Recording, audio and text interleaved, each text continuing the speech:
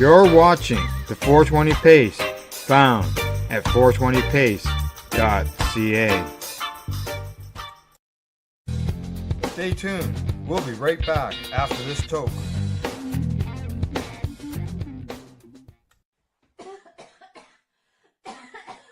Opinions expressed during this show are those of the individual participants and do not necessarily reflect the opinions of their associated organizations or Lifestyle Radio. You like music, you like weed, well, we gonna be good friends indeed. This is how much I like more than smoking trees. They'll make you dance the do-si-do and teach you how the chiva grows. Smoke a bowl on the 420 radio show. On Lifestyle Radio. There was no singing. I was singing. We're on. I gotta turn my volume back up now. You can go down there, The song was loud. Mr. No Video. I don't care. Put me wherever you want.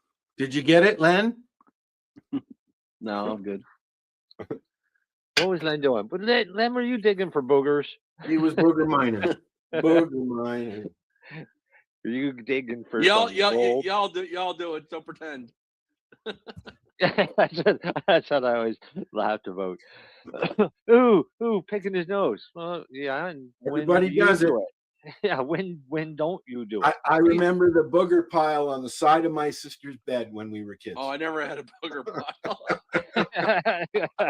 Sorry, sis. I never met anybody who actually collected them. We're gonna have to meet your sister. We're gonna have to have a She was very young. Hi, everybody listening. Thank you for joining us in the 420 radio show this evening. Trying to. So the question. What are you smoking? Don't smoke inside.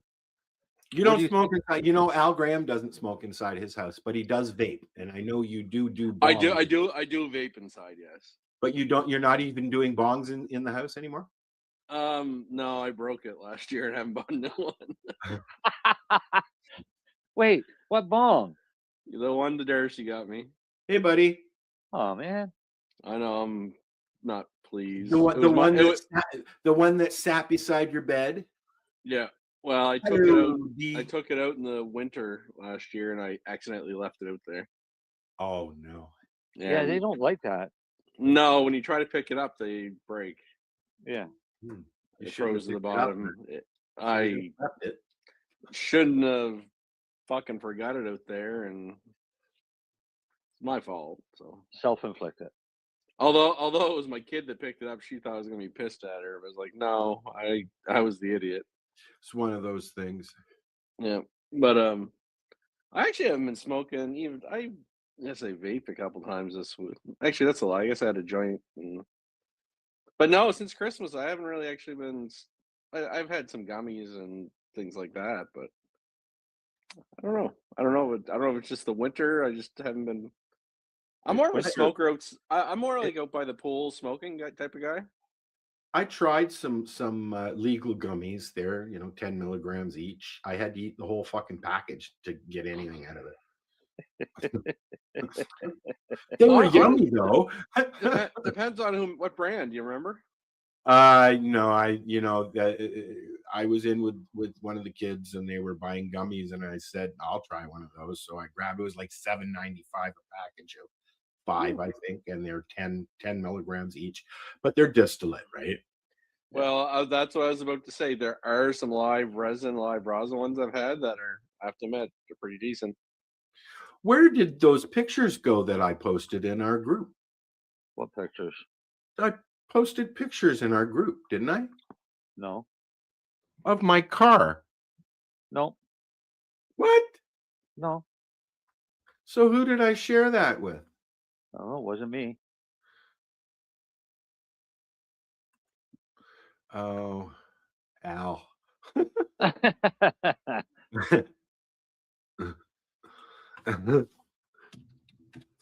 No, but I definitely you have a distillate gummy versus like a live at resin or a full spectrum. There's a difference. Most of the stuff that I've seen up here are a distillate or an isolate, and I don't like it. So this is the picture that I was trying to show you myself. This is my car these days. Wait, I got to go back to this one. That's a good way to park. Yeah, just Fucking parking. really, really good gas mileage. So what you're telling me is up northern Ontario you get snow. I don't know if I knew that.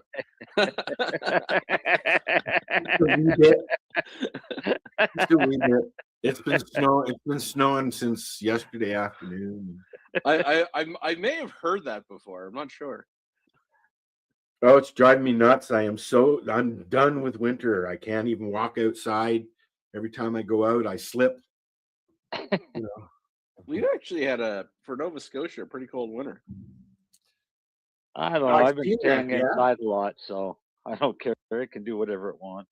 No, but we used to have like it'd be cold 2 days and it'll fucking go up to like +1 for a day or two, but seems like we've been minus double digits since fucking January. That's what's been happening here the last couple of No, weeks. then he's been double digits since January. We were at 6 degrees today and yesterday. No, I know. Well, today, like the last couple of days, we were at 0 yesterday, and last week we were in our pluses. Yeah. But now we're down into our 18s, 20s minus again. Yeah, I think we're actually starting to come out the good side of it starting now. Hi, Hillary. You really think so? I hope so. Oh, maybe I hope so. Dale, you know what they say about February weather, right? No, not really. What about February weather? I thought it was an April weather. April showers bring May flowers. Blah blah blah blah blah blah blah. No, it's March. In like a lamb, out like a lion. Yes, it has been, Hillary. When's the like kids like March break? 2 weeks from now? Yeah, I think so. Yeah, but it's only a week now. We used to get 2 weeks when we were kids, but it's only a week now. Oh, I'm not worried about them. We never had 2 weeks. We had 12 days, didn't we? No, I can't remember. I won. I thought it was 1. 5, 7, 9. It would be 9 with the weekends. We went to Florida usually for March break or somewhere down south. I find usually there's one good March break storm and then the weather starts to turn. I can remember like permanently. I can remember as a kid going to Florida, flying down to Florida with the family, all of us, and coming back, and we had to dig out the car that was parked at the airport parking lot. I can remember that. I mean, like 2 feet of snow on the car. We had to dig it out before we could go home after a flight. The only time I ever went away for a March break was overseas to the Middle East, and I was wearing a fucking uniform with a rifle. We never went away for March break. We stayed home and shoveled fucking snow. Are you paying attention to the comments, Marcel? I'm trying to. Chili Willy. I'm trying to roll a joint. What was that fucking Nick? What, Chili Willy? Yes, it was. Yep. Nick loves Chili Willy. I miss that cartoon. That's a song. That's a song you sing around the house. I forgot that was a cartoon. I'm actually surprised they can get away with that fucking name.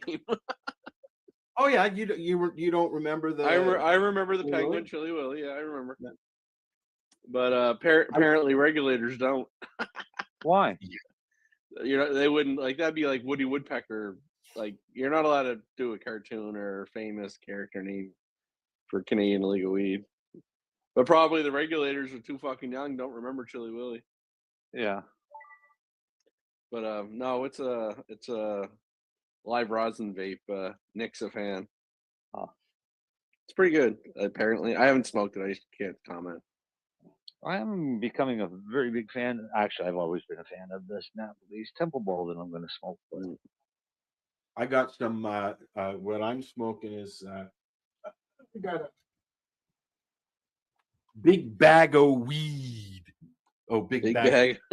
Big bag of buds. Yeah, and it's ICC, and I can't read the other one, but one is a sativa, one is I get a half ounce of sativa and a half ounce of indica, and I've mixed them both because I found the last time I got the same strains, and I really like them together.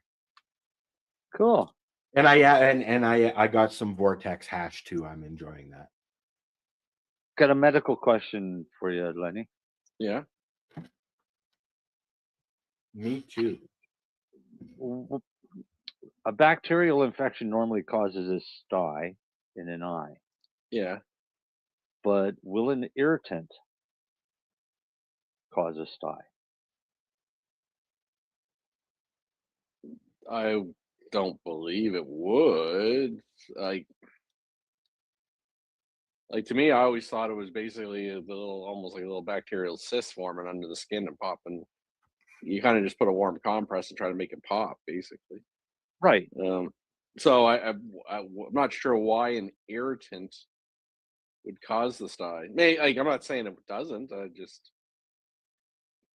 I wouldn't call it. Maybe there's a bump forming, but it would probably not be considered technically a sty. What is a sty? No, I'm kidding. I know what a sty is. Well, one of my daughters had one on the weekend, and she was cranky as fuck. Oh, it fucking hurts. But it can hurt. I tend to get them if I've got, and it's only one eye in one spot on one eye, but it's repeatedly. But it's usually whenever I have resin or rosin or oil or whatever on my finger. Is it always in the same spot? Yep. Now, interesting. The only thing I can think, like, to me, I always thought sty is bacterial. Just it's the bacteria growing, forming its little pus ball. So did I. But if I don't touch anything for quite a while, then just go on fine, and then I'm totally fine. But as soon as I start working with something and get it on my fingers, and then I start touch my eye, poof, I get a sty. Well, unless the touching of the eye is somehow getting the bacteria going or exposing, or I don't know, getting it under the skin. I'm not sure. I don't know.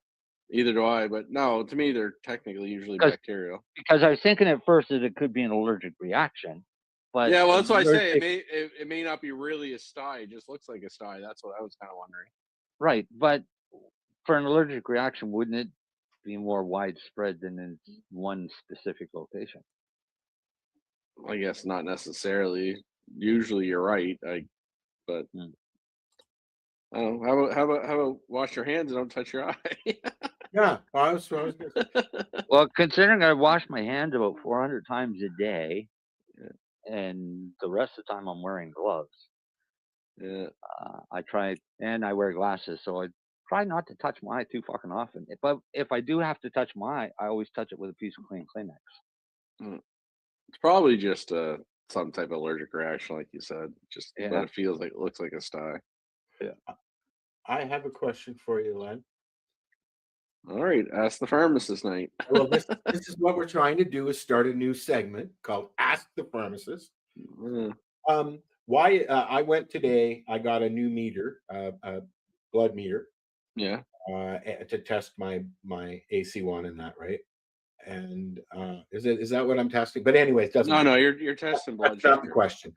The question is so I went in and I got a script for the strips and some lances, okay, for the new unit that I've got.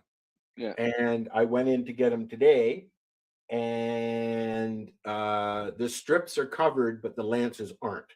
Why? Who got elected in Ontario yesterday or today? Yeah.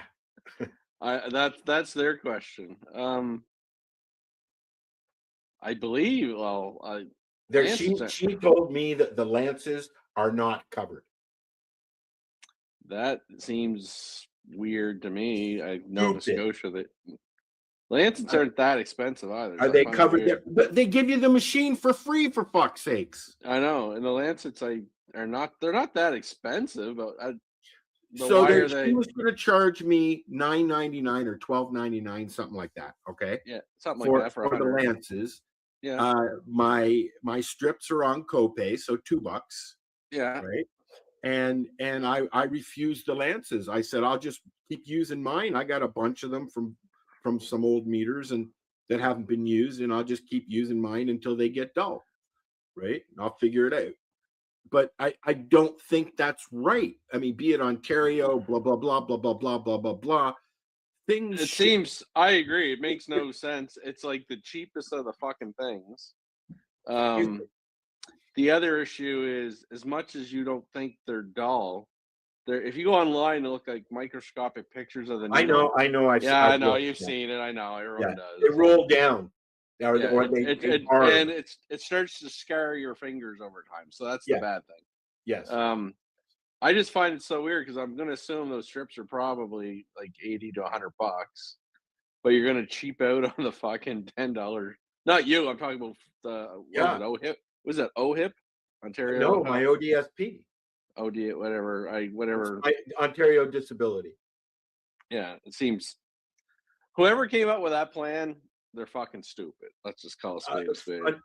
Fortunately, I can honestly say it wasn't Doug Ford, but no, I was just making a joke. I don't know. It's some bureaucratic idiot that's like, oh, I know we can save a little money. We'll make them pay for the needle. Ha ha ha! What a fucking genius. I don't get it. What am I supposed to do? Fucking slice my finger every fucking time? It's just like there's the amount of money governments waste, and you're going to cheap out on that. Like, come on, man. They are pushing services for senior citizens with diabetes now. That's the big push in the health world. You know that. Well, chronic disease prevention is great, and I'll be honest. Sometimes I even think the testing's overkill. I don't know. It's just there's a difference between someone insulin dependent and you're trying to make sure you're not going too low. I'm not. And I think it would make a better program to say, like, how often are you testing a day? What's that? How often do you test a day? I stopped. You stopped? Yeah, I got frustrated. Because you couldn't get the needles? Oh, a couple of reasons, but yeah. No, but like I had missed my meds. I had missed my metformin for a few weeks because they couldn't get them in or something, right? Okay. And then I got it and I went back on it and I felt really, really shitty for about 2 weeks. And I was testing like in 19s, right? High teens. Yeah, you gotta get that's bad, that bad. So I got frustrated with it and stopped, and because I figured, something was going on with the going back on my meds. Yeah. So now I'm going to start up again, but now I can't get the fucking Lancets, So it's a vicious fucking circle, right? No, what I would have suggested for someone like yourself is like, they tell you you're supposed to test every day or a couple times a day.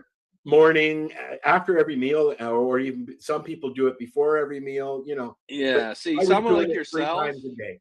3 times a day. If you'd rather save some money, I don't see the point in having you test 3 or 4 times a day. Just once? I would even have you test once every other day and just track it. But this thing tracks everything for you, all right? Oh, no, or your meter, but just. Yeah. But what I tell people, like, I would just.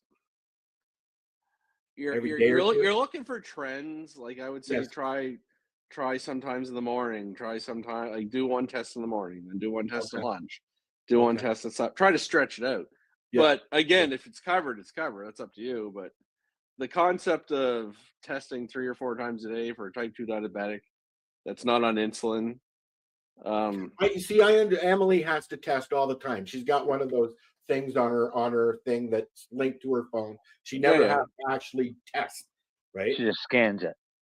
How often do they have to move that patch though? I think it's every 30 days she has to put a new one on, but they're covered. Right? They're covered. She gets a box every month and she changes it when she has to change it. And it doesn't even, she doesn't even have to put her phone near it. It syncs to her phone. Cool. Right? No, they're good. They're not technically blood sugar accurate as your meter. Really? No, but don't get too caught up in that terminology. Like there's a little delay. So. Yeah, there is a little delay.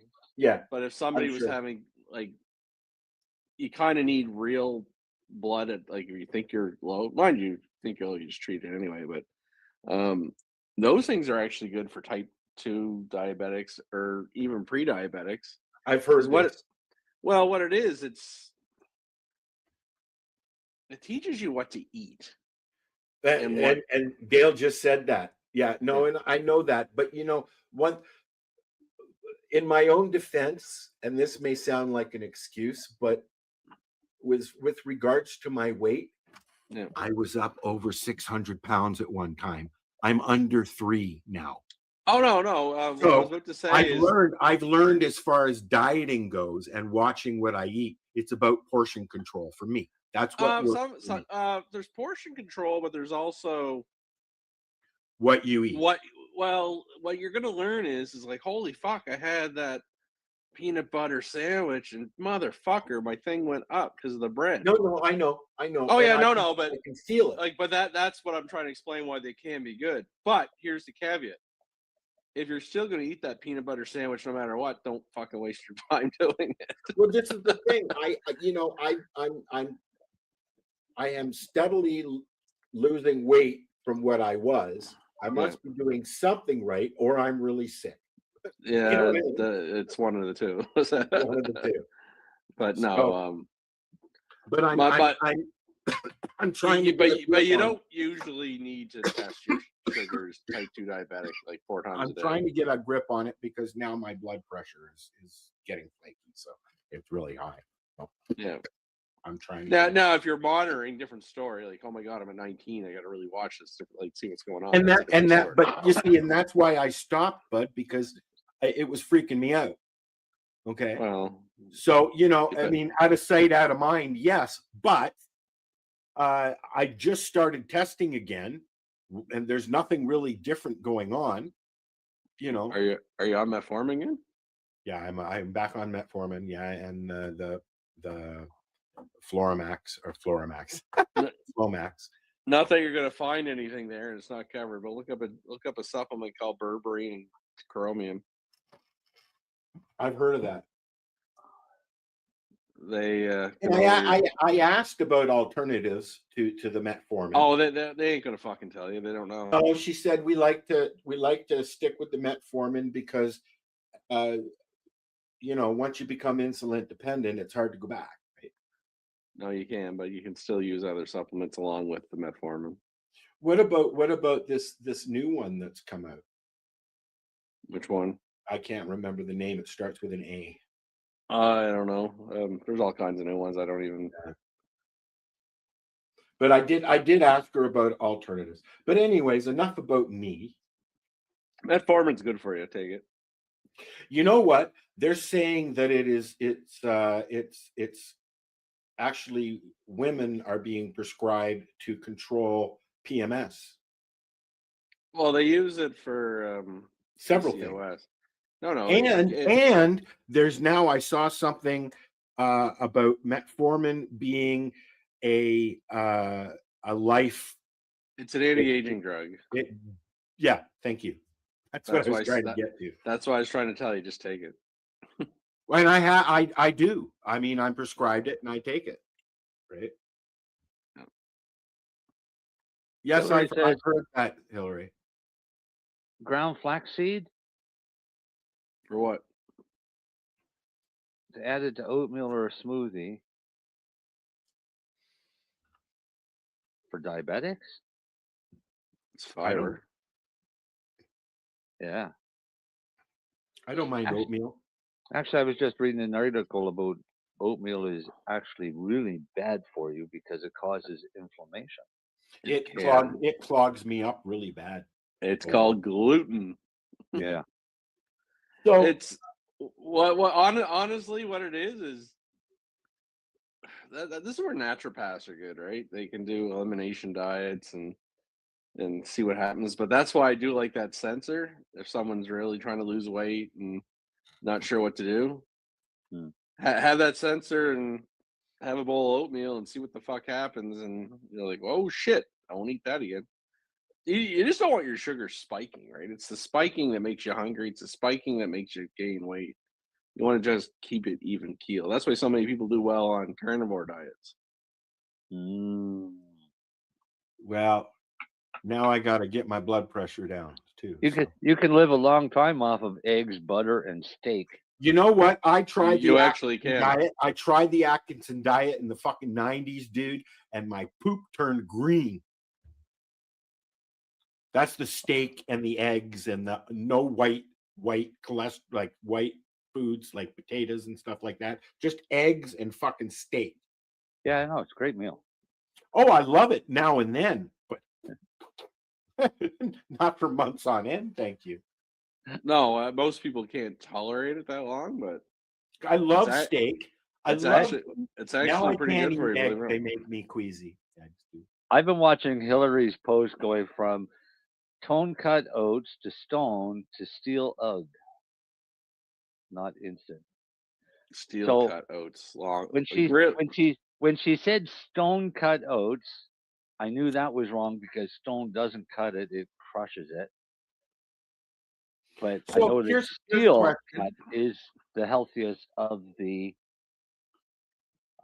oats because I think it's cutting the gluten, the longer chain. What did you call it?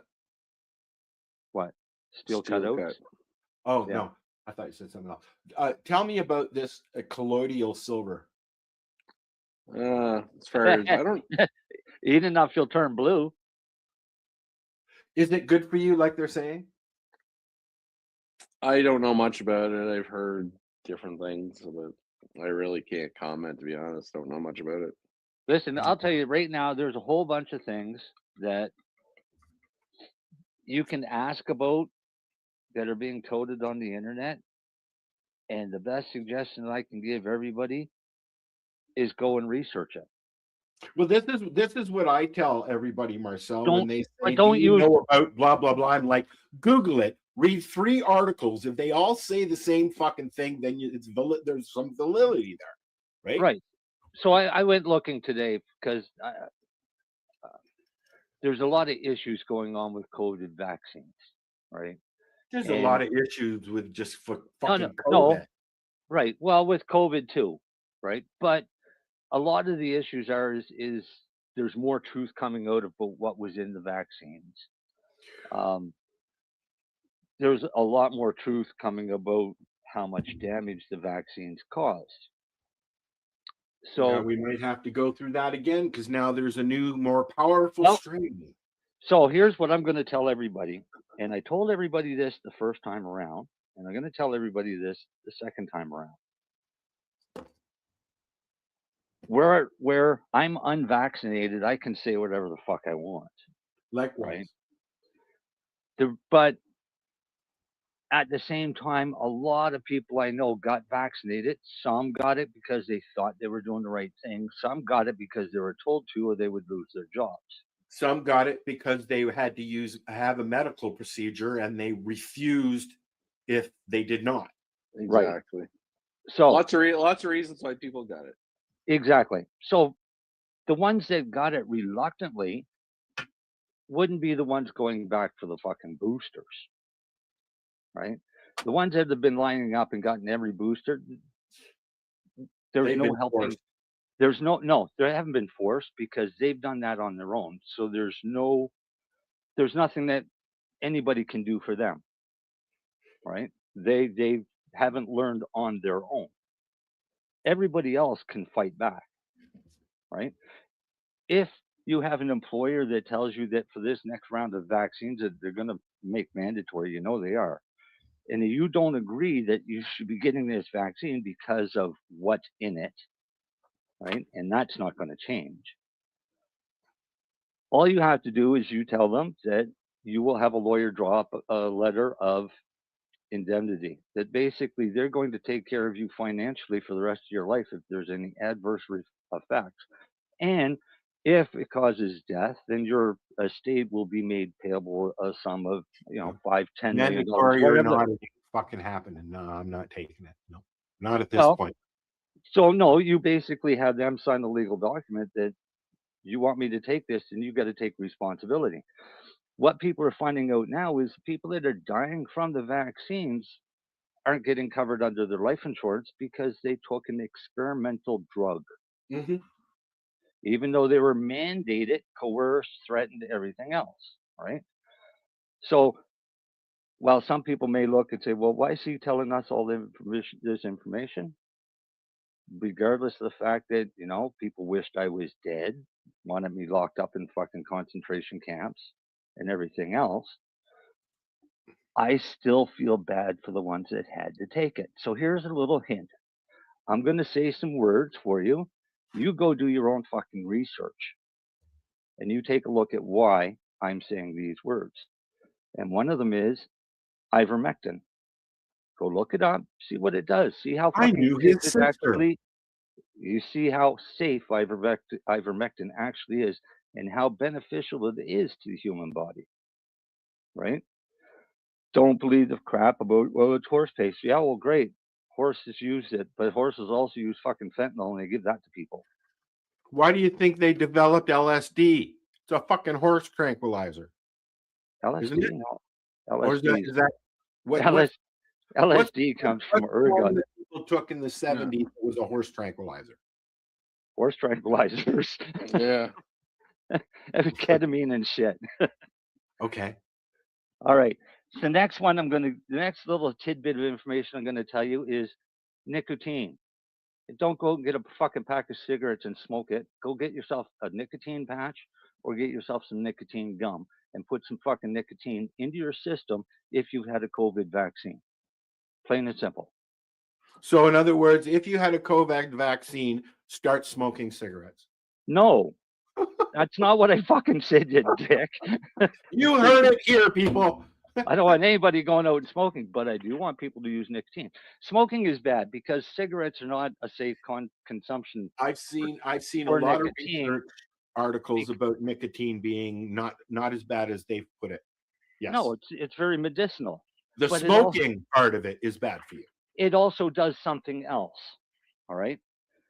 And what it does can be very beneficial to anybody that's had the vaccine. So you go look that up yourself. All right. Do your own research. Like I said, do your own research. I'll tell you.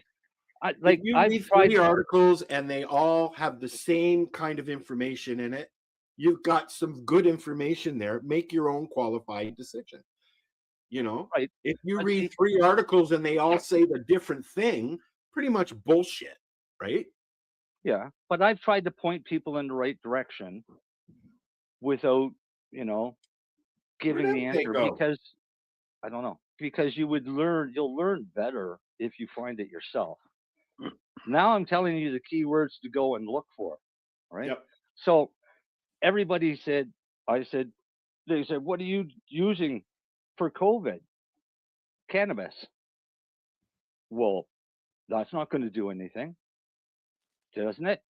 So I went and I found this one today because I was kind of curious, and it was this come out in September, and it actually shows some significant studies. So this study was on people who use cannabis users, and non-users that got COVID.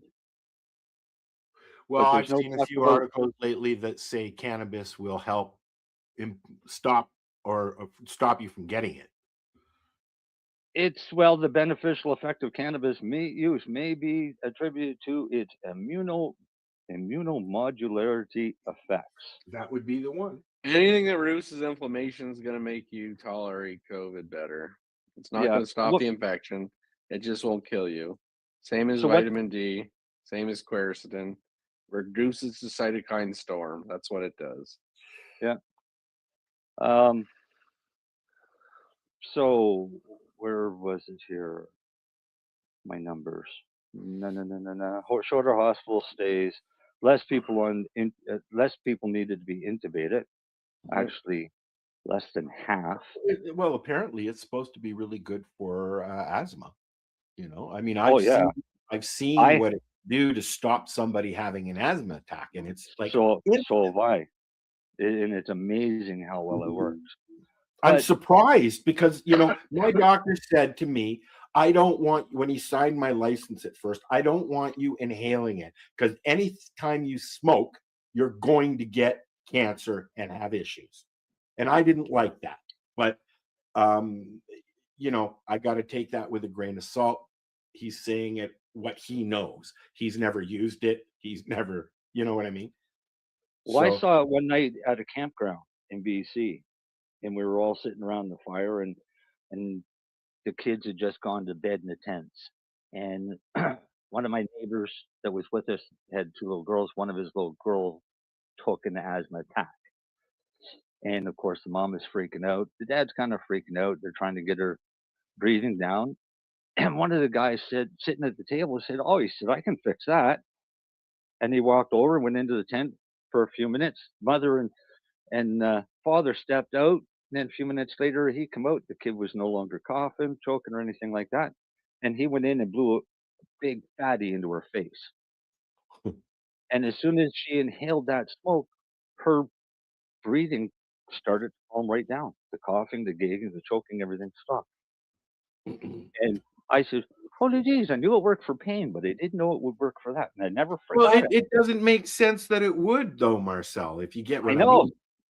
but How I does don't know. something that can make, I know that it's a natural expectorant, but how does something that can make you cough so fucking bad be good for your lungs? Well, she's having a hypersensitive lung reaction, right? So it's just reducing it, right? So It's I kind of don't like know. I have syncope. I wouldn't tell every asthmatic out there to go start smoking weed. No, Like I that. No, wouldn't. no, I no, would, no. and I don't tell people with COPD to do it either. But I have syncope that if I get a cold or anything and I start coughing, I don't stop coughing until I go unconscious. I fucking hate that. And then I come to, but the cool thing is when you come to, you're not coughing anymore. My thing is I cough really bad, and then I cough, and then I cough, and then I can't breathe, and then I sneeze, and I'm fine. Oh no, I don't get that lucky. So I try not to cough. It's almost like a seizure. So Like it's on key almost. yeah, but this is why Marcel doesn't do bong heads. Well, you know what? I enjoy my dewdrop, but it's already been retired because I can't smoke it. It's available for anybody who comes over. And I can hardly use my student glass, quite frankly. Like I technically have asthma. It doesn't bother me that much. But does it help you with it? No, Have you ever had an asthma attack? Oh yeah, I used to have inhalers and shit like that. See, I'd rather smoke a joint, have a couple of hits off a joint than use an inhaler. No, I'll take the Ventolin. I know it opens you right up. But you don't have an inhaler or anything now. No, it expires. The only time I have. I have in the past. Now I haven't. Because of my deviated septum, I have a nose inhaler thingy. Doesn't do fuck all, but No, but why? If I have an allergic reaction to like cats and stuff, I wheeze. It's supposed to open up my passages so I can breathe better at night, Marcel. For your sinus passage. For my sinus passage, because normally an inhaler. The only other correction I've been told by the ear, nose, and throat people, the only other correction is surgery. So. Yeah, my father tried that, and they tried drilling through, and they couldn't do it. I'm not gonna go through that. No. Yeah. It was always funny when we were kids because he used to smoke, and when he'd blow smoke out of his nose, it only went out one way. I had a friend who did so much coke when he was younger, that he could stick a tissue in one side of his nose and pull it out the other because all the cartilage had been eaten. Wow. And an uncle that could flatten his nose right on his face. He had That's no used to- cartilage at all, eh?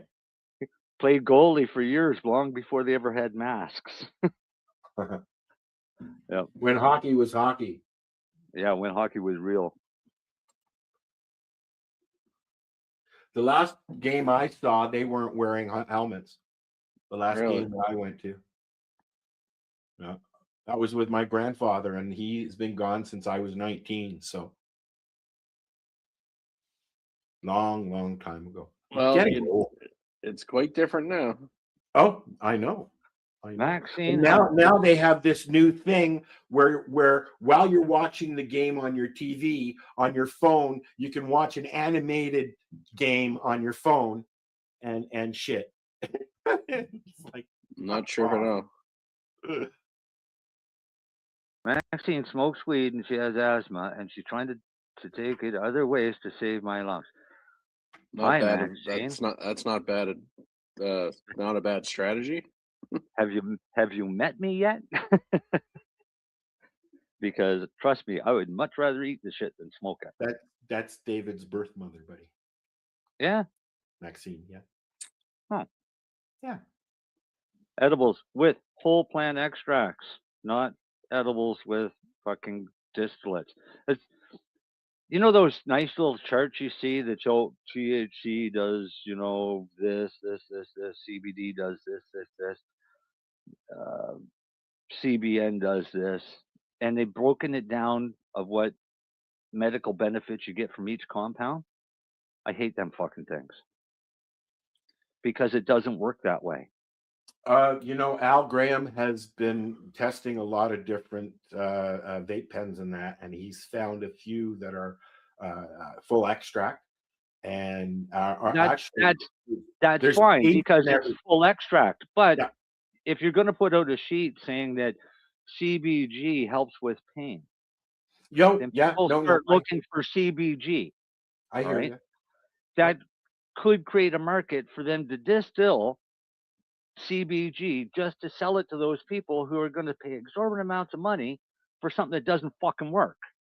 Yes. Right? So each one of those things that it says that it does, theoretically on paper, that's what it could do. But everybody's individual. Practically in the human body, all of those combined together is what works, not the individual compounds. And this is why distillate sucks. CBD distillate sucks. THC. I just don't like it because it makes me cranky. Because it's not doing anything for you health-wise. I get cranky too. I've been enjoying hash, and I'm going to start squishing again. That's a whole plant extract. Yep. And turn around and make your edibles with it. Well, yes. Right. There's nothing stopping you from making edibles with rosin. I know, but you have to decarb it. All right, so there's 30 minutes. Right, a big deal. Throw it in the fucking oven for 30 minutes. It's done. Right. So how hard is it to decarb? Then it's done. Put it in your edibles. You don't have that fucking chlorophyll taste. It makes you gag, and you can make them as strong as you want.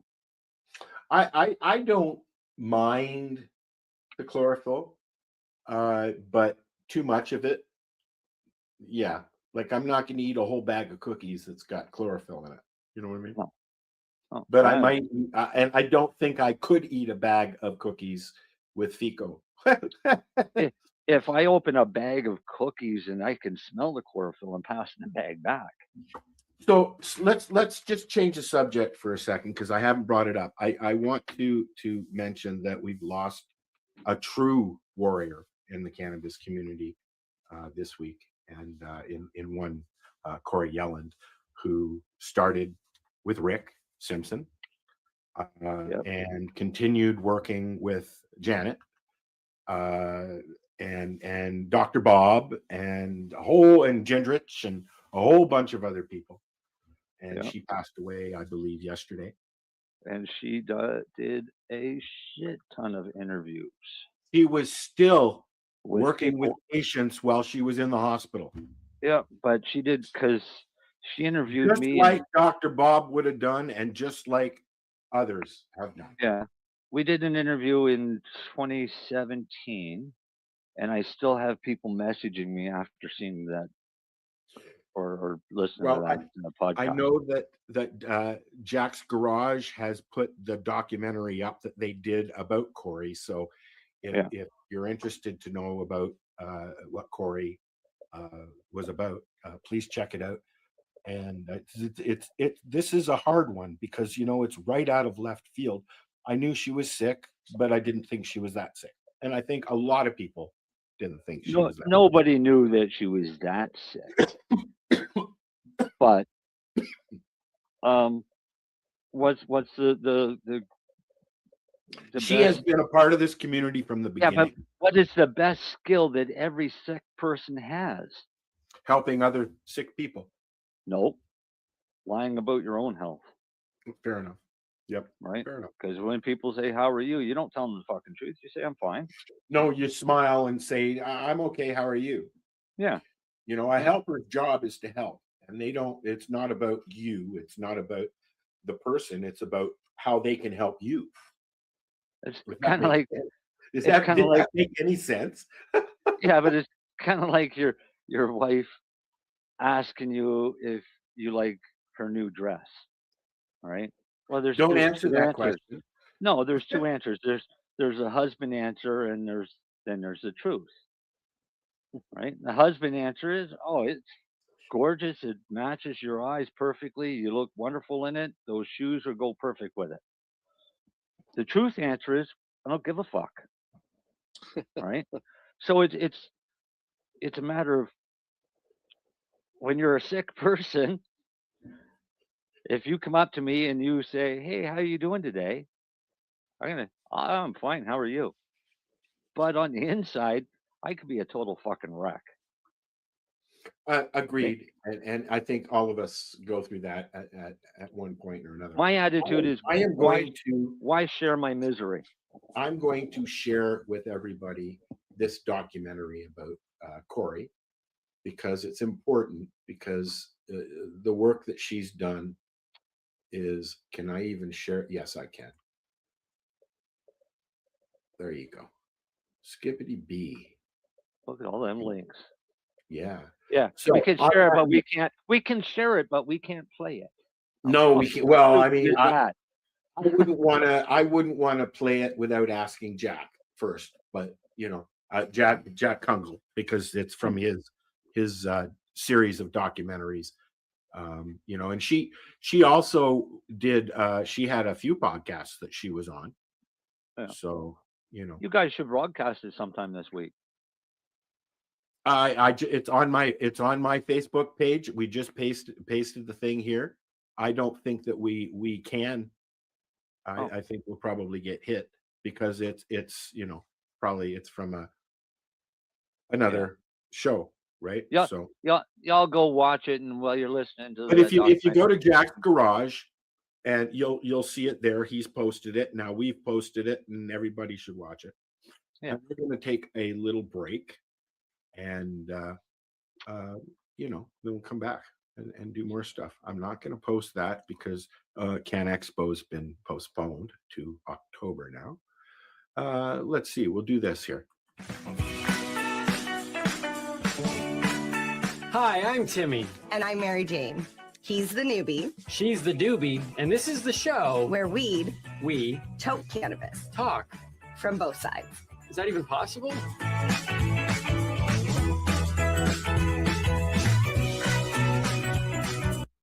This, guys, is a BT bottle with a little straw on the end of it, okay? Back in the day, we used to have glass bottles, soda pops in glass bottles, okay? Soft drinks. And this was built for the old school hash. This is the hash that your uncles and your grandparents would get. And this is the stuff that we would all treasure whenever we could get it because we thought it was the best stuff because it's constant. It was our form of concentrate. Correct. Right? When we were young, right? Yes. This is, To answer your question now. Oh, here we go. Forward. Now you're gonna cut this out if it doesn't work, right?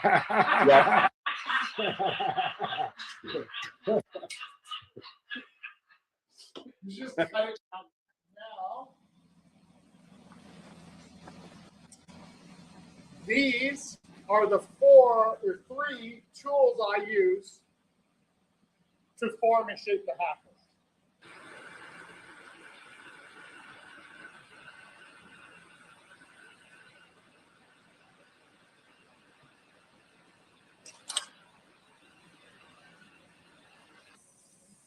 So now once the prep work is done over on the lathe, it now has to come over to me to put the mouthpiece on and finish off the top part.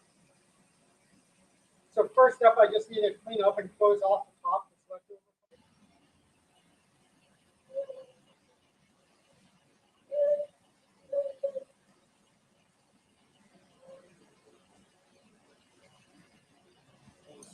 First thing I'll do is I will heat up the corner and I'll push in the Maria, which is the circular lump that acts as a stopper. Right? Whereas I'm kind of like, I'm 49 years old, but I don't have time to be an artist. You know, but each one is individual, though. There's only one of each. So it does make it art. Oh, stop it. Okay. Rerolled Saturdays. Check it out. Nothing but non-stop cannabis and psychedelic programming. Find it at 420pace.ca. I forgot to warm up my. Yes, I'm back on. Yes, we're back on. I hear you.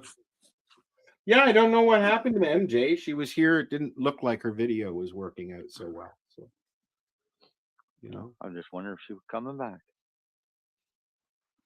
3, 2, 1. It's good.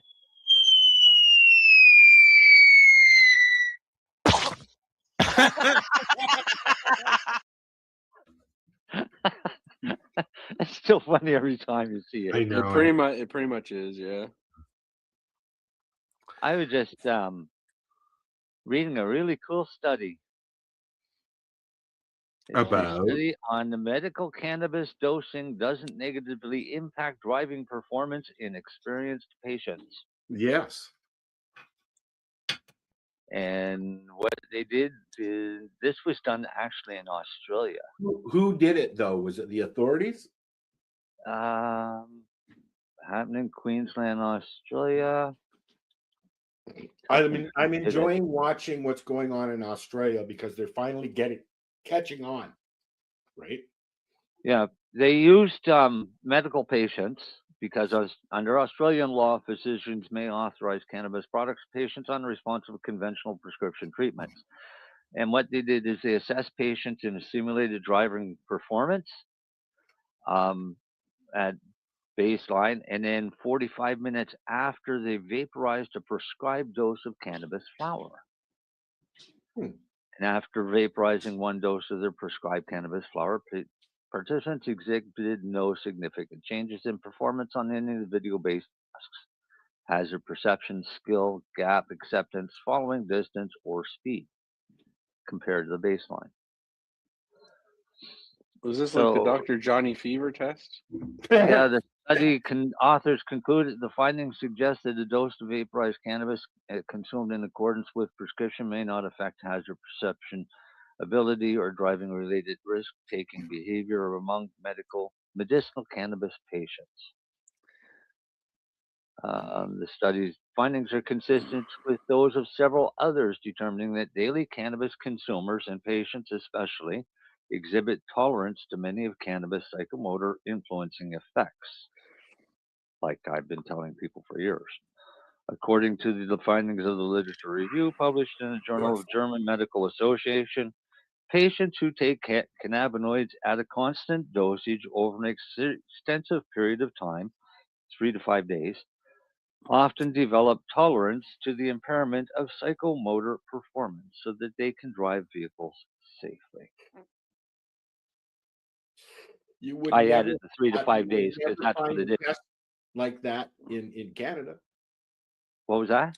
You'd not find a test like that in Canada. Not that anybody would want to talk about, anyways. No, I think did. there's been some I recent did the test acknowledgement. years ago because it was fucking hilarious. I've seen tests on the news where they've done, but it was all on simulators. They wouldn't allow somebody to drive impaired, but yet the Mythbusters can go on live TV, or not live TV, go on TV and get really drunk and drive a car on a track. Well, Right. we had a place in Moncton. It was called Crystal Palace years ago, and they had a big fantasy hotel and an amusement park with a science center. And in the science center, they had a driving simulator where it played a video and you drove, and a fucking kid with a ball would jump out in front of you or something. They had at the Ontario Science Center in Toronto. They had So I went in with that coffee machine. I went in and we were looking at everything, and I hadn't smoked anything all day because I was waiting until that night. And we get in there, and I'm going around, and we go over to this thing, and this guy's explaining everything. So I get in and I tried it, and I drove it just like I would drive a car. While I'm driving, he's talking about how much impaired you'd be if you were smoking pot and driving. And I said, "Oh, bullshit." And he said, "Oh no," he said, "You'd be much worse driver." He said, "After smoking pot." Oh, I would get arrested for, I got up, I went out. I got up, I went out to my car, got my hash pipe, filled a bowl full of hash, smoked a whole bowl full of hash, went back in and doubled my score. And I said, "Yeah, I don't believe you," because I was fried, but I was a much safer driver. I don't tolerate much when I don't have cannabinoids in me in some level or another. And there would be a lot of rage in my driving because of the kind of people that are out there. It's not me you have to worry about, it them. Yeah. So. Yep. Yeah, I don't drive now, so it don't matter. You don't drive anymore? That's right. No. I knew this. No, I haven't driven in a long time. I have a chauffeur I know. that I sometimes have to beg. Her name is Chrissy. That's why I sometimes have to beg. No, but I think the girls drive you around too. What? Canada has, I think they even recently reported there's been no increase in traffic since legalization of cannabis, accidents or. No. But, I mean, it's a hell of an ordeal if you get caught, and it doesn't seem fair to me that I've got a license to use this much cannabis. I'm going to have it in my system all the time, but yet you can still test me as if I was just at the fucking lounge getting really stoned and then going out for a rip. It should be if you're not a medical patient, no, you cannot drive. Yeah, this is what it should be. I'm not saying this is the law. I would be a person that smoked weed. I wouldn't feel comfortable driving, even if I was allowed to. No, just for me, I don't smoke it every day. I don't take it every day. I'm not a chronic user of it. So you calling me a chronic, you bastard? No, but I don't chronically use it every day. It's not a bad thing. I just don't have the need to do it. I do. No, you guys do. So your tolerance is much higher than mine, and 100%. Let me give you an example. I was kind of shocked that I'd smoked 8 joints by noon today. So Let me give you an example. I have not had any cannabis in 4 days.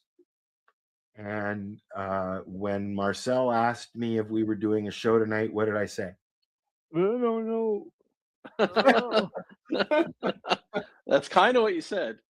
It's kind of what it is. I don't know yet. We'll see how I feel. And that's probably what I actually sounded like when I was typing it. Well, that's why I said it that way. So then I said, well, after you smoke that, you might feel better. Or really high. One of the two. And Both. where were you? Feeling better Both. or really high? Both. Good. And my dog came in to say hello. Hello, sweetie. I don't like being wrong, so that's why I say good. Well, you know. But again, I mostly use cannabis to sleep. You got to pick up on these comments, bud, because I can't even see the screen at the moment. Buddy said cannabis is just as bad.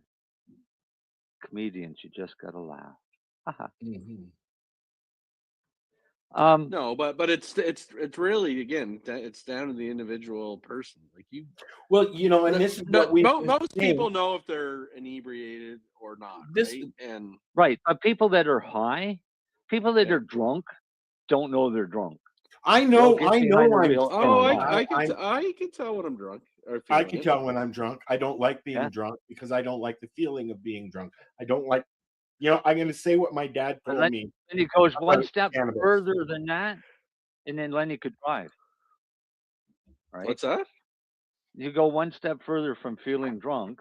Well, I feel drunk. You go one step further to being drunk. You don't know you're drunk. You're just going to go drive anyways. No, I don't drive at all. That's why there's a law.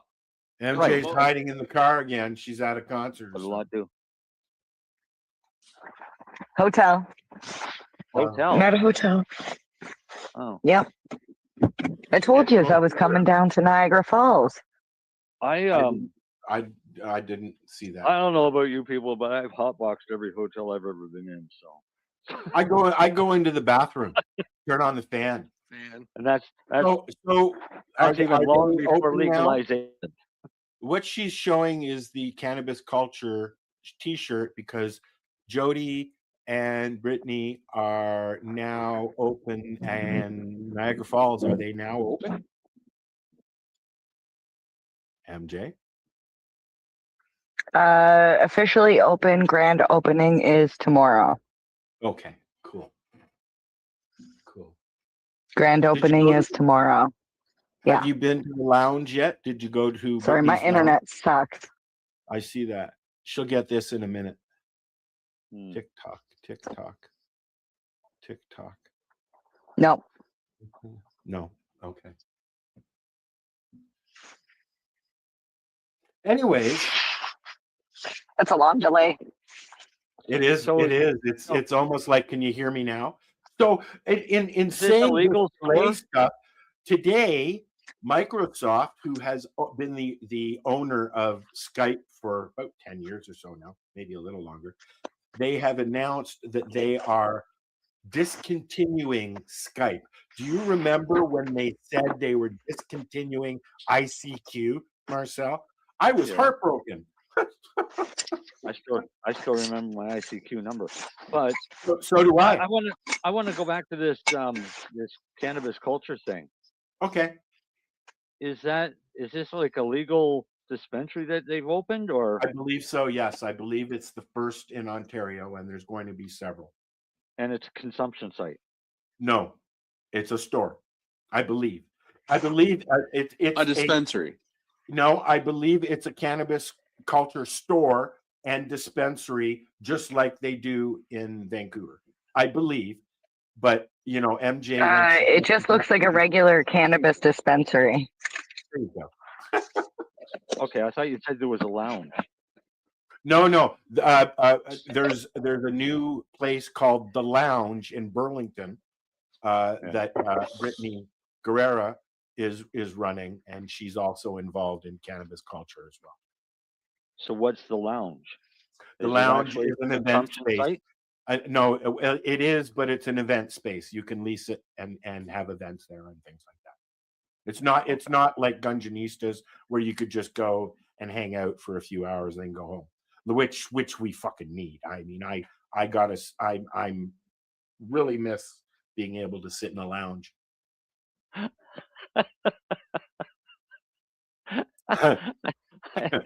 had to do that. I'm gonna have to think about that. There you go, MJ. Go in and complain. It smells like pod in there, and then hotbox it. That's actually pretty brilliant. Yeah, I like that. That's really funny. If you do a video. I walked out of a hotel room one time into the hall, and there's just nothing but a big cloud of blue smoke follow me. I walked out, there's two old ladies standing in the hallway. I said, "How you doing tonight, ladies?" "Oh, not as good as you are." Yep, I would I have do to. good. I have to laugh. This is Marcel would know Matt. So we were at a trade show a few years ago, and it was legal to do samples, and we had the boxes of samples pre-roll shipped to Matt's room, and we pulled in. I think we had 2,000 or 3,000 joints in the room, and that fucking hallway just. Oh no, stank. really? Yeah. Oh, Oh my! We had them in plastic bags, but and still, but my. Were you fuck- staying at a B&B? Oh no, it was like a Hampton Inn.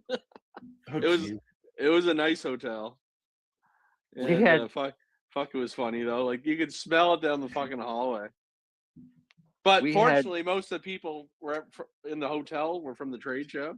Do you remember the B&B that you guys stayed at and I came down? That is the most notorious apartment building in the city of Toronto for Airbnbs, drugs, and even gunfire. Really? Oh yeah. Maybe not so much now, but a few years ago there were a few articles about it.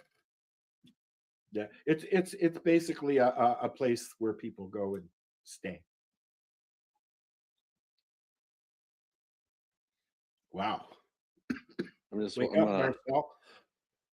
No, just I'm watching the Moncton Wildcats versus. I was just going to ask you who's Drummondville. That's why my head's turned all night. What did you think about the game the other night? There, the Canadians winning. That was good for Canada. Was it a good game? Oh yeah, no, it was good. They all played hard, but all the countries played hard. Can I ask you a legal cannabis provider question? What's that? Are you going to be affected in any way by these tariffs? I know you don't ship down to the States and things like that, but is it going to affect you? As a cannabis thing, no. As a pharmacy thing? I don't think so. I don't think a lot will. We'll see if the tariffs. We'll find out, I guess. We'll see if the tariffs even happen. You can charge more for fentanyl. But put it this way, it's more. I'd be more concerned if I was in the auto industry or the steel industry. Yeah. Or the forestry industry. How much is one capsule of fentanyl? Just off the top of it. Well, I don't think they make there's no such thing. Like illegally, there is no capsule of fentanyl. No. Really? No. So Fentanyl's a liquid. It's an injectable drug. Okay, so how much is one? I guess you can make dose in micrograms. One dose. How much would that be worth at the pharmacy? We don't sell. We sell them in vial. Like we don't even have.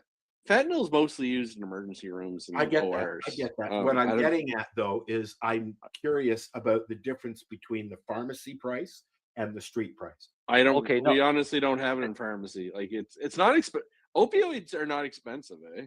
Fentanyl is really something that you would only get at the hospital, I guess. Well, you get it in once in a while for palliative care, but it's opiates are cheap. Like they're not expensive. All drugs are cheap. And it's just no, some aren't, but opiates are dirt cheap. Opiates are dirt cheap.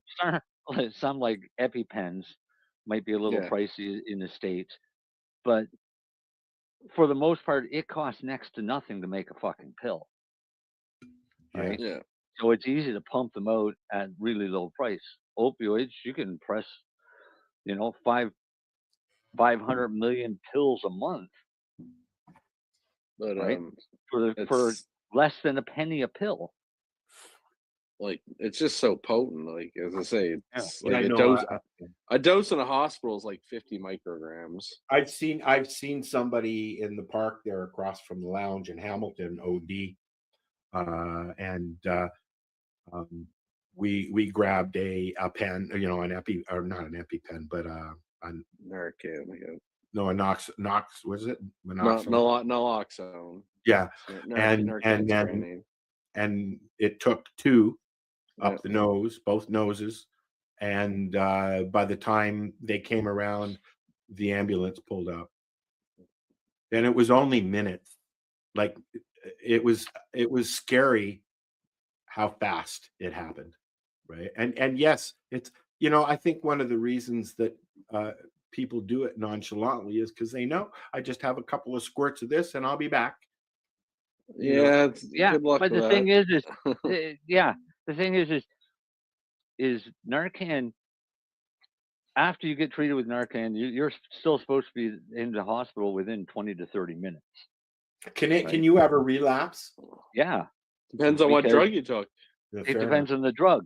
And so a lot now, of them hold on. fucking drugs are out there don't get affected by Narcan. Well, I was just going to ask you what drugs actually, because I fentanyl, does it work with cocaine? Does it work with too many oxys? Doesn't work with coke. coke. It works with opiates. Yeah. So just opiate. Isn't cocaine an opiate? No. Cocaine's an alkali. Learn something new every day. Well, think of it.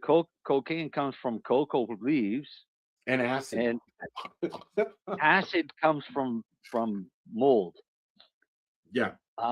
Heroin is where you get your derivatives of morphine and oxy, and all of the other opiates all come from heroin, and that's in the Middle East. So that's kind of like the distillate of. So think of South and Central America for coke, Middle East for heroin. Right? Then you know where it's coming, which part of the world it's coming from. I never got into that crap. I've tried coke a couple of times when in the 90s, I think, just to see what it was like. But, alcohol was something that I used to enjoy, but not anymore. I don't like the feeling of being drunk at all. I don't like that feeling. No, I like alcohol. It's just alcohol is just not good for you. You're not drinking anymore? I try not to. Not drinking any less either, eh? No, like when I go away on vacation, I'll drink, or but no, I try to. When you're supposed to, not every day.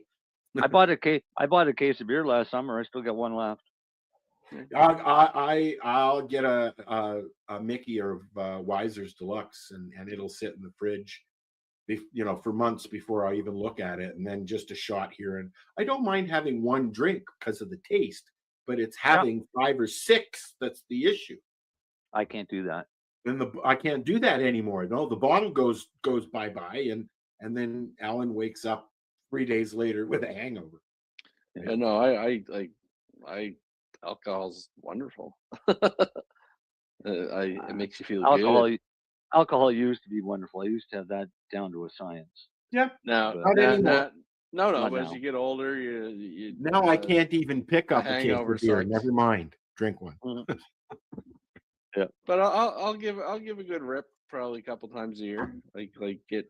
I like in the rain event. Beer, a cold beer in the summer. When you're sitting out with a bunch of people, I like to have a Ryan Coke. Like I said, lots of ice now and then, but I can't drink that much. I had one of those B-52 shooters and a beer on New Year's Eve, and I got sick when I got home. Probably from the sugar. Yes, probably deserve it. I like once in a while I like a beer, but it'll be a Stella. right? I So prefer rye I'm because it doesn't convert to sugar, right? yeah, but I'm not picky. And then or single malt Scotch or a good Canadian whiskey. I like Jameson's whiskey. I fucking love Jameson's Jameson's is whiskey. good. It's okay. I right? won't drink rum. I can't stand rum. I like vodka, No, but I started drinking rum. No, my well, that's vodka's just 'cause it was available. good. Vodka's good if it's not Smirnoff. I like Smirnoff in Oh. a bunch of ice with Nope. some or OJ or lemonade. Swap out your Smirnoff for something good like Stolichnaya or something. Or ice. Ice is good too, but that's Smirnoff as well, right? Mm-hmm. Yeah. I But, don't no. mind. I like gin. With If you've got a flavored Brit, gin. if you've got one of those Brita filters, though, take Mm. your Smirnoff and pour it through the Brita filter, the charcoal filter, and then it'll be actually half decent tasting. Yeah. Mm. Just to clean Absolute it is up. good. Absolute is good. I like Absolute. It's great Um, cold. Tequila, I don't do that anymore since I the can't do 80s. that. That's just heartburn waiting to happen. If it's good tequila, I love it. Oh, mine was really good, but I got alcohol. Tried a worm in the 90s. That didn't go off too well. Mezcal? Yeah. I like when you could actually sneak it across the border. some yeah. wines, So but I don't like cannabis wine. You know, do you didn't get any, I don't think, but I've reviewed an early, remember that? An early cannabis wine. Yeah, and I even had it on the show and it wasn't very good, I'm sorry to say. No. Nobody's been able to make a good cannabis wine yet. There's been a few there's been a few guests that we have had on that have tried. That have claimed they have made a good one, but yeah. and then what's his name? William Barlow. He's got his I honestly think they're doing it wrong by trying to make it a wine. I honestly think because cannabis isn't it? It's a grain, so it should make a good wine or a good beer, but it just doesn't. It's more closer to beer. It's closer to beer because it's closer to hops. Yeah. Right? Wine is made from grapes. Right? So cannabis doesn't have a lot of fruit, but it's got a nice big hoppy type flower. Yeah, I've noticed some people that like have infused in beer. Isn't it not a relative of hops? Cannabis is, yeah. Long ways in its genetic makeup. Okay. Yep. What were you saying, Len? Oh, I know people that infused cannabis with some beer and it was good. I know I've tried that. It was good. You can infuse cannabis in any alcohol, really. But it actually tasted good in the beer. Yeah, but is it just the flavor? Dragon. Is it just the flavor or the cannabinoids in there as well? Both. Yeah, we stuffed a Mickey of Smirnoff. Sorry, Marcel. We stuffed a bottle of Mickey with Bud, all Bud, and then dumped what we could back into the Mickey. Sealed it up, put it in the freezer for about 6 months, and cracked it open on New Year's Eve. And wow. You should have left it in the cupboard instead of the freezer. Why? Because the freezing slows down the process of extraction. Oh, I didn't know that. So next time I try that, I will. In the cupboard in the dark, it just sits there and extracts, and all you do is go in and you shake it once a week or whatever. That's what we did in the freezer. We shook it every week. Okay, so that is literally called Green Dragon, and technically it was probably one of the first tinctures ever made with. Well, I tell you, we were doing shots of it, buddy, and I was up fucking dancing. Yeah. Well, in the 1920s, that was the go-to medicine. Yeah, that's right? Probably what was in those little tincture bottles that they find. That was what was in those tincture bottles. Yeah. It tastes bad, but it works. Right? Buckley's. Yeah. But I would imagine those cannabis tinctures with a little hint of opium in there, for pain relief. Well, And then I mean, back in the day, people got prescribed that and were sent back to fucking work. And now, if you're even thought to be using cannabis at work, oh my god, and alcohol, both, oh my god. but they used to make that stuff just right there in the pharmacy. You don't do that anymore, eh, Len? Oh, one of my pharmacies do. Really? So Yeah. if somebody wanted like a cream, you'd Yeah. do that. But if somebody Can wanted you a technically cannabis do that? If Can you make a somebody wanted cannabis a cannabis lotion? cream, Oh could you no, do no, that? I'm not. Cannabis isn't allowed in the pharmacies. I'm not allowed to. Yeah. Oh, wow. Stupid. That's fucking. That's real stupid, man. That doesn't seem right. You can do one, but not the other. You can sell it. Well, welcome to Canada, man. We do a lot of things stupid. Are you coming in here? No, I'm not. I'm done with you. I'm just, this big lump keeps banging on my door. And then I open the door and she's sitting there eating a bone. Oh, yeah, okay, bye. Rosa has cleaned up all the cat food from the floor. Oh, that's good. And gone back into the living room. That saved you from vacuuming. Well, they're waiting for their dinner. I usually feed them after. Oh. And just so everyone doesn't think I'm anti-Canadian, it's not anti-Canadian pointing out when we do things stupid. It's just being a realist. Got to put an A on the end of that. I don't know if I say A a lot. What? Wait, now, what was this about anti-Canadian? Oh, that's the Liberals' campaign of Pierre Poilievre. Because really? he says Canada, because he points out the bad things that they do. Oh, that's anti-Canadian. Canada's not broke. Well, no, there's some things that are stupid that we do, and we should try to fix it. Canada's pretty fucking broken.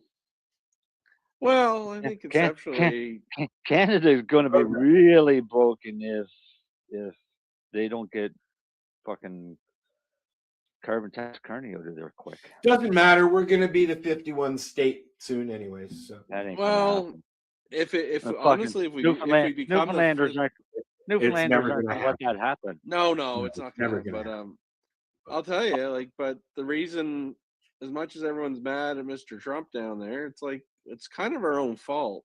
It's not our fault. We're Canadian. No, but I mean, we didn't do our pipelines like we should have. We didn't balance the budget. We defunded our military. We opened up our borders to it's turn us into little India. We made ourselves but we made ourselves weak in very stupid things, and it's like, why are you going to tariff us? It's like he's trying to put jobs in his fucking country. He's not our president. Right. No, he's not. He's got no obligation to help us. Here's what I found amusing, though. Okay, I'm saying he's a nice guy. I'm just saying we got to be more independent. I've seen more posts today. Dale's right. Yes. About the Trump and Vladimir meeting. I actually watched it. Yeah. I watched it. I've watched the whole thing. That's not where I'm going. Okay, but I've seen more posts about that, including the post that I shared from Entertainment Tonight. Okay, but I've seen no posts about Doug Ford winning a majority. No, zero. Ontario. I actually didn't know none. Way to go, Ontario! Did Doug Ford win a majority? Yes, he did. Yeah. The other thing I find very interesting, and I'm actually I am for Pierre, but I'm not a diehard conservative. I'm not a diehard liberal. I'm not a. To me, if you do well, I keep voting for you. If you do bad, I vote for the other guy. That's just the way that's how it's supposed to be. But that's how politics in Canada is. You literally you're supposed to vote for the lesser of the two pieces of shit. Well, that's whatever, but true. Which one lies better? Which one lies better? It's true. I can't call them a liar till they get in and lie and do what they say. Then I get to call them a liar. That's been my philosophy. But Mr. Carney may be fucking Jesus. I don't fucking know. But here's my Not I according to the ex-prime minister or the old prime minister of England. Oh, whatever. But either way, Tony Blair? I'm not even trying to be anti-liberal, but nobody finds it weird that we're about to have a prime minister, even if it's for a week, that's never had a vote. Yeah, exactly. That pisses me off. So is Trudeau actually leaving before? Oh, yeah. Yeah. What? Trudeau's been thrown out, basically. No. He resigned. Well, once they have the new leader, he's no longer the prime minister. He resigned. Don't they already have a new leader? That's what they're going through right now. But there's a video that was just released here not too long ago with Justin's brother. Oh, he doesn't like I know he doesn't like Justin that much. Well, he did a big interview with Tucker Carlson. I saw that a long time ago, yeah. All right. Well, he's done another interview since then with this other guy. Yeah. And he kind of spilled a lot more information than he really should have. Yeah. But nobody's caught on to it and has been spreading it around or anything. But he pretty much explained where the $2.5 million payout, what it was for, when Mr. Trudeau suddenly lost his job. Oh, I think everyone knows what really happened. Yeah, well, his brother admitted that it was a 14-year-old girl of a prominent businessman. Yeah. Right? Or the 14-year-old daughter of a prominent businessman, that there were some inappropriate things going on between them. So it was basically $2.5 million. That's from his brother. Okay. That he put on YouTube. Wow. Like we all knew there was a non-disclosure agreement signed about the whole thing. Nobody was ever allowed to talk about it. Yeah. His brother's obviously never signed it. Yeah. No, it's whatever. Even besides that, but my whole point is, I just find it very odd how there's no Canadian uproar that this guy's about to be our prime minister. You know what? I know nothing about it. And that's how much people are talking about it. Not at all. Well, it's just weird, just to me, that everyone, like, even if you don't like the conservative, whatever, but just like, is it not strange that anybody could just walk off the street and in a loophole become the prime minister of Canada? No. Well, apparently it's possible. Yeah. Yeah. What is to stop somebody from getting voted in and then turning around and giving the government to somebody? No, Marcel, here's the ultimate fuck you that no one's ever talked about. What's to say Justin Trudeau's stepping down, Mark Carney wins this leadership, they go to the polls, Mark Carney wins the prime minister, and Mark Carney decides, I'm stepping down, and Justin Trudeau runs for the leadership again of the Liberal Party. Can he do that? Yes, he can, based on the way this is fucked up. Is there no limit in Canada, like in the in the States, only two times? No. Which I'm okay with. I'm all right with. Well, his dad was prime minister for a long time. Yeah, but I'm okay. I don't even mind that. If you're doing good, you're doing good. But my whole thing is, you would think the leader. His dad was prime minister for his entire life. That's what I mean. Pierre was like 20 years or so, wasn't he? It's like Mel Lastman.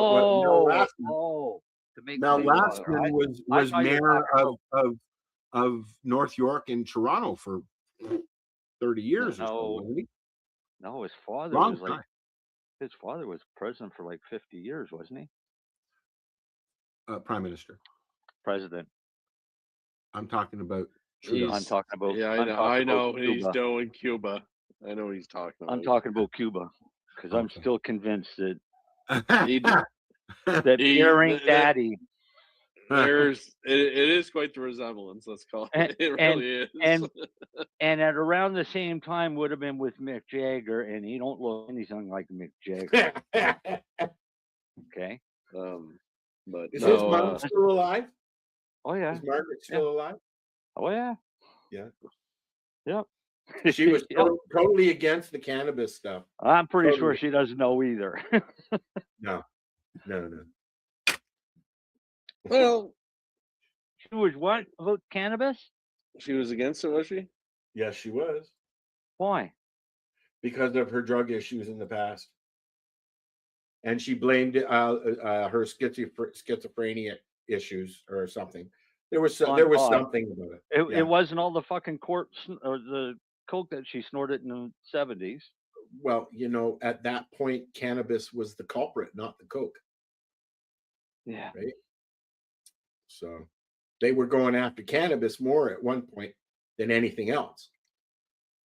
Right. but he wants to see the next party take control and hire Elon to go through the books and expose them. I saw a post. I would hire. Obviously came from somebody in the Liberal Party, but it said that there's no sense to have a group like Doge in Canada because all of our all of Canada's financials are viewable, except they took them all off the website. Oh, So we can't see that you're. Were you just about to sing "Oh Canada Land"? No, but for people to think that Canada doesn't need an independent audit, go fuck. You're a sucker. And if you think it's okay that Canada gave $50 million to Gaza for fucking condoms, you really need to give your fucking head a shake. Oh, it's U.S. Right? You mean? Yeah. No, Canada was what we were doing. Oh, we were sending money to Guyana for signage to get them to stop shitting on the beach. Yeah, that's what we wanted to do. Yeah. And gender affirming operations in other African countries, and a lot of LGBTQ stuff was exposed before they pulled it all off the website, so you can't see what we've been giving our money to.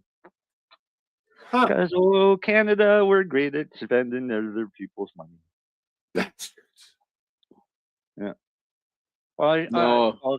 it's like Trudeau said, "Oh well, okay, Mr. Zelensky, we're going to give you another $5 billion because we're going to steal it from the Russian money that we stole." Right? We stole Russian money.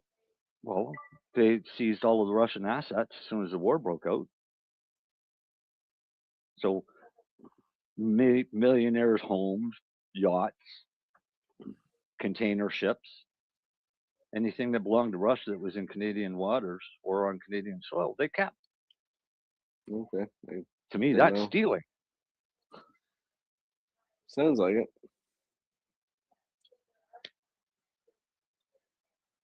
I was starting to watch the interview today with Mr. Zelensky and I did watch it. I watched it. I was told that it was rather good interview, but I didn't get to see Trump wouldn't let him have a fucking word at all. No, at the end he wouldn't because he got pissed off. I actually yeah, but that's you know, and he boasted. He's like, that's why I told them to leave this running. This is going to be good show. No, he said that, but he would. No, it was actually JD Vance that actually got it going. Really? He really poked. Yeah. He really poked. Yeah, he really did. Good. Well, no, I thought some of the stuff Zelensky was the wrong time and place. He started trying to kind of make them like. Okay, so here's what Putin did. Everyone knows is wrong. But what Donald Trump basically said is, like, they're accusing him is like you're being friends with Putin, and Trump basically said is like, well, I can't call him a fucking asshole, then ask him to make a deal. So really, what basically Trump's trying to say is like, you can't fix the past. How do we settle this? And that's what JD kind of chirped at. Yeah, but that's not how it came out, is it? I think it did. So, people have their hate on for Trump. I don't have a hate on for anybody. No, but most people did. The guy I watched acts like a fool. He was he makes a big fucking dramatic fucking theater out of everything, and he was trying to straight. I actually thought Zelensky was being disrespectful. I actually agreed with JD Vance, and he was pushing his limits. He didn't. Okay, so let's say anything, but let's go back. When Trump lost his temper, you weren't going to get a word in. No, 100%. Wait, but stop talking about this because I haven't watched it. All right. But let's go back in history a little bit to the beginning of this whole conflict with Ukraine and Russia. Oh, Any, it's Putin's anybody fault. remember why? Whose fault? I still think it's Putin's. Why? You know, no matter what, he invaded the country, provoked or not. He invaded the country. But why did he invade the country, and what did he do before that invasion? I don't even care what the reason. You could tell me. I don't know, but he did Okay. invade the country. So when Ukraine separated into its own country, when the Soviet Union broke up, a large portion of the people that were in Ukraine were technically Russians. Yeah, but probably. They were living there.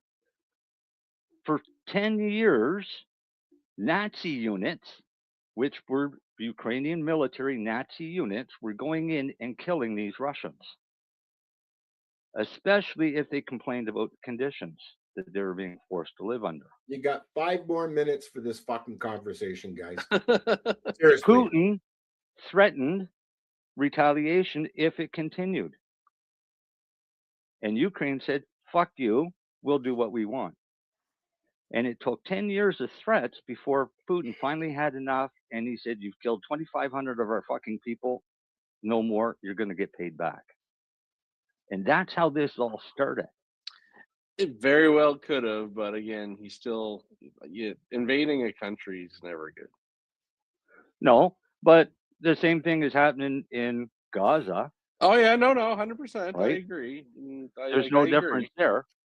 All you've got is land invasion, and then you've got turn around and you've got Iran saying, "Hey, well, let's give some money to Hamas and shake things up and see if we can really piss." Oh, these guys that's off. not. I'm not saying any of it's good or not, but what I say, what happened today was more of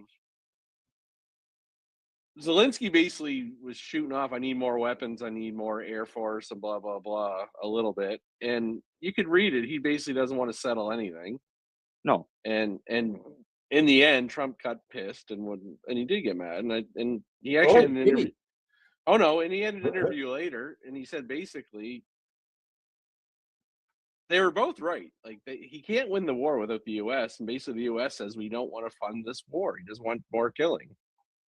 And I don't blame him. I mean, I'm no, it sucks for the Ukraine. It's terrible. But I don't want Russia taking over Ukraine. No, 100%. So that's why. Right. So I can understand this, and I can understand where Trump's coming from, and I would probably want to do the same thing. Yeah. But there's got to be give and take on both sides. Well, that's basically what happened in the end of the thing today. That they're kind of pushing Trump's buttons a little bit. Like, what if, like, he basically started accusing, well, we've had ceasefires before, and you guys never stood up. But Trump saying, I'm the president now. In the end, you got to start somewhere, man. Like, it's just going to keep going on and on. So, anyway, watch it. For 4 years, yep, it's going to keep going on and on for 4 years. And that's where JD kind of stepped in. It did get provoked by a question from a reporter, and that's how it started. JD basically said, but what Biden didn't work. We're trying some diplomacy, and then Zelensky sort of shot back at JD, and then Trump actually bit his tongue for a bit, but when he went off, he went off. Are we done? Yep. Yeah, I wonder if the UN would actually go in and set up a demilitarized zone between the two, similar to what they did with Cyprus in the '60s and Gaza. I would just, as I say, in the end, Kosovo. Trump's on the right track. Make a deal. Make everyone just stop fucking fighting. Well, yeah. Because in the end, they were basically trying to explain to Zelensky, you will lose. Shut up, Dale. No, Dale's right. Korea's another one. Oh, no, but he just said, like, you will lose if we don't do it. And Trump doesn't want to, like, everyone's basically trying to almost make Trump poke at Putin. But I don't think Korea's demilitarized zone is a UN thing. I think that's a US thing.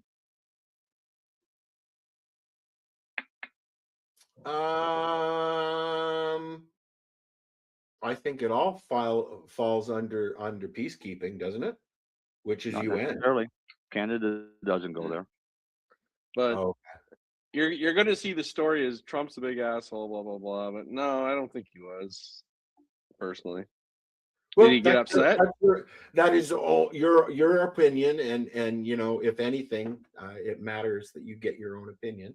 Oh no! But the story was spin will be Trump's a crazy asshole, blah blah blah. But no, he already is. But like I said, I am appalled that here in Canada, or in Ontario, didn't see one fucking post until halfway through the day about the election yesterday. No, nothing.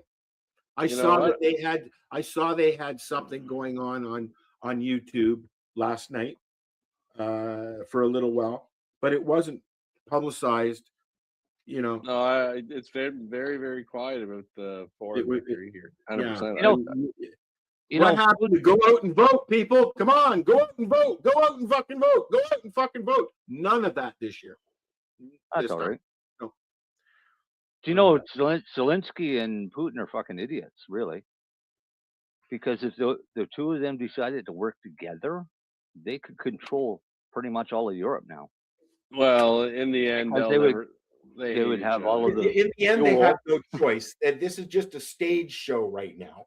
But in the end, they have no choice but to work it out. Same with Israel and Gaza. We are at the fucking point that if people don't start doing the right fucking thing, we won't be here much longer.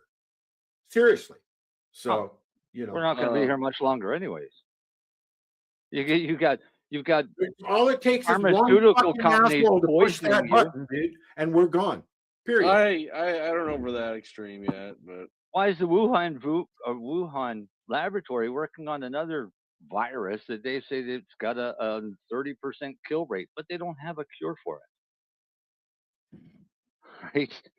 So why? Life on Earth is changing fast. Well, whether people like it or not, it's not going to be the same in 5-10 Absolutely. years. There's going to be a lot less people, right?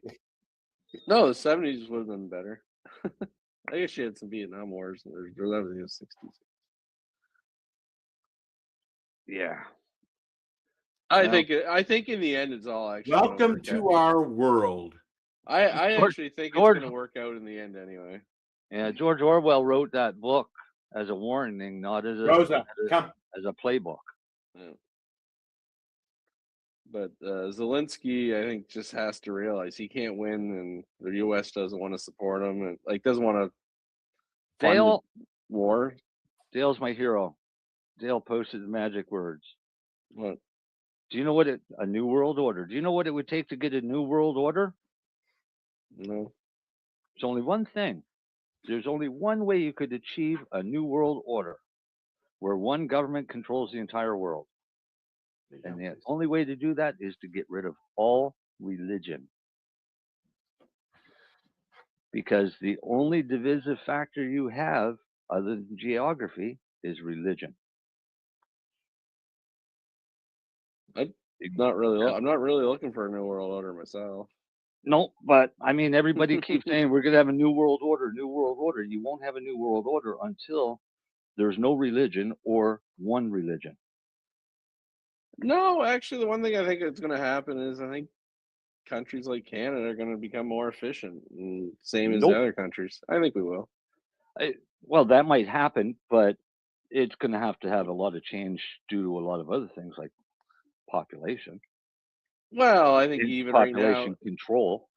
Well, as I said, right now, even though the Liberals are trying to start saying the right things to do, but I still don't reward them. You can't fuck up for 10 years and get rewarded. Well, yeah. I love when people say, "What are you going to do now, Pierre? We're going to make pipelines with the Liberals." So you just erase the last 10 years of their shittiness? Come on. Yeah. Like, come on. But and again, I'm not even a diehard fucking conservative. I'm more of like, you don't reward bad performance. Hey guys, they do politics. I'm gonna play a thing, and then we're gonna come back and say goodnight. Okay. All right, later. What's the thing you're playing? Oh, you're playing? We're still staying? Okay. Yeah. Just don't sit. He said, What do you plan? What do you plan? Are you looking for non-stop, continuous cannabis and psychedelic programming?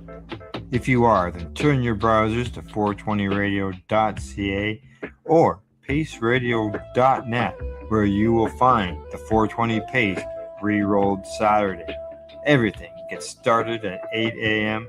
Eastern Saturday morning. It's actually 9 a.m. now, but Oh, that was your thing? that was the thing. Yeah. yeah. So when you play stuff, I don't hear or see anything. Really? That I might have, be. It's probably because on an iPad. I don't know. I You guess I should. see it, but I don't really hear nothing. You should. Really? You should see and hear it.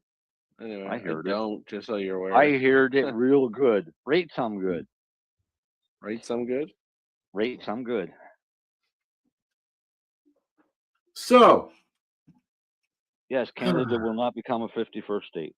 no. No. That- No. We're done. No, I- if we I- hire, I would like to if see- the election goes bad, we could. I'd like to see Canada, the United States, and Mexico all become one country. Yeah, right. The Gulf With- of Nowhere. Never happened, but there's with 3 states. yeah, Not there's something 50 to that. states. Yep. There's something to that. Because a biggest problem I think in the U.S. government is Why states? Why not provinces? Huh? But even Huh? even provinces in Canada are provinces. We have I big was joking, Marcel. I don't really give a fuck. no, we have a big issue with interprovincial trade. Right? I can't go to Quebec and buy a bunch of beer and bring it back to Nova Scotia. Or alcohol for your cannabis. Right. Well, yeah, that stuff. And even today, our premier is mad that the Quebec is trying to prevent pipelines coming from the west to the east. Still, The same as Quebec won't allow any fracking on Quebec's land. And Quebec Welcome to the 420 radio show. full of natural gas. Cannabis in politics. pretty much. Works for me, Dale. Technically, cannabis is all fucked up because of politics. Well, Yeah. yes, They're so interrelated. interrelated. I'd like to have a pipeline coming from Alberta to St. John. We need some refineries so we can tell people to fuck off. What we We need. have refineries. No, we not in Canada. We don't. Fucking right we do. Yeah, where? Was one of my biggest customers, St. John, Irving. Big ass refinery. There's refineries in Alberta. Yeah. Canada's got refineries. Well, they're not using them. Well, I don't know. Irving oil is used every day. Yeah, but they have to send it. Why are they sending sending down to the States to be refined down there then? If we have our own fucking refineries, then why not do it here? No, Because that they're was not. part of the trade agreement that Mr. Trump wanted back in the beginning, and that was part of the NAFTA agreement. I thought it was NAFTA. Yeah. Now, It's the the majority of the oil HOS. that comes into St. John comes from fucking Saudi Arabia as part of the trade agreement shit. And there's no reason we need to import oil from Saudi Arabia when we've got a shit ton of oil and natural gas. But that's my point. Right. Politics.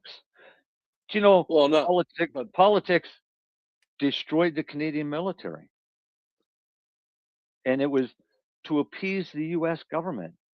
We had a fighter jet that even today would be well, it would be up The there with- Avro. Yeah. right. It would Well- be today. It would be it would keep up with what we've got now. Yes. Right. But if we'd put that in production My then, favorite plane. how far advanced will we be now? Right? If we had kept that program going, If we far kept more that- advanced than any other country in the world. Exactly. And I feel. that's why the US made us get rid of it. Well, it's a Right? stupid story, but it's a lovely plane, and apparently there is one being rebuilt, like Yeah. from scratch. from.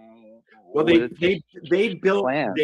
a flying model to do the movie that Dan Aykroyd was in about it. So there was an actual plane that looked, sounded like, and flew like the Avro Arrow, although it was just a rebuilt on top of another chassis kind of thing. Right. Like, yeah. Because but the original plans were all destroyed. They pulled a nose up out of somewhere, and they're rebuilding it from the nose up, so to speak, I guess. Yeah, so I think it's Lake Ontario that they flew it into. Well, they found several, so Yeah. But that was, I used to have a book that the Toronto Library came after me and sued me for because I kept it. Remember Seinfeld, Tropic Capricorn, Tropic Cancer, can't stand you. Bookman, the book cop. I don't. Great episode. I wasn't a very episode. Big Seinfeld fan. I didn't Me really either. watch. Love Seinfeld.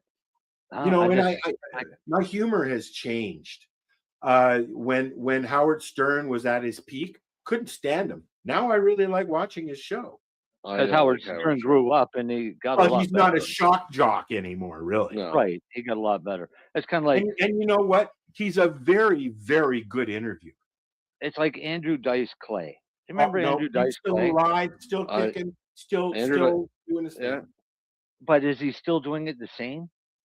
Or Has he toned it down for the woke people? He still wears. He's got his his leather that he wears. He looks the same. Older. I met his bodyguards one night in New Orleans, totally by accident. Just add liquor.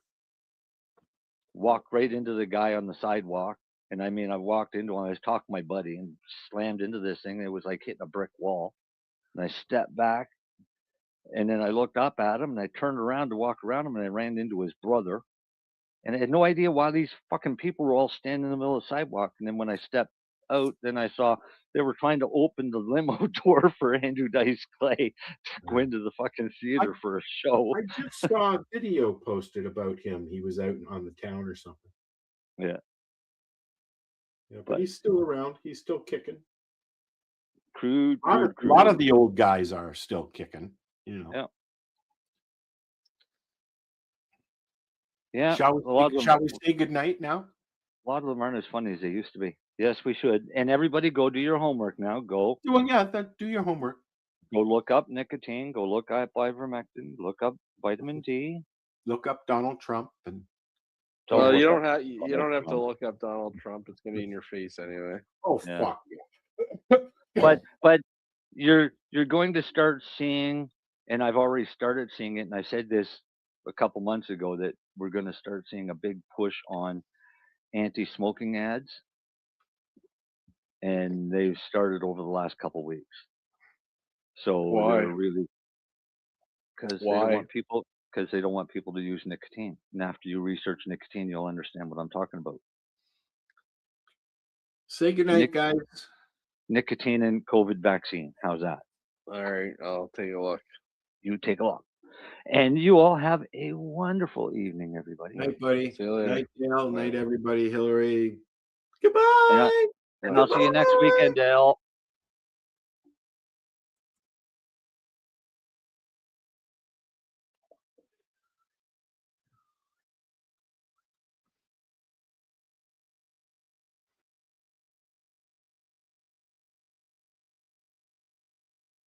This one is coming to us from Leafly. Headline says UK voters support the clinical use of psychedelics, new poll finds.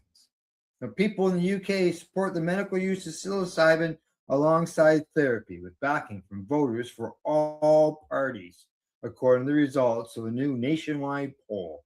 The YouGov survey of 2,200 UK adults, commissioned by PAR, which is Psilocybin Access Rights, found that 68% of respondents support the medical use of psilocybin-assisted therapy for end-of-life psychological distress in the terminal ill, against just 8% who opposed. Now, support for psilocybin use in physical and neurological conditions such as cluster headaches, Traumatic brain injury and stroke recovery reached 61%, with only 12% opposed. For serious mental health conditions, including depression, anxiety, PTSD, anorexia, OCD, and addiction, 53% backed its use against only 18% who were opposed. Interestingly, the survey found that when people were told about the policies that allow legal access to psilocybin assisted therapy in other countries, support increased by between 4 and 6% points on every condition. The poll showed broad approval for psilocybin reform across the political spectrum. People who said that they intended to vote Labor were 77% likely to support the highest of any voter group. Now, Reform UK voters also backed the UK government, allowing end-of-life psilocybin use by 68% to 11% who opposed. And Conservative voters also support the measure 68 to 11, the exact same numbers. Even on the most contested framing, psilocybin for mental health, without any international context, Reform voters split positively with 45% support against 26% who did not. They say these figures should reshape the political conversation in Westminster. This says Timmy Davies. He's co-founder of PAR. Now, it goes on to say that the evidence tells us what every clinician working in this field already knows. There is no reason for keeping psilocybin trapped in Schedule 1.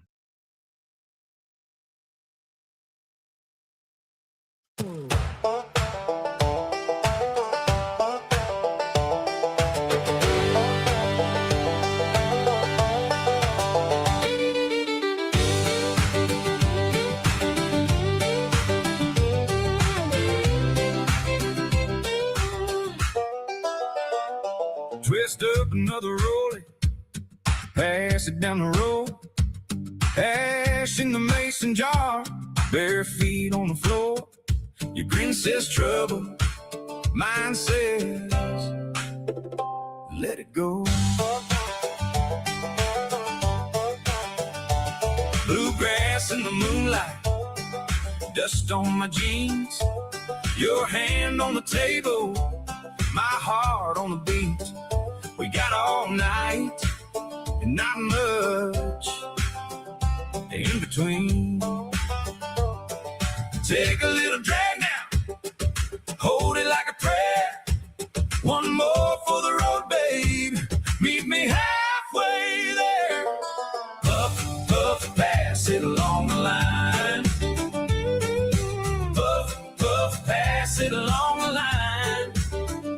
One more laugh, one more time. Puff, puff, pass it along the line. Boots by the doorway, bottle on ice.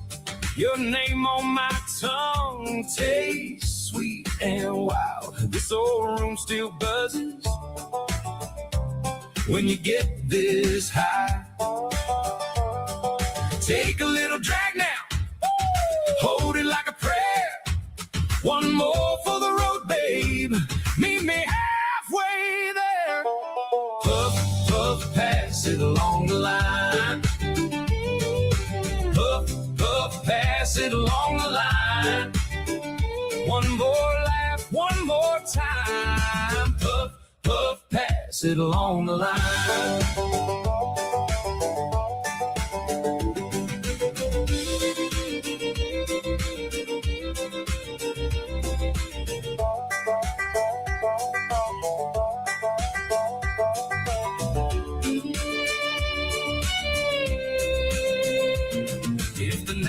Restless, we can slow it down. If the stars start falling, we'll keep them around. One spark, one circle, one more round. Puff, puff, pass it along the line.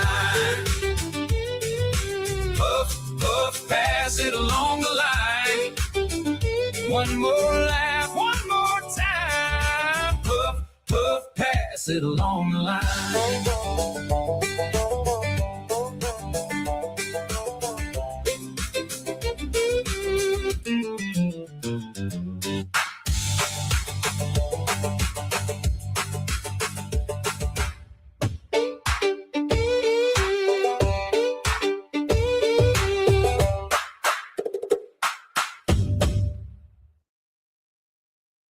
You're listening to the Pace Radio Network here at paceradio.net.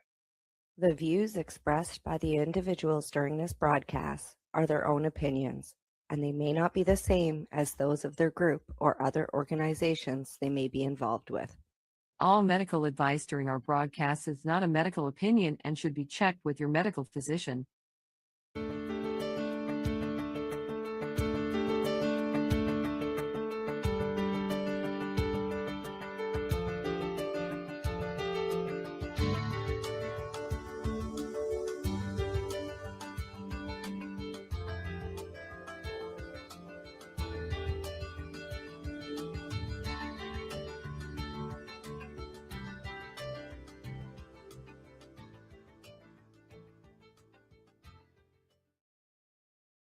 Hello, everyone. Thank you very much for joining us tonight. We are around for our VAC Roundtable number 45.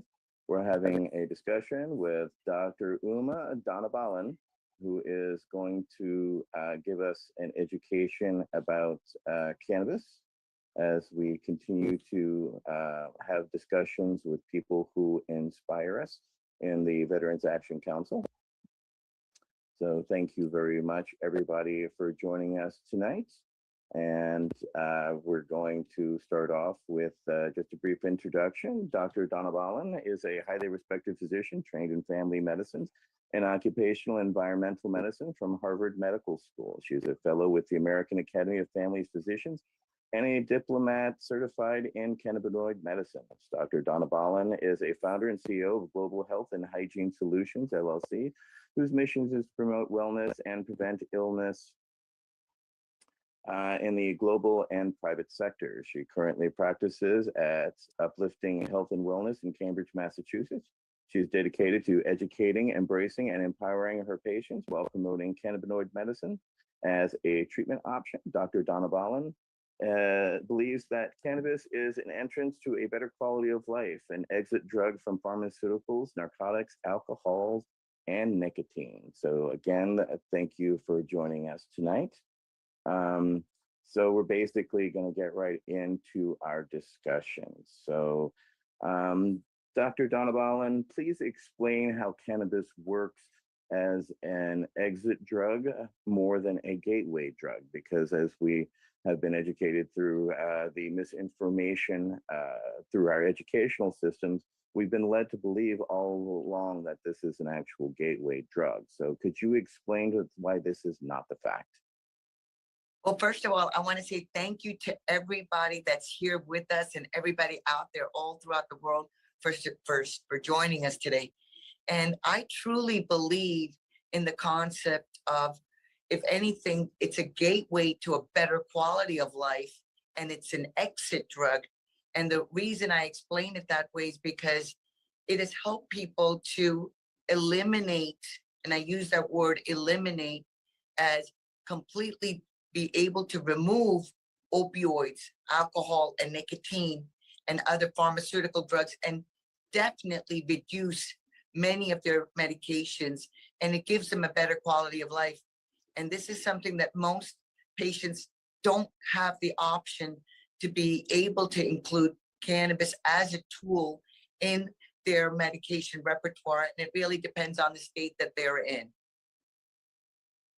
Thank you very much. Next up it will be Council Member Wade Laughter with our next question. Yes, thank you, Dr. Donabalan, for joining us this afternoon. I'm grateful that you have, you're kind of leading the way, if you will, in cannabinoid science here in America, and I'm grateful for that. What do you think about the phrase PTS growth And will you say something about that? Thank you. Absolutely. I like to deter away from PTSD because I feel like that D puts everybody as a disease, a disorder, something to code people by. And I really feel that it should be just called post-traumatic stress. And growth is a wonderful way of looking at it as a very positive thing. And we all go through stress at some point in our life, and how we cope with it and use it as a positive way, I think is very helpful.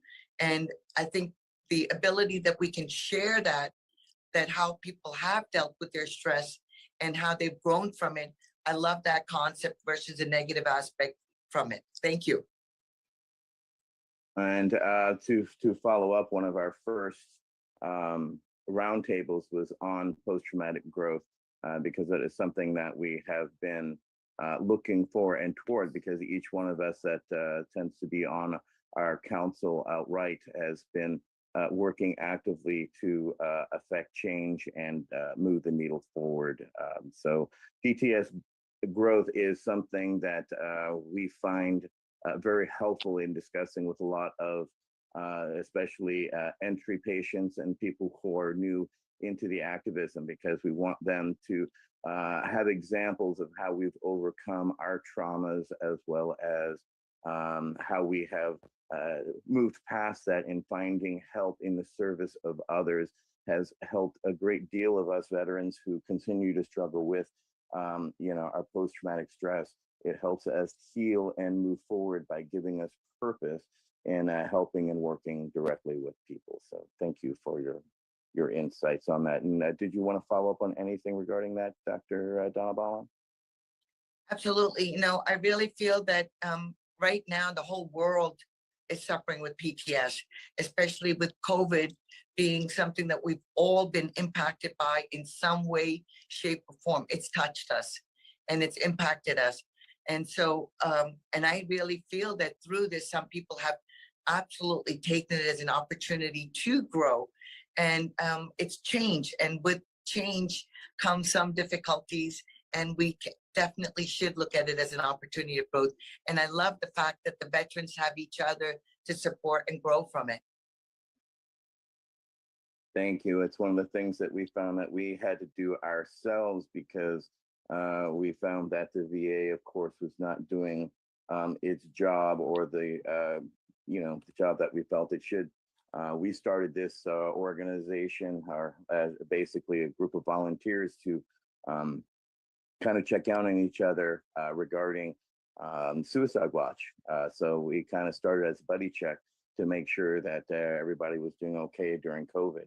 And we grew from that and continue to work at the local, national, and international levels. So this is one way that we use ourselves as examples to keep everybody moving forward and walking forward together. Next up will be Council Member Nate Landau with our next question. Thank you so much for being here. My question is, how do you see us taking the best advantage of cannabis for national mainstream marketplace? I think the opportunity is that I boldly use this word, mandate. We should be mandating all healthcare providers, especially in the states where we have a medical program, that they must learn that we have an endocannabinoid system. And the Veterans Administration must make this as part of their mandate. And I have no problem saying that. We're mandated to learn about opioids. We're mandated to learn about all the up-to-date vaccines and precautions that we have to take. Why have we not made this as a part of a rule for all healthcare providers across the state? We've recognized it as a medicine. We've recognized it state by state. We're making rules saying that this is a medical cannabis program. And I really want to call it that. They should be calling it a medical cannabis program, not a medical marijuana program, because I think marijuana, again, still has that stigma and negative connotations. And so I really feel very strongly that this is where we can kind of, by using the word cannabis and making it part of the mainstream, we're going to have people awaken maybe a little bit to start to say, hey, it is a plant, and it's a plant that's been around for thousands of years. And this was able to be prescribed by healthcare providers. And because of politics and racism, not because of evidence-based medicine, did this get into being a illegal Schedule 1 drug today, not based on evidence-based medicine at all. And I want that to be part of understood by mainstream. And we have that opportunity now, especially since veterans are not just isolated in the states that have cannabis, they're in every state. And if they're not just here locally, they're here globally. So I think that this is an opportunity that we do have, because cannabis is a global issue. And I've been saying this for years now. And so we have the opportunity to, correct the wrongdoings in one way, because United States of America did lead into part of this being into prohibition. So we have an opportunity to correct the wrongdoing now and to move forward. Do you mind You got a elabor- follow-up, Nate? Yeah. Do you mind elaborating on the endocannabinoid system a little bit? From what I understand, it was discovered in the 80s or 90s. It's one of the last systems that we discovered. And how complicated is it to change a medical school curriculum? If you mind elaborating on that. I think I'll start with the last part and kind of move backwards. I think changing medical school curriculum is difficult, since we keep saying that there's so much material we have to learn, and it keeps but yet we are updated on medications. We have somebody that brings in and says, this is what you have to learn about this thing right now. There's an opportunity that a doctor can learn that we have an endocannabinoid system. That first must be taught. Okay, that acknowledgement was not even given to me. And I went through not just one residency, I went through multiple residencies and multiple years of education, and nowhere along that way had I learned that there was an endocannabinoid system. It was in 2010 that I started to learn on my own. And so what I want people to understand is that yes, we found out that our body makes endocannabinoids much later. But what we do know is that this system today, at least, forget about what we didn't know. Today, 2022, we know that this system is there. So why not start by saying, here's a brief 15-minute info commercial that every healthcare provider must learn, and learn that you have an endocannabinoid system. And I would be happy to explain it to them very simply. Just like we have digestive system, a cardiac system, a respiratory system, reproductive system, there's an endocannabinoid system. And it is very similar and analogous to the nervous system. And we understand that there's a presynaptic and a postsynaptic, and neurotransmitters like dopamine and serotonin are made in the presynaptic. They're released and they bind to the postsynaptic. What's unique is that we have endo, meaning within our body, cannabinoids that mimic cannabinoids that are in the lovely plant cannabis, and they're produced in the postsynaptic, and they're released and they bind to the presynaptic. So it's a retrograde mechanism. So my analogy is that a pitcher has the ball, he throws the ball, the catcher catches it, that's a nervous system. With the endocannabinoid system, the catcher is making the endocannabinoids, he's got the ball and he's throwing it, and the pitcher is catching it. And between these two, they have, their function is to keep us at ease. And if we are not at ease, we are at dis-ease. And that's how I explain the endocannabinoid system. Its function is to keep us at balance. Homeostasis is what we're looking at. And what's beautiful is that everybody's homeostasis, by the grace of God, is not the same every day. It may be more, it may be less. And this is why what one requires one day may be different than what one requires another day.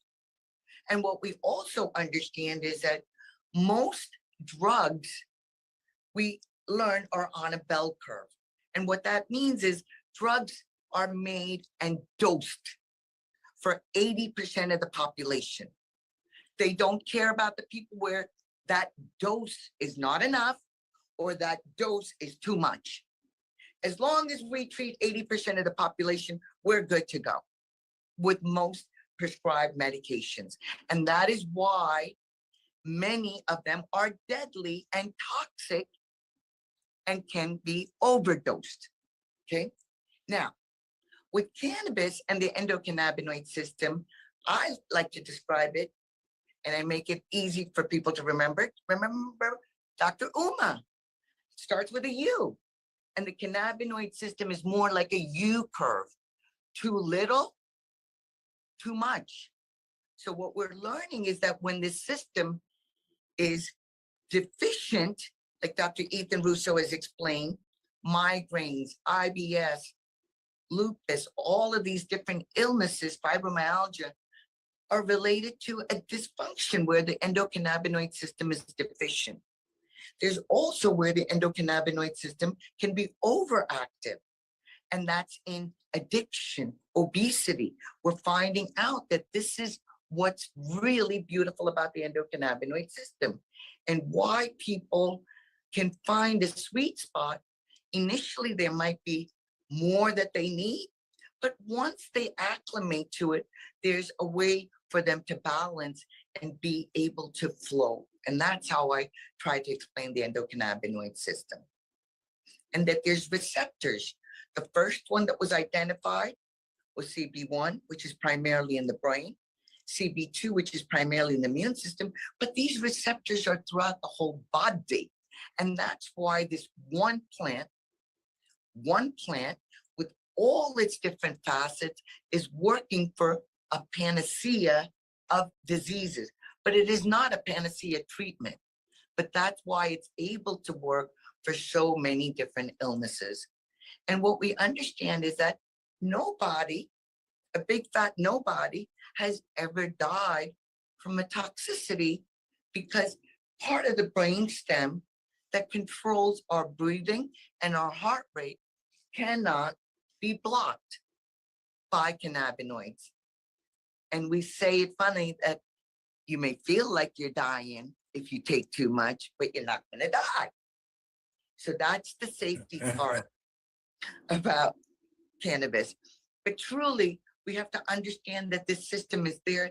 It's millions of years old. It's evolved from a sea squirt to what we have in humans today, but it is real and it's a science. That must be taught to everybody in the whole world. That's my mission. Well, that's quite a mission. I know Council Member Wade Laughter has a follow-up as we talk about single cell versus more complicated things such as the plant itself. Go ahead, Council Member Laughter. Dr. Donovan, that was a beautiful description of the endocannabinoid system. I've been learning about it. Of course, I never went to medical school, but I've been really fascinated by the science since around 2010 because of my work in cannabis. Anyway, as a clinician or a medical practitioner, you, as you said, you spent years learning about prescription drugs that can kill people. And especially when you start piling one on top of another, on top of another, on top of another, where you end up treating the symptoms or adverse side effects of the first medication, it can be disastrous, as you know.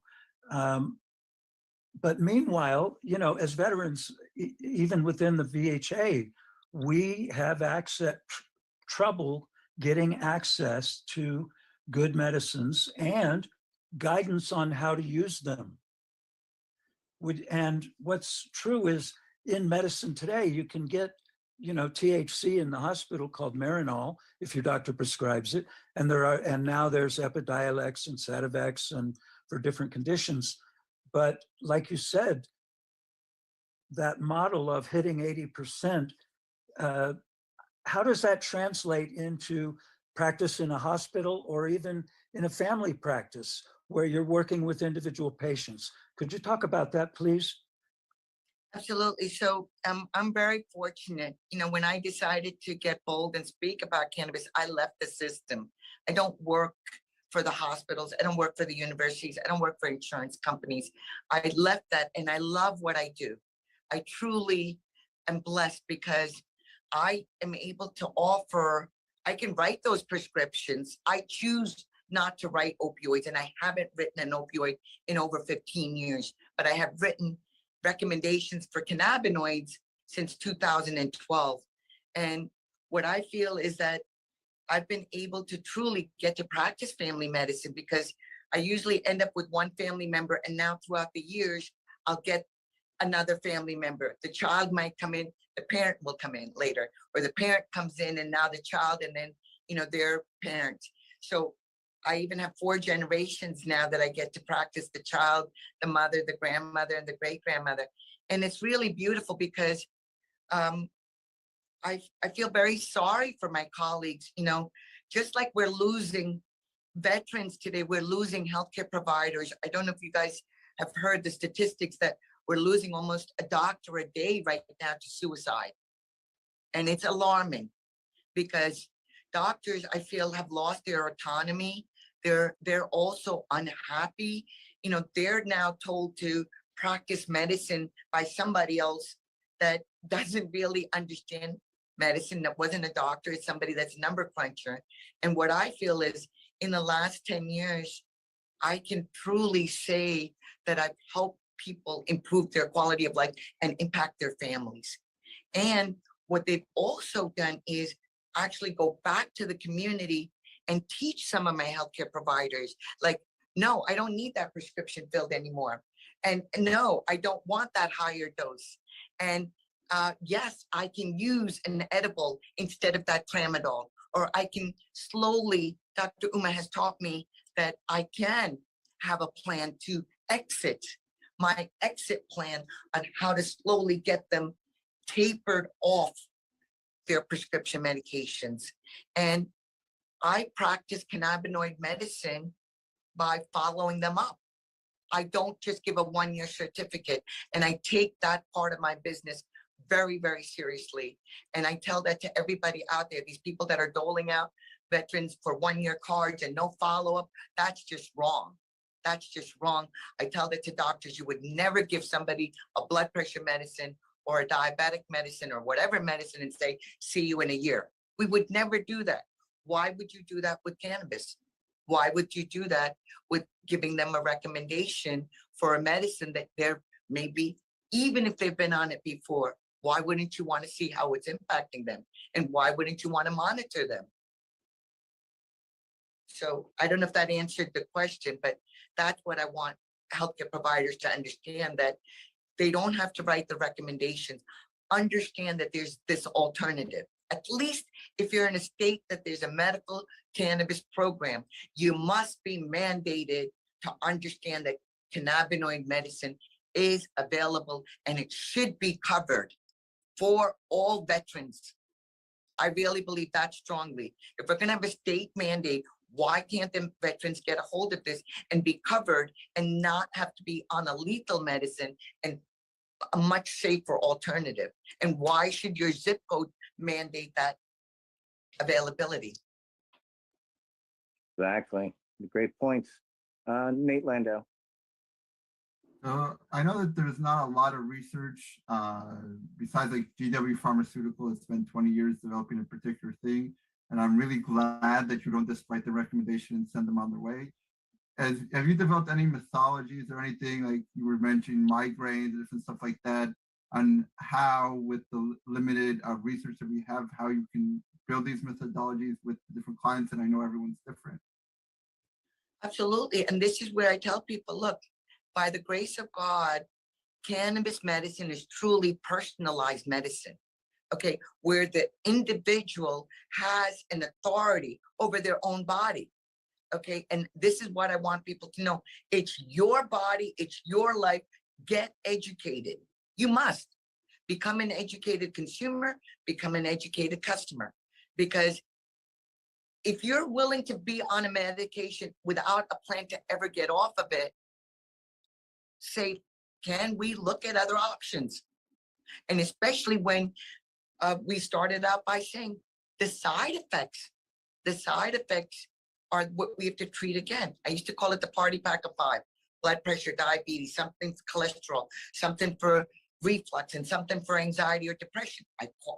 Did this prescriptions day in and day out, and there was no exit plan.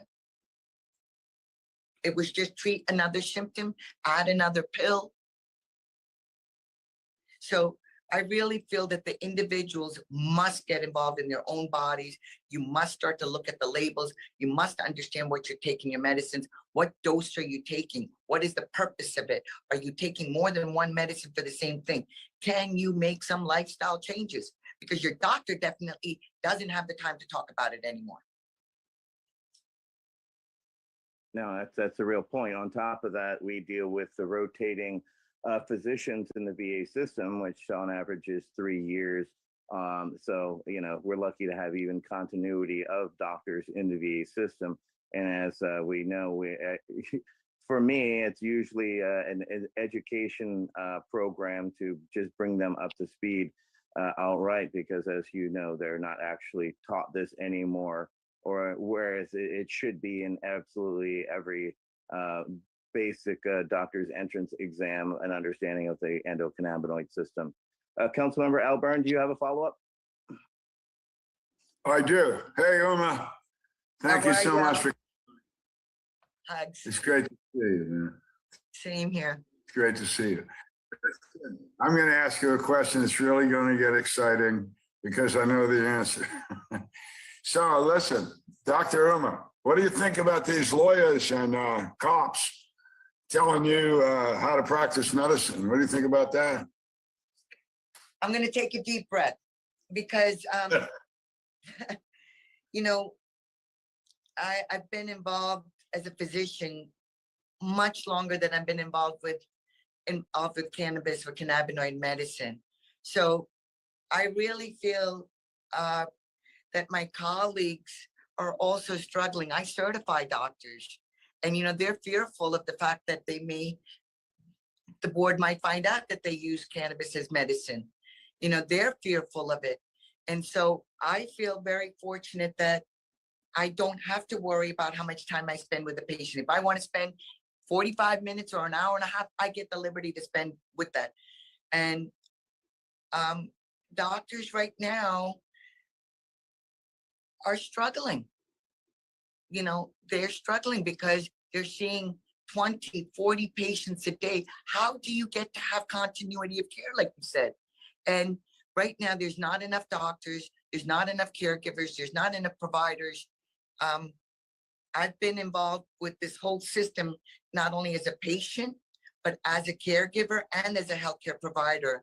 And what I really keep coming back to is the fact that each one of us now has the opportunity. There's Google, there's PubMed, there's information that you can get to find out about and look into it. And that's what I think is happening to the whole medical system right now, is that doctors also realize that they're prescribing these medications. And we're very fortunate with the technology that we have, you know, amazing technology that we're advancing. But I feel that the art of medicine has been lost. And I went into this to be a doctor, to take care of families, to make a difference. And I can truly say I feel that today. And I feel that with my patients. I don't know if I can say that for all of my colleagues, though. So I don't know if that answers the question. And the other part about it is that there's still a discrimination. There's still a stigmatization because they keep giving the same daggone rhetoric. We don't have the research. We don't. Well, yes, we do. Yes, we do. Look it up. You know, stop saying this rhetoric about the developing brain. The brain is developing till the day we die, folks. So to say that there's a cutoff, that's bull crapola. And we know neuroplasticity can happen. We know change is happening. We know cells can grow. We know that people can change. And one of the philosophies I truly believe is reach one, teach 10. So whatever knowledge that we know, please share it. please translate it for other people and enlighten them. And that's And what we're we're trying all- to do here. Absolutely. Go ahead, Don. I just wanted to say, I make this quote and I say, you know, all patients are not healthcare providers, yet all healthcare providers are patients. And don't we ever forget that. Council Member Laughter, you had a follow-up? Yes. Again, thank you, Doctor. This is a great conversation. I believe, I'm not sure that this is the case, and Etienne, you could correct me, or Nate, you might know, but in California, physicians are prohibited from having a cannabis recommendation. I assume as adult users, now that we have recreational or adult use, doctors can consume cannabis legally. But I know at one point, the California Medical Board, I sat in on one of their meetings and they were discussing, I was there because they were discussing cannabis and where would it fall in a treatment protocol. And all these doctors ended up deciding it was the measure of last resort for all conditions. And I was stunned, and I realized that a lot what you were saying earlier. I probably knew more about the endocannabinoid system than any of those doctors sitting up there. How could they end up with that kind of conclusion? But again, I didn't go to medical school, so they didn't want to hear from me. But I had a question for you. I love your passion. I love that you're trying to change the medical profession. One of the things that as an activist and a patient myself, that I find most challenging about legalization is cost. And to be blunt, in many places, poor quality of the cannabis and cannabis products that are available. I know it's not your area of expertise, but you probably have some part of your heart that really wants it to be different that way. What would that look like for you? How could we fix the high cost of legal cannabis, even in California, and in states where it's not available? Your thoughts or opinions. Thank you. Thank you for the question. You know, I really believe that my roots come from being a farmer. My grandparents were farmers, and I really believe that there's so many beautiful farmers out there, and we need to tap into them and let people grow this plant, whoever can grow it properly. And I'm originally from India, and plants are considered as deities, and cannabis was considered as a sacred plant, and it's still a sacred plant along with many other plants. And so this is where I believe that there's so much we don't know, but what we do know is that if we can have more people grow it that can do it well and make it a joy for them. And I just actually, believe it or not, I had to do a testification earlier today in Rhode Island for 2 people that as a church, they were trying to grow cannabis and they were arrested for their consumption. But this is what measures people are taking now to try to do this growing of a plant, to grow it safely and to make sure it's safe, because one of my backgrounds is in heavy metals. So I've said, this plant's not, that has killed nobody, don't mess with my plant. Because if they grow it improperly, or if they grow it in soil that is contaminated with heavy metals and not properly processed, they can create a poison out of this plant. And then we are making it into, we're condensing it, we're processing it, and we're concentrating it. So when there was a small amount, now that you concentrate it, you can make it much more impactful, and it could be very detrimental. So what I would love to see is that people that do have an interest come up and step up to the table. People that have the land step up to the table. People that want to understand what it's involved, outdoor grows. Because right now, because of the legality of it, most large dispensaries are growing it indoor to control it, which means that they have to use more pesticides and solvents. And once the plant is contaminated and then you try to change it, the plant is still contaminated. Just because you're processing it doesn't mean it wasn't contaminated with mold. And they forget about these things. So there's a lot of standards, and it's truly about education that still has to happen. And what I believe is that the farmers and the people, the legacy people that have been growing this, must be allowed to step up to the table and be honored to show what they've learned so that others can learn from it. Teach it to others. You know, my mother always said, learn it, do it, teach it. Learn it, do it, teach it. So why don't we let the people that know how to do it, teach it to others or do it? And I think for veterans, I think the opportunity, be able to grow even one plant and to take care of one plant would be very healing. From the point of growing the seed to watching it day by day. I remember one of the projects that was still memorable in my younger years was growing a lima bean. You know, we had to sprout it and watch it grow. And so I think there's a lot to being able to farm this plant would be beautiful, but to do it properly. Next up is Council Member Tony Landry with our next question. Hi, Dr. Uma. Hi, Tony. How are you? Oh, it was great meeting you at the Patients Out of Time conference up in Kansas City in what was that, June, I think. And it was, yeah, it was great meeting you. And it's an honor to be here again with you in the meeting tonight. And my question is, you mentioned about the training, and yeah, I totally agree with that. And that's part of the reason why there's so much stigma. And I was wondering if you've ever, because of your activism in cannabis, have you ever experienced any negative career repercussions for that? You know, I've been ridiculed, and I think I've gotten a little taller because, you know, when you walk into a room, and I get a little emotional now because I still remember coming back to Massachusetts from Washington in 2014 and coming into the Mass Medical Society and thinking that my colleagues would embrace me because I knew this knowledge, and they would giggle and ridicule me. And, you know, being called a pot doctor, and now I don't care. Call me whatever you want, you know. I don't care what you call me, because I am able to stand up, and I know I'm doing the right thing. And I've been doing the right thing, and I'm giving people an option. So hooey on anybody that wants to talk ill about me or anything else. But at the end of the day, I feel that all of us, I don't care who you are, where you are, is going to die. And what I really believe in is palliative care and cannabis as a first line option for these patients.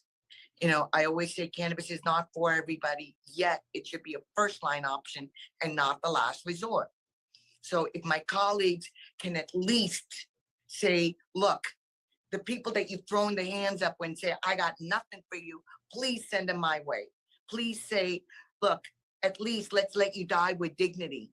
Let's give you this as an option for not just the patient, I say this, but for their caregivers, for the people that love them, to be able to know that you let them die with dignity, I think is very, very important.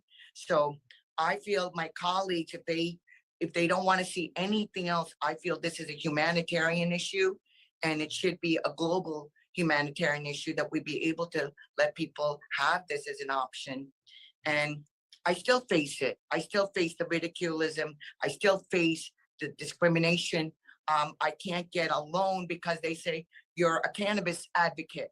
I said, I'm a medical doctor. I'm a medical doctor.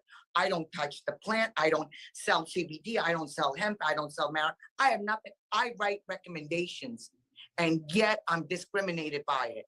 And I want everybody out there to understand that is just not acceptable.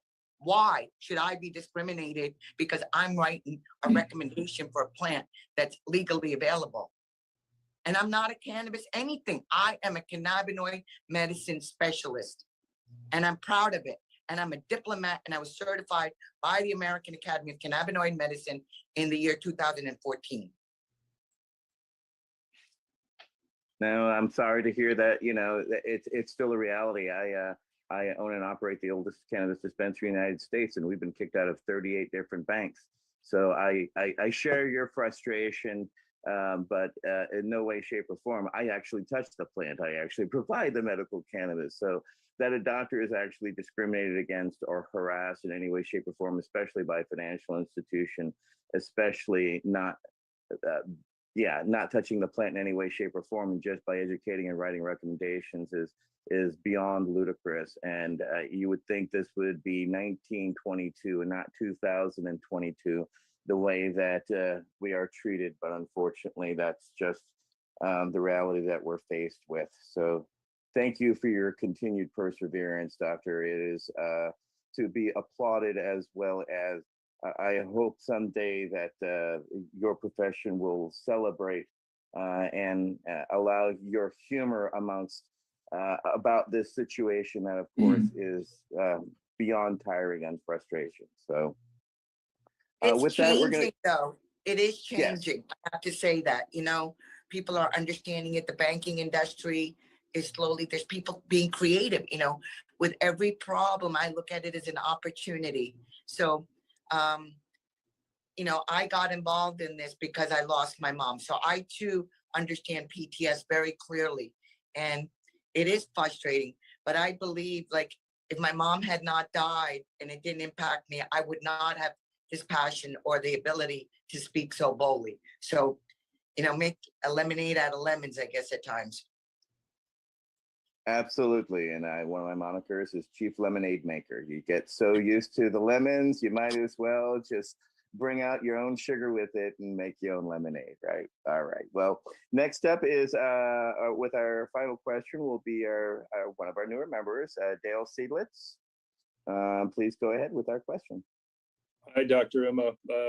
I was actually at my GP visit today with the VA, and everything you've described fit my experience perfectly. It's my newest GP, and she asked me who prescribed this medicine and how long has it been since you've seen that person. And it's been a year, it's been 2 years, it's been this and that. And why haven't they followed up with you? Well, how the hell do I know? I've tried to follow up and this and that. So very, very interesting. Loved everything you've said thus far. But I'm going to segue from that experience I had today, because you hit that nail on the head, or staying with the baseball theme, you knocked it out of the park. What do you see as our role as patients as medical cannabis enters the mainstream, as we start seeing it more and more come into the mainstream in the different states in the United States and so on? What is our role? What do we need to do and be prepared for? I use the word conscious use. I use that, and I'll repeat that again, conscious use, because anything can be misused, abused, overused, which can lead to addiction. Okay. And so what we have to understand is that we must continue the education on understanding appropriate use. We don't want to harm anybody. I took an oath that said do no harm, but I take it one further and say, Dr. Uma says safety first, do no harm. So that's where I think the opportunity is, that we understand what the underlying issues are, what are the mental issues, because cannabis is not the treatment for everything.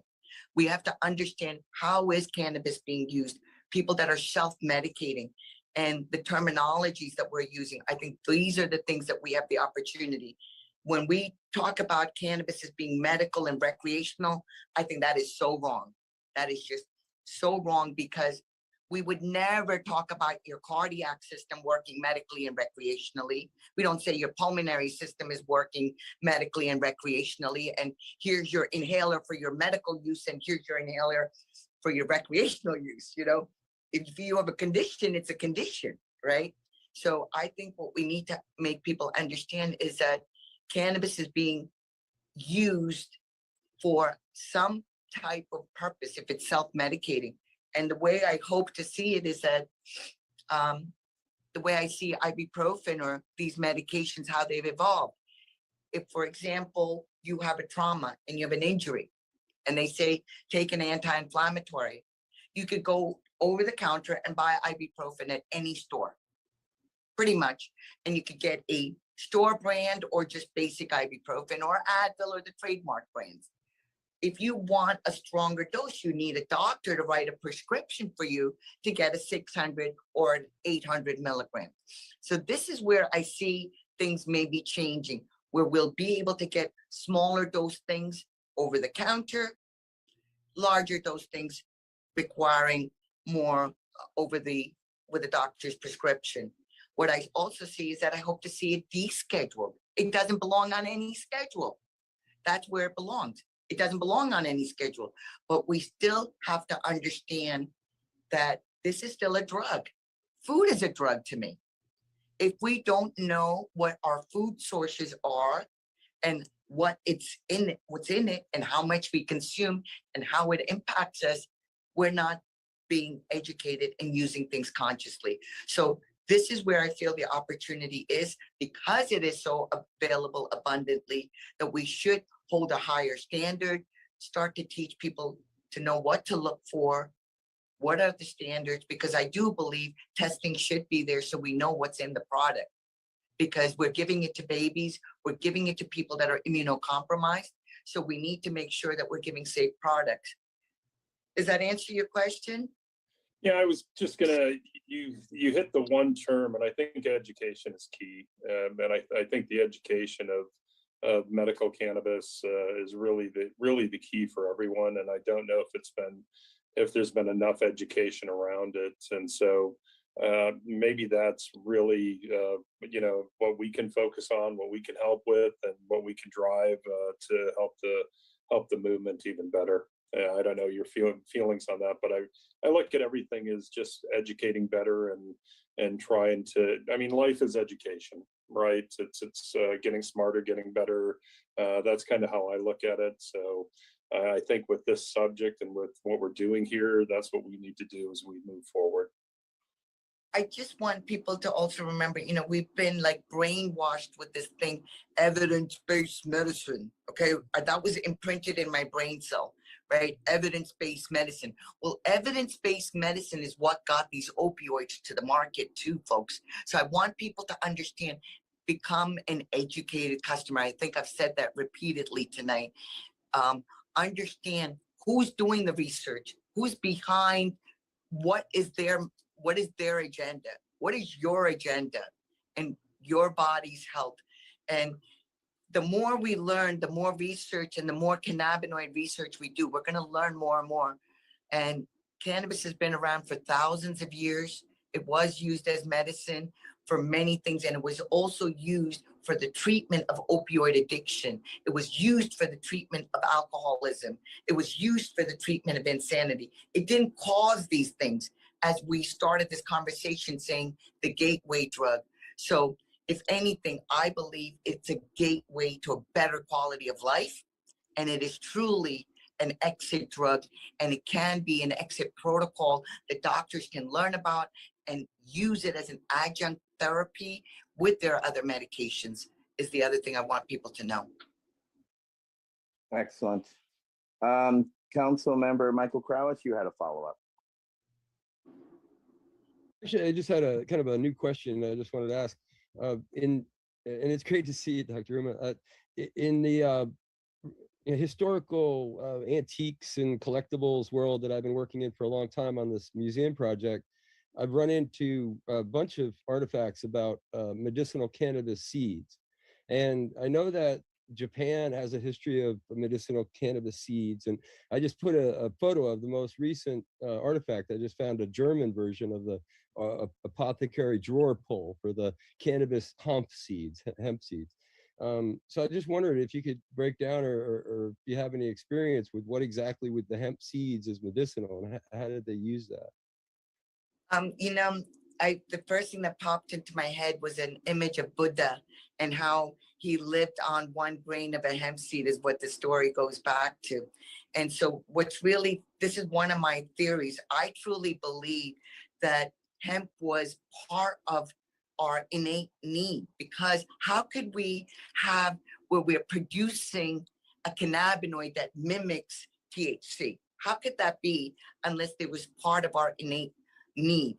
And I believe that because cannabis was removed from our society, from the animals. This is why we have so many of the diseases and the autoimmune illnesses. I truly believe that if we start looking at the seeds and the genetics of the seeds, and we start looking at the genetics of the people and the diseases, I really believe, mark my words on that we're going to see that there was a deficiency or an overactivity, that U curve again, too much, too little. What happened in your genes is probably what's impacting us.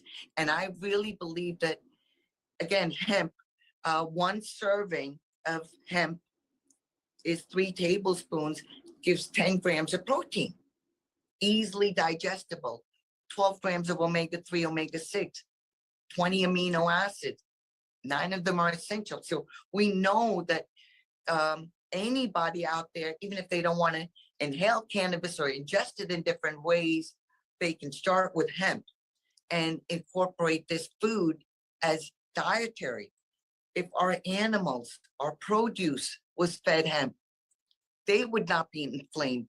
The animals, then when we consume it, we would not be inflamed. So this is where one of the things I've said is that this plant is for the 5 Ps, that this plant is for people. It's for pets or produce. It's for our planet. If we planted this plant, what it could do to our whole earth with the climate change. It's for peace. If we legalize this plant and people did not have to face jail sentences that they're still facing today for a plant, there would be peace on earth and profit. And when I mean profit, I mean one's health and wellness. No amount of money can give you your health and wellness, and also all the jobs that we can create. So I believe in the seeds. The more we learn about the seeds and we look at the genetics, I believe the answers are there, and we will find the genetic makeup for what we are deficient in. Just my thoughts. No, that is excellent. We're going to kind of go in a different direction. One of our mothers, who's a veteran, who is here, Saya Gonzalez, has a question that is very apt given the political climate that we're in right now. Go ahead, Saya. Thank you. Good evening, everyone. Thank you for having me. Thank you for your time, Dr. Uma. I apologize for my kid's foot. I am personally curious, well, actually on topic, we purchase hemp protein from Sprouts, and to my understanding, that protein is a byproduct of them squeezing the seeds for oil, and then they take that meal and they grind it up, and that's the protein. We also regularly purchase cold hemp parts and add them to smoothies. So it's really nice to hear everything that you just explained about as far as like consumption, because that is something that like I'm grateful to be able to offer something to my kids that isn't psychoactive, but is still beneficial of the plant for them. I've gotten to know a group of ladies up in Humboldt. They call themselves Moms Do Weed. There's actually quite a few mom groups out there. But for me personally, I was administratively separated from the Marine Corps because I chose to use, cannabis on active duty while I was postpartum, specifically to treat the depression, to be able to get up and do dishes and whatnot. And I'd taken antidepressants through my pregnancy because the way it was explained to me was that if an athlete gets hurt, they're going to take the pain medication to be able to get through physical therapy. And that's essentially how it was put to me in terms of getting through my service, which was, in hindsight, looking back, personally, I feel cannabis is more beneficial and able to be used in moderation. So I'm curious about your perspective on maternal cannabis use, say, through pregnancy, breastfeeding, and postpartum. I'm so glad. Thank you for your service and being a mom, which is amazing. And as far as my practice and my thoughts, I just recently had a case, and I just spoke to Melanie Dreyer, and Dr. Melanie Dreyer had done one of the first research studies in Jamaica looking at the Rastafarian population and followed them over time. And in the Rasta community, cannabis is part of their culture, and it's used throughout their pregnancy, feeding, after. And we know that the babies that have been followed through. Hi, sweetheart. Are, are socially and emotionally engaged, and we don't see all of these things that we've been told. And I will tell you, in my practice, I take care of babies, and I'm very proud. I can say that some of my patients that were told that they would never get pregnant, would never have children, I really truly believe that cannabinoid medicine helped them to conceive and help them to be able to be a parent today. And what we do know is that these endocannabinoids are throughout the body, and we know that these are also the first drop of breast milk a baby receives has this molecule known as anandamide, which mimics THC and works with the receptors. That's why THC works, because it mimics it. And so, when they say baby milk drunk, I say happy baby. The baby is the mantra of what Dr. DeMazza says: relax, eat, sleep, forget, and protect. So this is what the baby is doing. It's able to nourish itself. It's able to build up that immunity, because the baby has the mom's immunity for the first 6 months. And through this, it's gaining its own immunity. It's able to recover. It's able to forget that it's gone through this canal and everything that it's been through, and now in this outer world. And there's so much sadness of our babies being taken away from our mothers because they tested positive for THC. That's insanity, because they'll rather them be tested positive for their Ambiens and their other SSRIs. That's okay. And we don't know the impact of that 20 years, 30 years, 40 years from now, but we do know that cannabis has not harmed them, but we will not give this, but we will take our babies away from our mamas. That to me is wrong and unacceptable. So, were reported twice to Child Protective Services because my command was aware that I was breastfeeding. No one wanted to ask questions around over the precautionary measures that I was taking, but the social worker who wound up assigned to us, we wound up having a nurse practitioner who would regularly come into our home and evaluate us.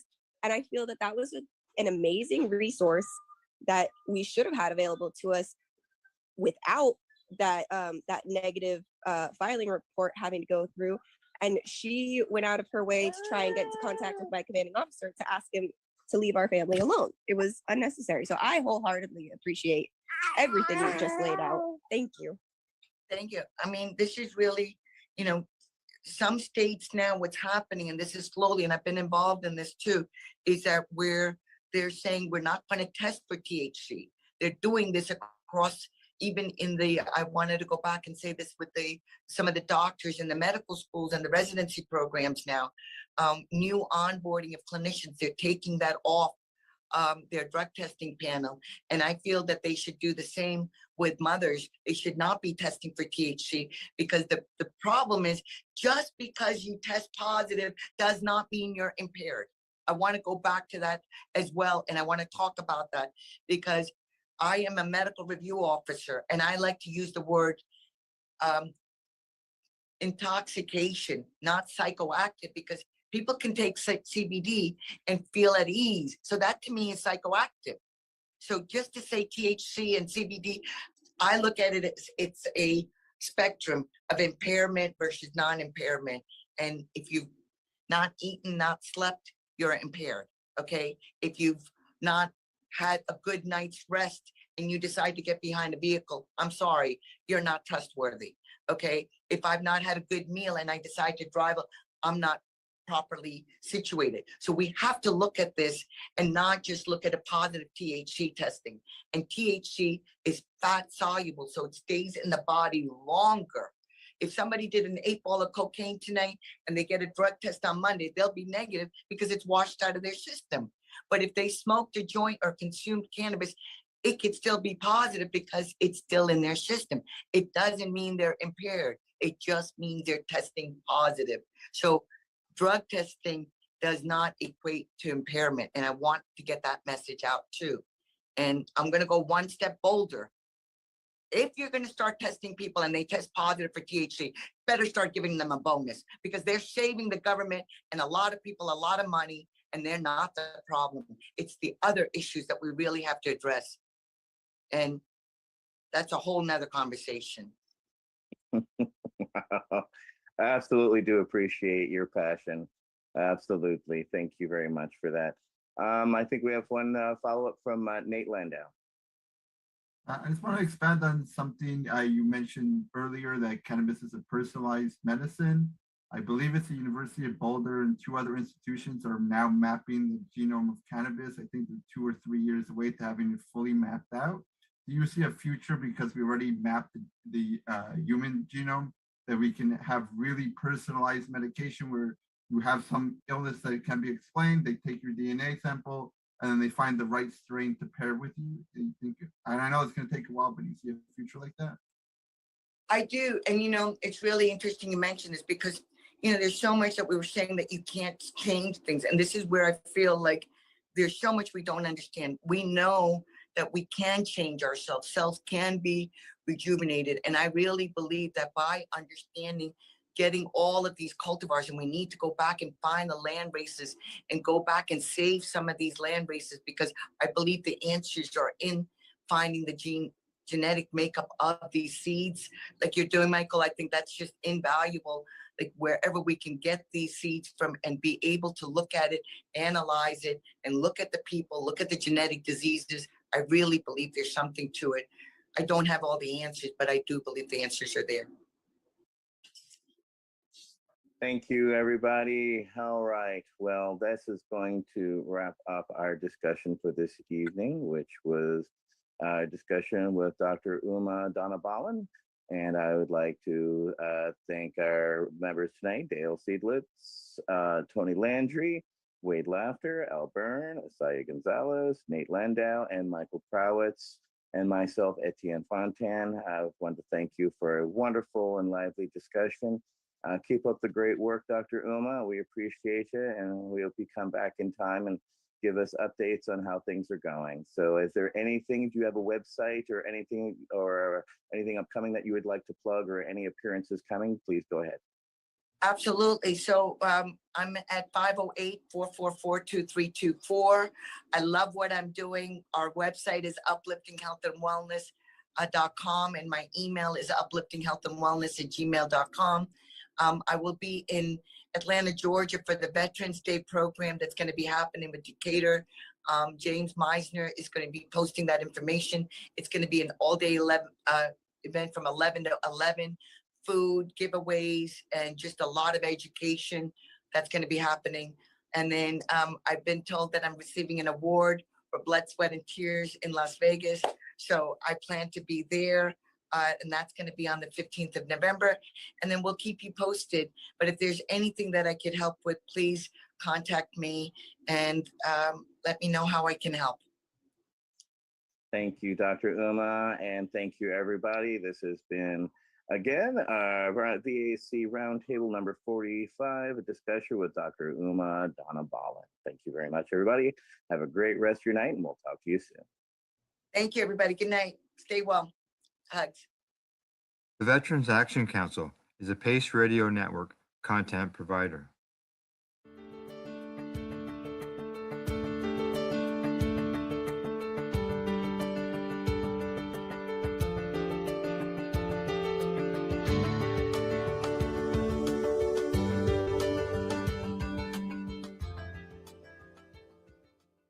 You're listening to the Pace Radio Network here at paceradio.net. The opinions of the individuals during this broadcast are their own and may not be the opinions of their group or other organizations they may be involved with. All medical advice during our broadcast is not a medical opinion and should be checked with your medical physician. Enjoy the buzz of legalization with Campbellford Lifestyle Shop. From lights to plant nutrients, books, consumption accessories, and more. We've got all your basics to grow or consume cannabis. Visit our info center or take a look at our piercing services and body jewelry, now available in-store through Campbellford Lifestyle Shop. 17 Bridge Street West, Campbellford. Limestone City Hydroponics is Kingston, Ontario's hydroponics shop. Take your growing to the next level and create the optimal environment with a tent kit, or maximize your yield with an ebb and flow flood table kit. Either way, Limestone City Hydroponics has more sizes and options to fit your needs. Are you looking for the power of the sun that adapts to your budget? Then look no further, as they have professional grow lighting. They have indoor grow systems that are easy and cost effective, with many options to fit your living space and lifestyle. Cultivate your growing potential. We have everything you need to succeed. And if you can't make it to the store, they offer local delivery to the greater Kingston area. Remember, when you're looking for experts to help you grow, then look no further than the locally owned Limestone City Hydroponics, 105 Sunderland Drive in Kingston, Ontario. Call them at 613-548-0420. We are people advocating cannabis education here at paceradio.net.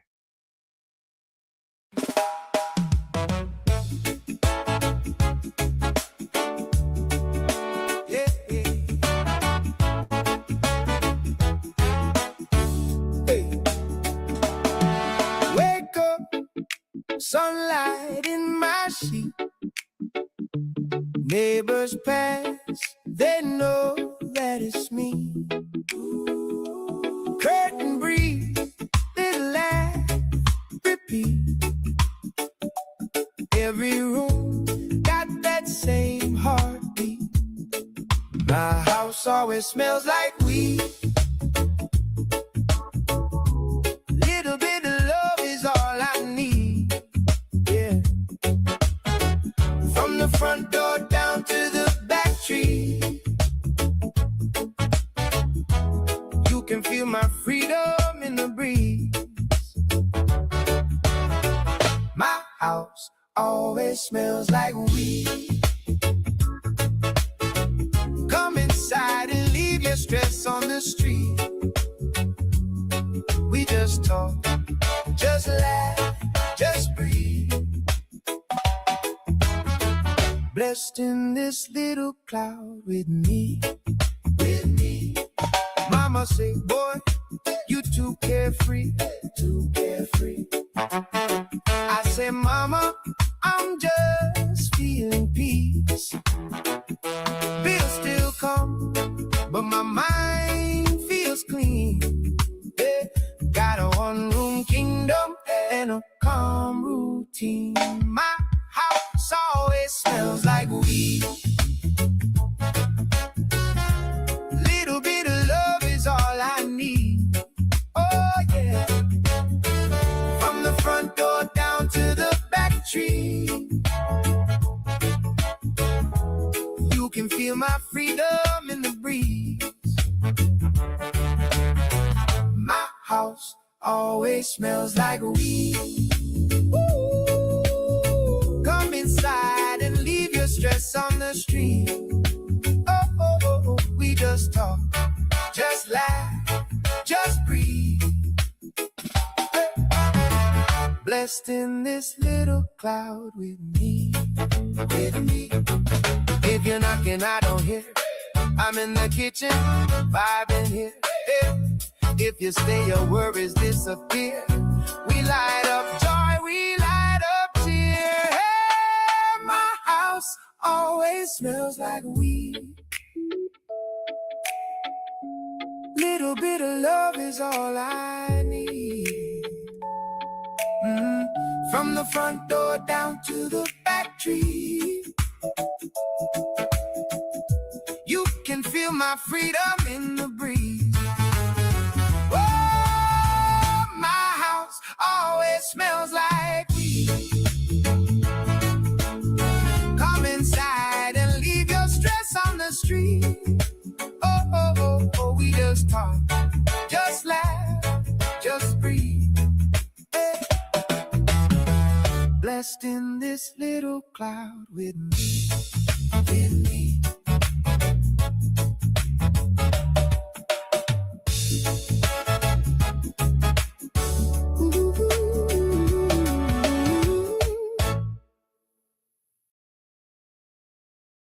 You're listening to the Pace Radio Network here at paceradio.net.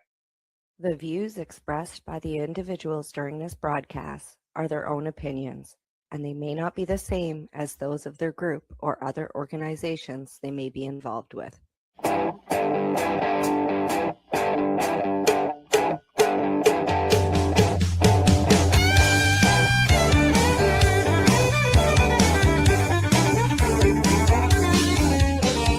woke up this morning with a crack in my head.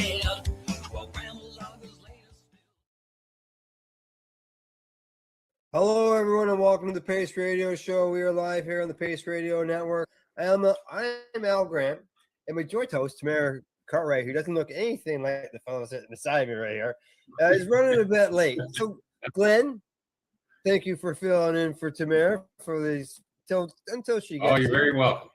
Now, for those who don't know Glenn, Glenn Prentice is his name, and he is with the Pace News here on the network. So, and your past guest here on the show as well. So, yes. Excuse the sounds. There's dogs and everything going on here. Okay, it sounds like it. And we should let everybody know that you're in Costa Rica, right? I am. You are. Hence the look of me. It's very hot here. Yeah, you said it was 35 degrees Celsius there. So yeah, it's 35 and it's dark out. So. It's dark out. Well, yeah, it is here too. So, but you're in our same time zone, right? You're an hour later than me. The hour because of the time. That annual thing that we switch twice a year. Correct. Right. Yes. Glenn and I, we've got a guest joining us shortly. Who is Loretta Clark. She's a former network host here with Tamara on Canada, Quebec. We'll be talking about cannabis, regs, the laws there in Quebec, how things are going. There'll be some arts, bit of a patient story that I'm sure she'll fill us in on. But before we get to our guest, we've got something that we'd like to announce that's going on here at the network. And that is the fact that the Pace Radio Network as a whole has been nominated at the Can Expo for the best cannabis-related podcast.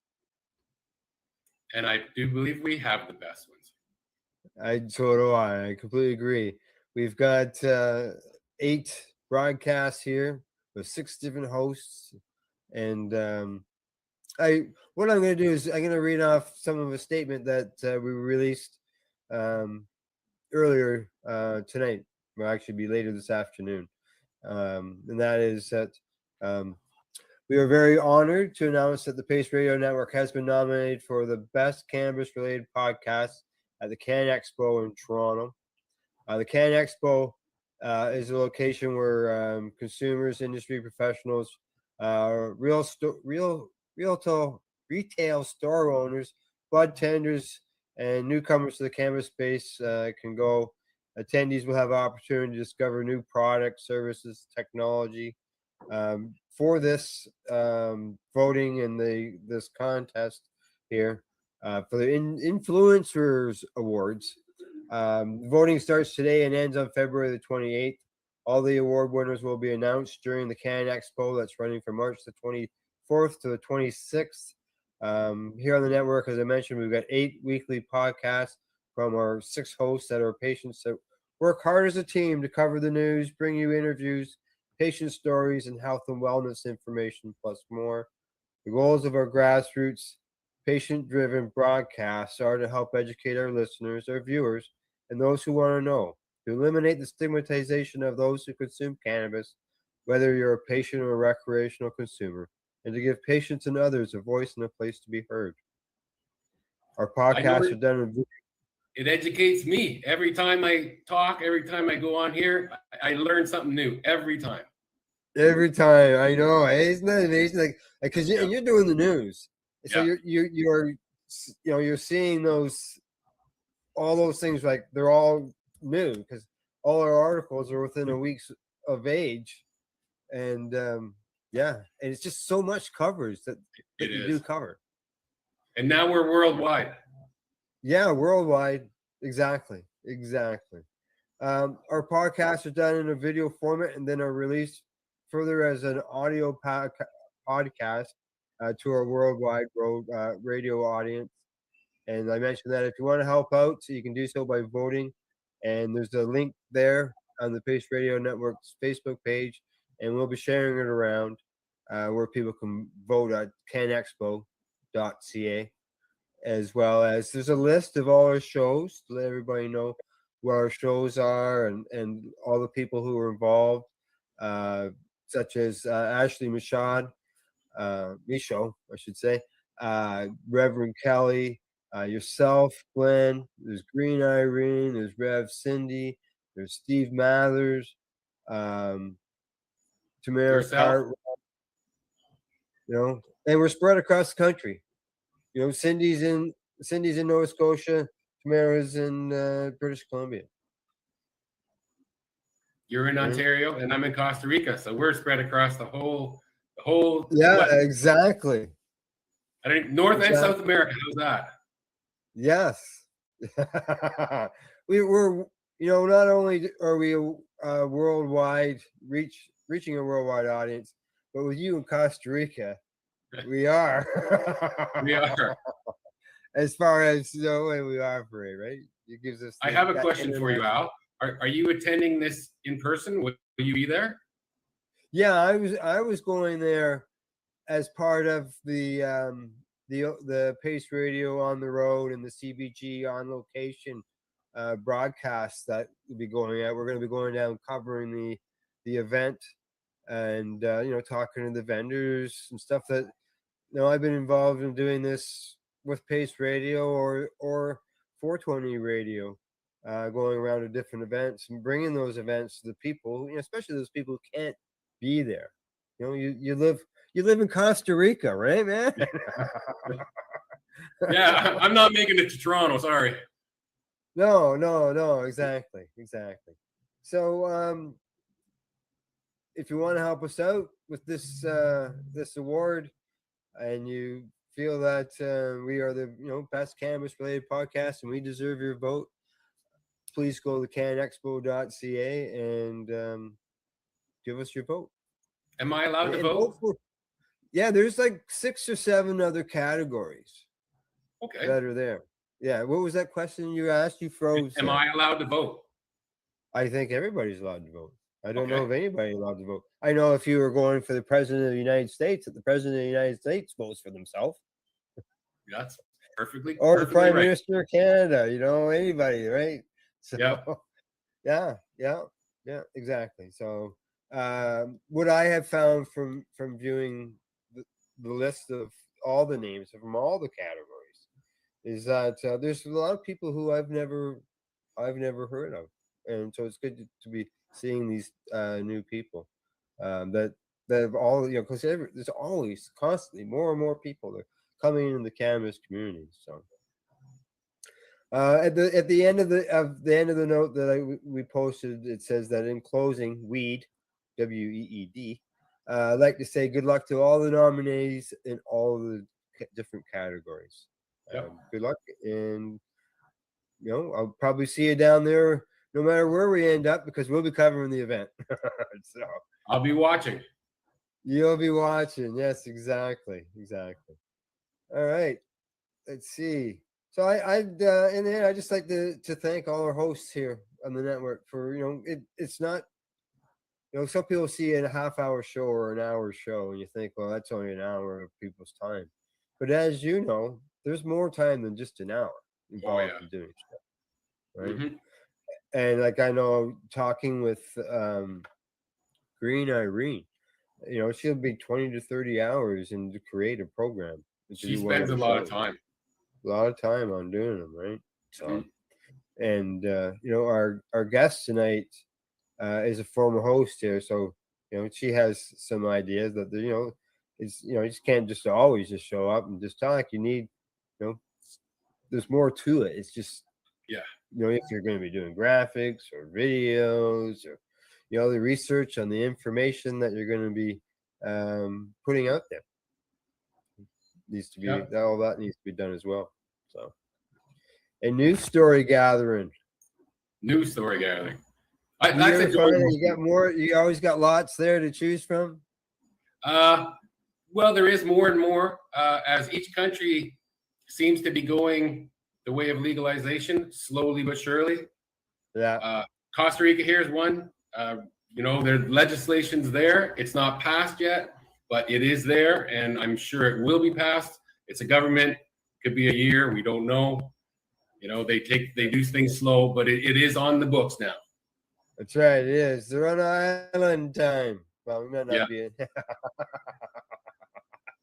island time, man. All right. Yeah. Well, what do you say? We bring in our guests. I see that she's sitting there waiting patiently, and so at this time, we'd like to welcome Loretta or Lil Clark, however you want to say it, to the Pace Loretta Radio Show. Clark. How you doing, Oh, Loretta? Hi, Loretta. how are you? How are you? Very good. Congratulations. I think it's amazing and so well deserved. And that it's awesome that you're nominated. That's so cool. Thank you very much. Appreciate that. Yeah, you deserve it, bud. No, that's fantastic. It's long we all work overdue. Very hard here. That's great. Yeah. It's it's nice to be recognized for what you do. Sure. It's a bit of a I mean, it's, you're like, it's a bit of a this thank is it's like a such an thank you. archive, really. Like this is like, historical archive, I think, this medium and what you've done. Just like when I think we were talking a little bit before, we mentioned Treating Yourself magazine. Like, wow, I mean, that's going back to the roots. But this is like, this is all like, so it's so important what you've done, Al, so you so deserve it. That's so cool. Thank you for your kind words. That's one of my favorite times I ever spent with Al, doing Treating Yourself magazine. We did a paper lounge tour in Toronto. Yes. Maybe, what is it, a dozen years ago, maybe? Wow. It was in, I it was in remember 20 that it was vaguely. it was in 2012 when we did that tour. And Okay. I remember when I asked you about doing that, Glenn, and it was like, because you weren't out in the public, like smoking bongs were done in the house. They weren't done, you didn't go away and smoke bongs or anything, or joints. We all grew up with reefer madness, so I was still in kind of that zone when I had a medical problem, and Al helped me out, and that it went from there. But it changed my life. It changed the way I looked at things, that's for sure. It sure has. Yeah. There you go. Hey, you see, Tamara's made it. Woo! How Hi, you doing, Tamara. Tamara? I'm here. You're here. Yeah, I'm here. Good, good, Waiting for good. Michael Blumen, but yeah, I'm here. Yeah. How was Oh, look work at that today? cute dog. Okay, wait a second. What's the temperature everywhere everyone is? We'll Oh. end with Costa Rica, of course. We're around minus 15 here, and we're supposedly going to minus 30, some say, by Friday. I don't know. Al? It's been minus what is it? 25 here, and it's Is supposed to it? get to minus 5 by Friday. But It's gonna feel like minus 35 here over Friday and Saturday, and then go to +1 on Monday or on Sunday.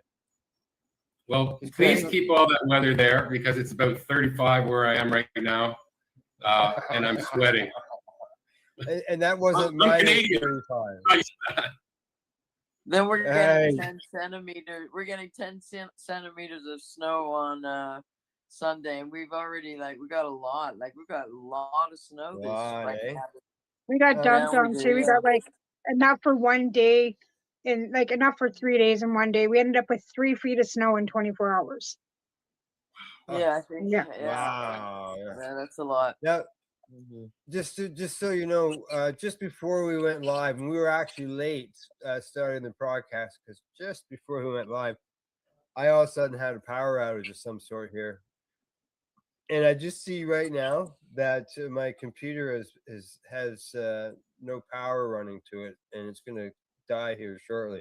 So what I'm going to do is I'm going to stop my camera and I'm going to set up a new power source for me, and I'll let you guys continue this conversation. Okay. All right. Just so you know, Tamara, I read off the announcement that we put up on Facebook about our nomination. Feel free to comment, say whatever you want, and I should only be about 2 minutes. And All right. Well, I was 20 minutes late. Well, it's because my job, like I got this job now, and like I'm not liking this job. I don't think it's gonna last. What happened today? It's retail. Well, I quit my job working at the catering company, and now I'm working retail at Garden and Farm and Pet Center. And the people are great. It's just that it's retail, and I've never done retail before, and I'm not thinking I'm liking it. So because you have to fake being nice to people, and you're not. It's not that I'm stocking shelves and I'm hanging clothes and I'm doing stuff that I was hired to be the hydroponic specialist, right? And now we found out that we cannot grow cannabis in the store because of legalities, because it can't be in public where children can see it, right? So we can't even grow the 4 plants that I planned on growing in the store. We can do classes, which is great, but if you can't show the people what you're growing, then why, like, what's... So I was hired to be, like I said, the hydroponic specialist, and now I'm hanging clothes and dusting boots and putting out things dog that you don't food want to and do. Things that you don't want to do. it's not that I don't want to do it. It's just that I didn't get that's not me. Like baking was one thing, okay? Like I'm a baker, working at the restaurant, doing the food and stuff. That was awesome. This is not me. I mean, like I said, it is because I love the plants and that kind of stuff, but I don't know. I'll stick it out for a bit longer. I hope that like you're closer to, your passion project of baking and doing videos about it. I think that'd be cool. Well, I'm going to start to get baked with marijuana here right away as soon as I get my logos and everything, because that's another project for the network, right? Oh, yes. So we've been nominated. The network's been nominated for an award, and we've all, like the whole network, so that's all of us incumbents.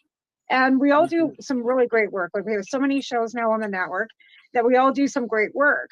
So we've been nominated for this. I know. I think it's amazing fantastic. award.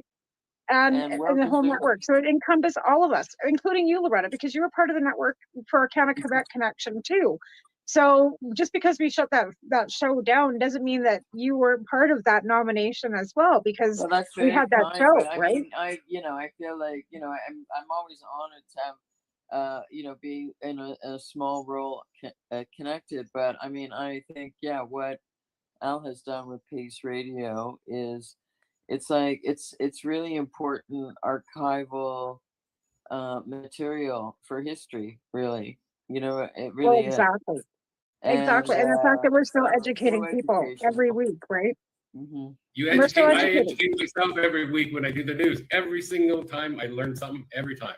Right? And that's the thing, like we're learning something new all the time. And with legalization, I think we figured that it would peter down, but with legalization, what it's done is given more patients access to cannabis, so they want to ask more questions. And so when they come forward and they ask, about these things, at least we can't, like, of course, with the medical stuff, we can't really give them medical advice because that's not, we're not doctors, but at least they can at least look up what they want. And then they can go into a location and try and find the strain that might possibly help them. Whereas before, patients were always struggling to get access wherever they were, right? So, like I said, again, with legalization, it's there's the good and the bad. And Loretta, you've got a job working for an LP now. So how is that going? Like, really, like, I know we talk on a regular basis, but I think when, you're in the fight for legalization, it does all feel very, local and also national. But now that that's been attained, even though it's not the legalization like the one that I had hoped for, that's for sure. But it's changing slowly, and it's still in a process and whatever. I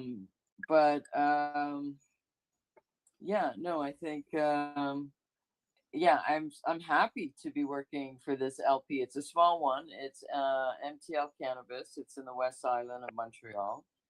And I think because, I had a lot of experience in the very, very early days of not being in really healthy gardens, but, some definitely were.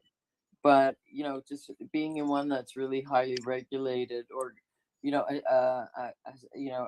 it's like, yeah, no. And it's also, it's close to farming. One of the things I do, I work in post-production. And I'm part of a team that takes down the plants, so harvest day. And I just, All I really right. enjoy it, even though I'm dealing with some chronic pain issues. I'm like, yeah, no, I like, it's like that's I always call, I always think, okay, yeah, this is the day I feel like I'm a farmer, the way we do it. So, and the plants are big, so yeah, no, it's been like, Big I is think I've good. been working there about 8 months, But and they're, it's been like a you said, really it's good highly experience. regulated, right? So Health Canada is in there on a regular basis, right? And Health Canada Yeah, has no, cameras since that they I've been watch there, them. yeah, no, we get audited quite regularly. We're under surveillance. I mean, I enjoy the highly regulated aspect of it, honestly. I just, I just do. And but most important is there's a core group of people. They're very creative, just what you'd expect with cannabis. They're musicians, they're artists, really lovely people, young people. So I'm having so much fun working with them, and we're having fun working Well, let's together. hey. And it's it's like it's small in some ways, but it's growing.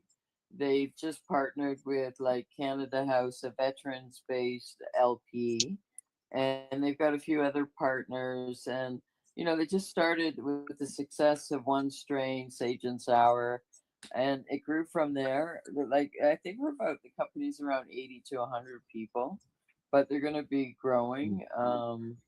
But the rooms are, considered still, I guess, by LP standards, like they the rooms are not huge, like massive So warehouse like, spaces. so it's not a micro grower. Being Yeah, I came in partway through the conversation, and it's a good thing I left when I did because I lost all my power. yeah. Yeah, no, I think You have they no are. power? They're considered small, but I don't think I think there's a couple of definitions. Like I don't know how small micro is, to be honest with you. Micro's only But 100, these ones 100 are square feet. this is small. This is small LP. Yeah, see, and Yeah, then this is small. micro is like 100 square feet. They can only do like 100 square feet, I think, or 150 square feet. The micro goes like in between the two like blue lines of a hockey Yeah, arena, right. Yeah, I they're, right? remember they're there was some limited to the equation, so it's production. bigger than that Right. for sure. Yeah, So no, we there have was one some here equation. too. There was some equation for for the arena. I mean, I don't know exactly. I don't want to represent them. I don't know. I'm not supposed to be saying too much, I Yeah. think, but Yeah. yeah. Yeah. So you mentioned that you were part of the harvest team. You tear them down. Like, so do you get Yeah. involved in the trimming? Like, I don't know what all you can say or Yeah, can't say, but no, post production. And they're looking for workers. Post production includes like trimming, and they pride themselves on being committed to craft. They have pretty high standards, and so basically there's hand trimming and scissors trimming. Depending on the strain. yeah. Oh yeah. We do a lot of like one strain that's called apple fritter, and it really doesn't it's really better to hand trim it, thumb trim it basically, than scissor trim it, you know what I mean? But they do like, they pride themselves on, like I said, being committed to craft and being on modern street. They definitely do business outside of Quebec, but in Quebec they're not doing edibles yet, so they haven't gone down that road yet. But Yeah. Your they're edibles are restricted. limited. I think you guys only got 4 edibles or something that are available to you. Yeah, there seems to be still too many restrictions. Well, Quebec And has like their always had the website, higher their restrictions, website right? doesn't say much. They're very low key, you know what I mean? Because Quebec forces you to be. Yeah. that's why you can't really promote them, like, whatever. Like it's a bit, ridiculous. Like it's way more You guys got restrictive. like Yeah. figs. Figs is your edibles. Like Glenn. What?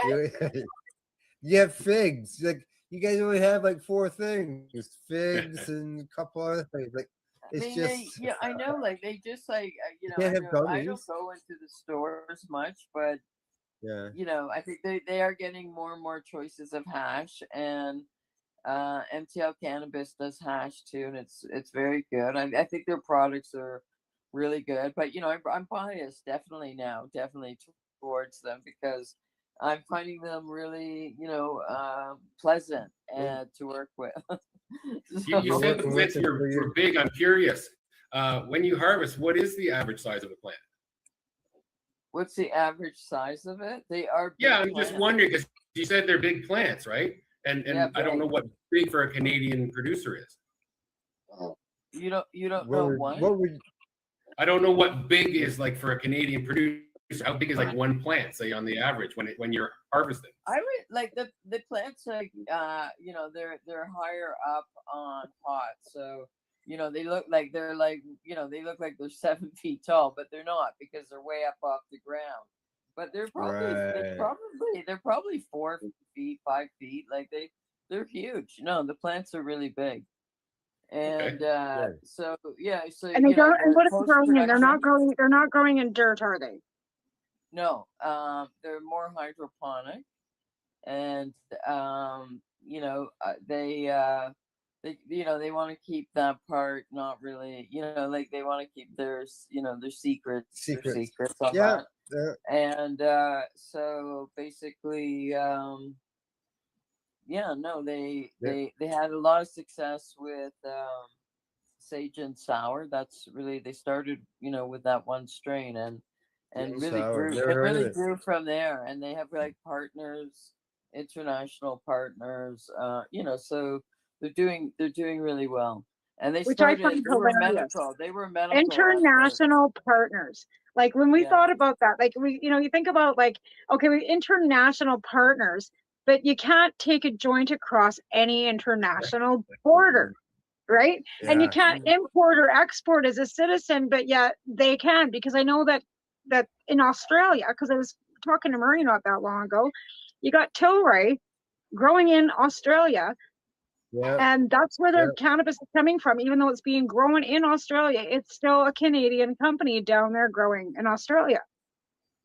So I kind of find it hypocritical that they're allowed to have international partners, but yet they can't promote in Quebec, right? Quebec's like, no, you can't promote. Right? We're allowed to have international partners. That's just No, it's crazy. It's crazy, but none of it makes any sense. It doesn't make any sense. It's like some weird, hangover of prohibition, stigma, blah blah. But they love the money, and so they go. They got to see that loosening up means more money. I mean, it's coming, but it's just, whatever. They're like, I can't. Well, it's stupid because they don't want to appeal to children, right? Like this is the thing, they don't want to appeal to children. Yeah, we have children that actually need cannabis, right? So you don't want to appeal to children. You don't want to, but here we've got Sophie, she's 6. We got Haley, well, she's not a kid anymore, she's 30. We have all these children that benefit from the use of cannabis. We could be giving our kids cannabis to sleep instead of melatonin. You know what I mean? Because I think melatonin's harder on your kidney than cannabis would be. But yet they don't want to appeal to children. But we should be the first line of defense for our children should be cannabis. That's just my thoughts. Like, not that I want my kids smoking a joint. I don't want my 13-year-old smoking a joint. I don't want him smoking anything. I get it. But I think they don't. They still have a hard time thinking of it as medicine here. Like they're just behind. I don't know what to say, but they're, because Health Canada will not recognize cannabis as a medicine. So we are right back to the same dilemma and the same conundrum we have always been as patients until Health Canada, and I said this at the legalization roundtables when I was in Vancouver before legalization, I said it right to the policymakers. Until you guys recognize cannabis as a medicine, we are going to be in the same conundrum that we are now and after legalization and going into legalization, because you're still going to leave the people that need it for medical purposes behind. And they have. Yeah. Why we had to have court cases? Why we have all these people that were, that are like the VCBC having to move. They're helping medical patients, right? But then you got Remo and Sandra that just got a medical licensing. So what is it? What side of the face are they talking out of? You know what I mean? Like you got medical over here that they're still giving medical licensing to, so you can help patients, and patients can still, but they're not giving them compassionate pricing or anything else along those lines. It's bullshit. Well, hey, we all spend a Friday night sitting around fire having suppositories as a recreational item, right? Like, come on, fuck. Between them and facial scrubs and all the other things that they say it's a recreational use, but those aren't recreational items. Caps. It's just They've got caps in there, even the edibles. Like to be fair, who sits around and eats cake? Like, I mean, it's not recreational to sit around and eat alcohol cake and you know what I mean? Like what's recreational about a fucking muffin either? There's nothing recreational about that stuff. It's because patients used it for pain, inflammation, depression, anxiety, whatever, and we were baking it in, and we discovered, patients discovered how to infuse butter and how to infuse the oils and how to infuse all that stuff. None of that was for recreational use, but yet they want to use it as recreational. It just say it for what it is. Cannabis is medical, no matter how you frickin' slice it. No matter how. Yep, you always get the benefits from it, no matter whether you're a patient, whether So. I know here in Costa Rica, it's legally available to medical patients if you're a citizen. If you're not a citizen, you cannot access it. Like I said before, there's legislation on the books, but it hasn't passed, and that's for recreational. And they're planning on doing cannabis tourism here. It's the first place I've ever heard of that's actually planning cannabis tourism. Well, I think it's a great opening. Canadians love to go to Costa Rica, so they're just being smart. And it's warm, and it's just going to be way more appealing than Mexico because there's no cartels there. Seriously, like you go to Mexico, you're going to get shot. Compared to Mexico, this is so safe, this country. Right? Yeah, and that's a difference. Sure. And that will be really appealing to Canadians and Americans because there's so many states in the States that are, and Europeans too. So because in Europe, they're not even as far ahead as we are. Amsterdam was the place to go, and now it's more restricted than we are in Canada. Pardon me? They're trying to close Amsterdam down for tourists now. No, right? And that's what I mean. I don't understand the whole backwards thinking in Europe. And then here we are moving forward in Canada and Costa Rica and other places, even in the States. To be fair, Biden has been talking about legalization. I work with a lot of young people from all over, actually. And I worked with a young man today from Pierre from France. And he was, and I asked him, I said, do you think you'd ever work in a place like this in France in the next 5 years? And he's like, no way. France is way behind, I mean, it does sort of once you start throwing them the money, it's all about this. Once other countries start seeing the money, they will start. So trust me, when Canada comes out and says we're making $5.8 billion a year on weed, those countries are going to hear that. Yep. And if the liberals would just come out and actually say, and I'm a liberal, I'm not going to lie about it. I'm a chair for the Kootenai Columbia Writing Association now. If it wasn't for weed, we wouldn't have had CRB. The small businesses during the pandemic, we would have went shit tits broke, and they're bitching about the deficit now. We would have been screwed if it wasn't for weed. But we have to take a break right now. They should talk about it more. Yeah, that's right. As Samara says, we got to take a break. Now, Glenn, are you sticking around? Or are you? I'm not going to be half the break, so Pura Vida, everybody. That means pure life. You take care, Glenn. Good seeing you. Bye now. Good seeing you, Glenn. All right. As we go into the break, I'm going to play a little video here on us being nominated for the award. This is something that Green Irene myself put together, and there's actually 8 videos. But what I've done is there's two videos, and one of them is done with different background music. Some of it can be chilled, relayed back. Some could be funky. Some could be electronic. Could be something that's soft or light. So it's all different kinds of music we played with that one. So I'm gonna go in with one of those, going in the break, and we'll see everybody on the other side. You're watching the Pace Radio Show. We're live here on the Pace Radio Network.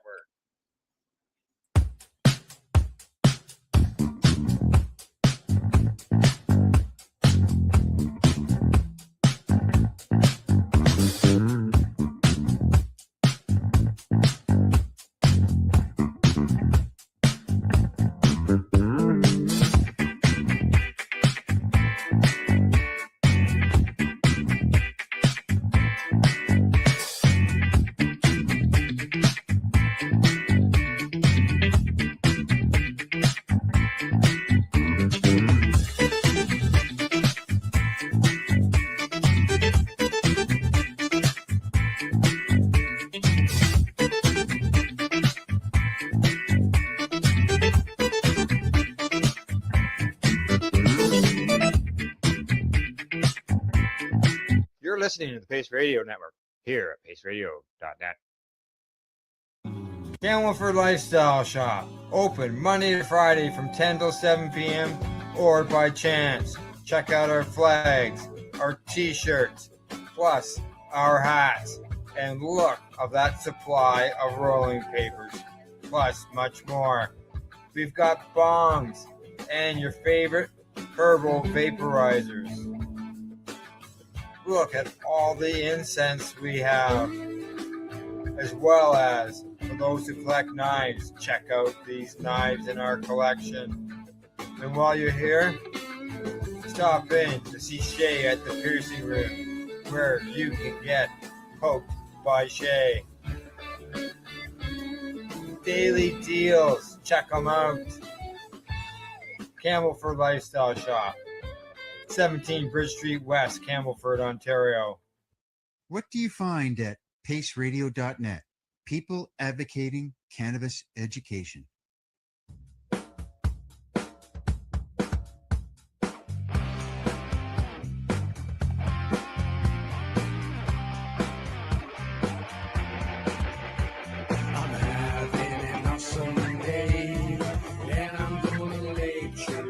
That way. I'm having an awesome day, and I'm gonna make sure it stays that way. Limestone City Hydroponics is Kingston, Ontario's hydroponics shop. Take your growing to the next level and create the optimal environment with a tent kit, or maximize your yield with an ebb and flow flood table kit. Either way, Limestone City Hydroponics has more sizes and options to fit your needs. Are you looking for the power of the sun that adapts to your budget? Then look no further, as they have professional grow lighting. They have indoor grow systems that are easy and cost effective, with many options to fit your living space and lifestyle. Cultivate your growing potential. We have everything you need to succeed. And if you can't make it to the store, they offer local delivery to the greater Kingston area. Remember, when you're looking for experts to help you grow, then look no further than the locally owned Limestone City Hydroponics, 105 Sunderland Drive in Kingston, Ontario. Call them at 613-548-0420. Rerolled Saturdays. Check it out. Nothing but non-stop cannabis and psychedelic programming. Find it at 420pace.ca. You're listening to the Pace Radio Network here at paceradio.net. Wow. If you're watching the Pace Radio Show, don't forget. What? Well, I just checked my Oh, that mail. was an ow. Oh. No, it's a wow. It's a wow. It's a notice from our city about a public hearing notice. I have lived here for 14 years. Well, since 2014. The previous city council, our mayor, sucked so bad that we didn't get any of this. We didn't get public hearings. We didn't get notifications about nothing. We have a new mayor. We have a couple new city councilors, and we are getting public hearing notices about changing a bylaw so they can actually make single dwelling like homes, so you can have a basement suite. Because right now there's areas in our town where they won't allow you to have a basement suite. They won't let you do any renovations. You have to have these ridiculous permits. The city has waived all permit fees and are allowed and having a public hearing. That's what two new city councilors and a new mayor does for you. Yeah. Well, yeah. It's Excellent. like I, That's yeah, it's amazing. like I That's reported. amazing. It's like I Very good. reported last week that Marmara opted in on cannabis with a new Yes, exactly, right? council. Yeah. It just takes changing the system slow. It might sometimes it takes really long. But you know what's really sad about this? We have a population of 21,000 people approximately. And our city Yeah. council, our last municipal election, 4,500 people voted. Oh, Yes. so a For quarter less of the than people. 5,000 people. That's less than 10% of the population. Yeah. Yeah, that no, I know this democracy Well, you had is 20, you know, 21,000 people, then you have Right. 4,500 people voting. That's closer to a little more than the 10%, but But that's ridiculous. Like, just still anyway. not enough. No. Exactly. You know, it's still less than 50% of the people are getting involved Right. in that process. So Right. that's Right. But yeah. then, like, you know, like you were So- saying, like Loretta's working at an LP, and we've got one here in town, and they just laid a bunch of people off. They're having nothing but issues. And this came in, Dicor came to Cranbrook when I first moved here too. They were starting to set up, and they've changed owners 3 times. They have a new CO, like when I was still working over at Barb's, because they would come in for lunch. And one of the girls that was working there is now looking for another job. And she asked me, like, because the Ukrainians are looking for babysitting, about babysitting these kids, because they just laid off like over half their staff. And where's that at? A cannabis place? Yeah, Dicor Pharmaceuticals here in Cranbrook. They have, like I said, Oh. they've gone through 3 or 4 different owners. They've had nothing but struggles, and they do Tough going through aeroponics. employees too. A town But that they're- small, you only get so many employees, right? Well, that too, but they, you know, claimed they were going to have 200 people for the opportunities for workers, and they don't. Yeah. They have 60 people working there. Yeah. Not even. I So mean, they what'd you just laid think half off. So How do you what'd you run think of the 30 video people? going into the break? Was it funky? Great. It's great. Yeah. I didn't hear it. I didn't get to see it. I don't know. Oh, did you know? Yeah, it had the funky strut music theme to the background. Oh, To it, that's so. good. Yeah. No, that's Yeah, very it's good. yeah, and it lists all the shows and gives a little bit of information about each one. And so Yeah. there's more to Yeah. more to come. There's more to come. Right. That's for sure. Yeah. Yeah. When does Exactly. Well, like I said, when's Judgment Day? Well, the voting is going on now until the end of February, and Okay. then the announcements are done at the expo Which is on when? March Which is when? March the 24th to the 26th In Toronto? is when in Toronto, correct. Where is Here, I got it here on the share screen here. Just give me a second here, and I'll just so what expo is this? Canna Expo is like Lyft, or what is this? it's called the can. This is the first year it's ever been run. It's they say it's Canada's largest consumer show. It's the first time it's ever been done, or for them, right? They say it highlights new products, new technology, seminars. There's a cooking competition here. Bud tenders, they get to go there, and they actually get free samples given to them. There's the awards, the social media influencer awards. That's what we've been nominated for. Exhibitors include producers, craft growers, stores, CB health and beauty stuff. It can be seeds, edibles, and beverages. So I don't know how they're going to be doing that end of things when you can't give. Well, because it's all legal, right? They can bring the LPs and stuff, because that's what's going on in Vancouver for 422. There's some licensed producers that are apparently entering their product into some of these cups. Yeah, well, And I know that's what the connected to the.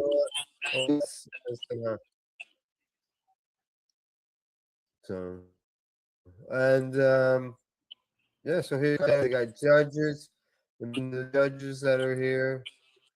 These are all the people who are speaking throughout the weekend. There's Cody Van Gogh. He's a joint roller. Yeah. He's in the Ottawa Yeah, we area, could've- and we had him on as a guest. Do you remember him, eh?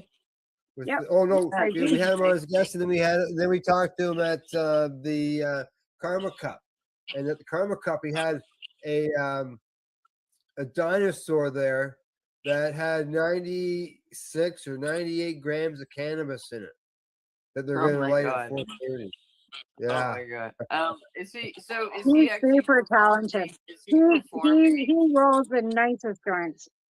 I Yeah. know. Is he Stacy, performing in Toronto? Is he at the expo performing, like, or has a table? he's going to be there. Yeah, he'll be rolling That's so joints and cool. stuff while he's there at the expo. I'm sure. Yeah. That's Yeah. Because so cool. it says here, appearing all weekend long. So he'll be there all weekend. Stacy Boback, she's a former guest here on the Pace Radio Show. She'll be there. Disciplined Stoners, they're looking after some emceeing stuff. Andrea Mihark, she's big in the education and the things. I believe she might be nominated for one of the awards as well. There's Jack Kungle. Most people know who Jack Kungle is. He'll be there on Sunday. And Kim Soltarski. He's the director in that behind the award-winning Men with Dignity and Jack's Garage. Excellent. Those are some, yeah. There's all kinds of information here at the website. They talk about the venue, what it's going to be there. Okay, I'm the sorry, people who are Al. involved. What weekend is it? March the 24th to the 26th. Okay, wow. Yeah. Blaine Dowdle of Itopia Life in Jamaica. He's the CEO down there. He is he formerly ran MedCan Access. That was a dispensary in Toronto at one time, and we would work Pace and them and MedCan Access and Treating Yourself. We worked together, going to home shows and women's shows and health shows to educate people about cannabis. Well, now he's the CEO at Itopia Life down there in Jamaica, and he's got a booth here at this event. Can we get like Tamara at the event so that we can get her in Toronto? No, I can't come out. I got too much shit show going on here. I'd love to be able to come out, but I've got my dogs, my kids. Damn, You know, Suzanne. I know. This building here was. Alright. I've been in it in the past. Are these guys hoping Yeah, to you've do seen this the video every there. year, Al? Are they like planning on doing this every year? I Is would this, think like- so. Yeah, no, that sounds interesting. I would like to. Yeah, well, see, I hope Cody comes to Quebec. Here- Because if there's any event happening in Quebec, I would love for him to do his magic, and I'm sure he'd, give people Yeah, he's great at it. Yeah, he's special. I mean, I think Yeah. that's a special. You can see art. here, it is, and he spends a lot of time rolling those joints, and he's done so many different things. He's got planes, he's got people, he's I got know. zombies. It's just Yeah. whatever you can, and he does custom work. Are there like any others like come close to his level, like that there are contests, or is he just at a level like that nobody can reach yet? Because he does seem like he's, at such a crazy artistic level that most We had another people, guest on. if they could do a cross, that's a good thing. We had that other guest on too. What was her name again? Nikki Robin. Nikki Nikki Robin. Roberts. Yeah. Yeah. So there was somebody else that Yeah, same. She rolled Fairly similar. joints. Yeah, I know she rolled joints and stuff like that. I don't know if she does the level of what Cody does. Like when we had him on, we talked to him about like production. They're doing it legally, being available in stores and stuff like that.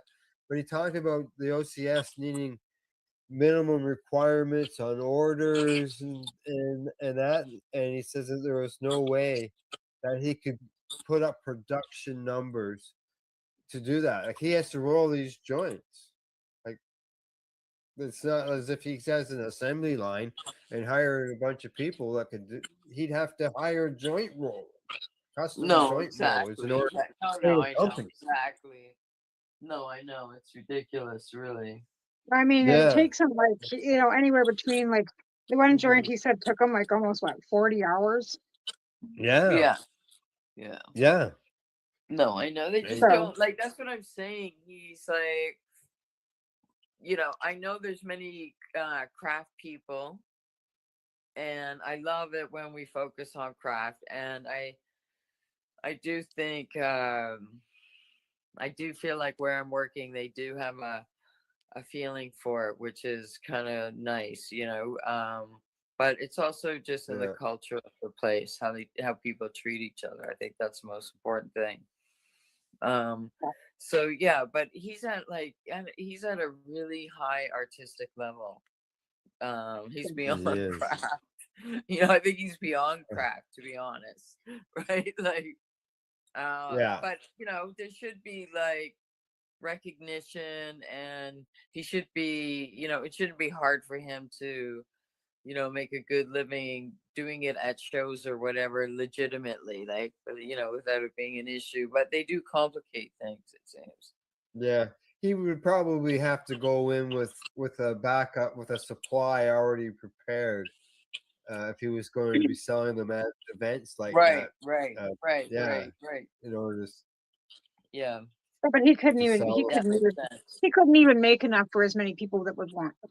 You know what I mean? No, Like I know. he would be sold out within the first couple hours. So you know what I mean? Like there, you got thousands of people who like he wouldn't be able to roll enough joints to keep himself, selling all weekend. Like I just don't see that possible.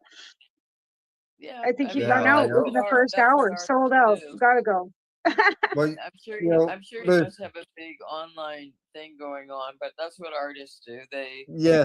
they Twitch. show up at these craft shows and whatever, yeah, and sell out really fast. And no, I think he's super talented. I mean, I would love to, it seems like events are going to start happening in Quebec, and there's an event happening on Valentine's Day weekend in the underground. I'm totally excited about that. And so, things are sort of going back to normal, I guess. That Yeah. seems to be a reality. Be gathering on the hill in April. I'm sure of it. I haven't I'm out of the loop because I'm off of Yeah. Facebook, but Right. Yeah. no, that is like the mountain is a sacred place in Montreal, and it's a ritual, like it always grew in interest. Even like I wondered if with legalization, if like people would still go, and it got even bigger, so, but in the summertime, as you might know, like, when they do tam-tams, it's like very much it's always been a cannabis, event, and long Yeah. before legalization. So, yeah, so people love the mountain, and they really do associate, cannabis with the mountain too, for sure. Yeah. Yeah. Oh yeah. Yeah. Yeah. Mhm. I know. I do. That's what I think about. Is that when I think about, because it's sort of like Montreal's version of Toronto's Queen's Park, Right. where everybody gathers, for cannabis events, Global Marijuana Yeah. March, and stuff like Yeah, that. Queens Park has always, which I think is good. The location of it, it's always been a protest park.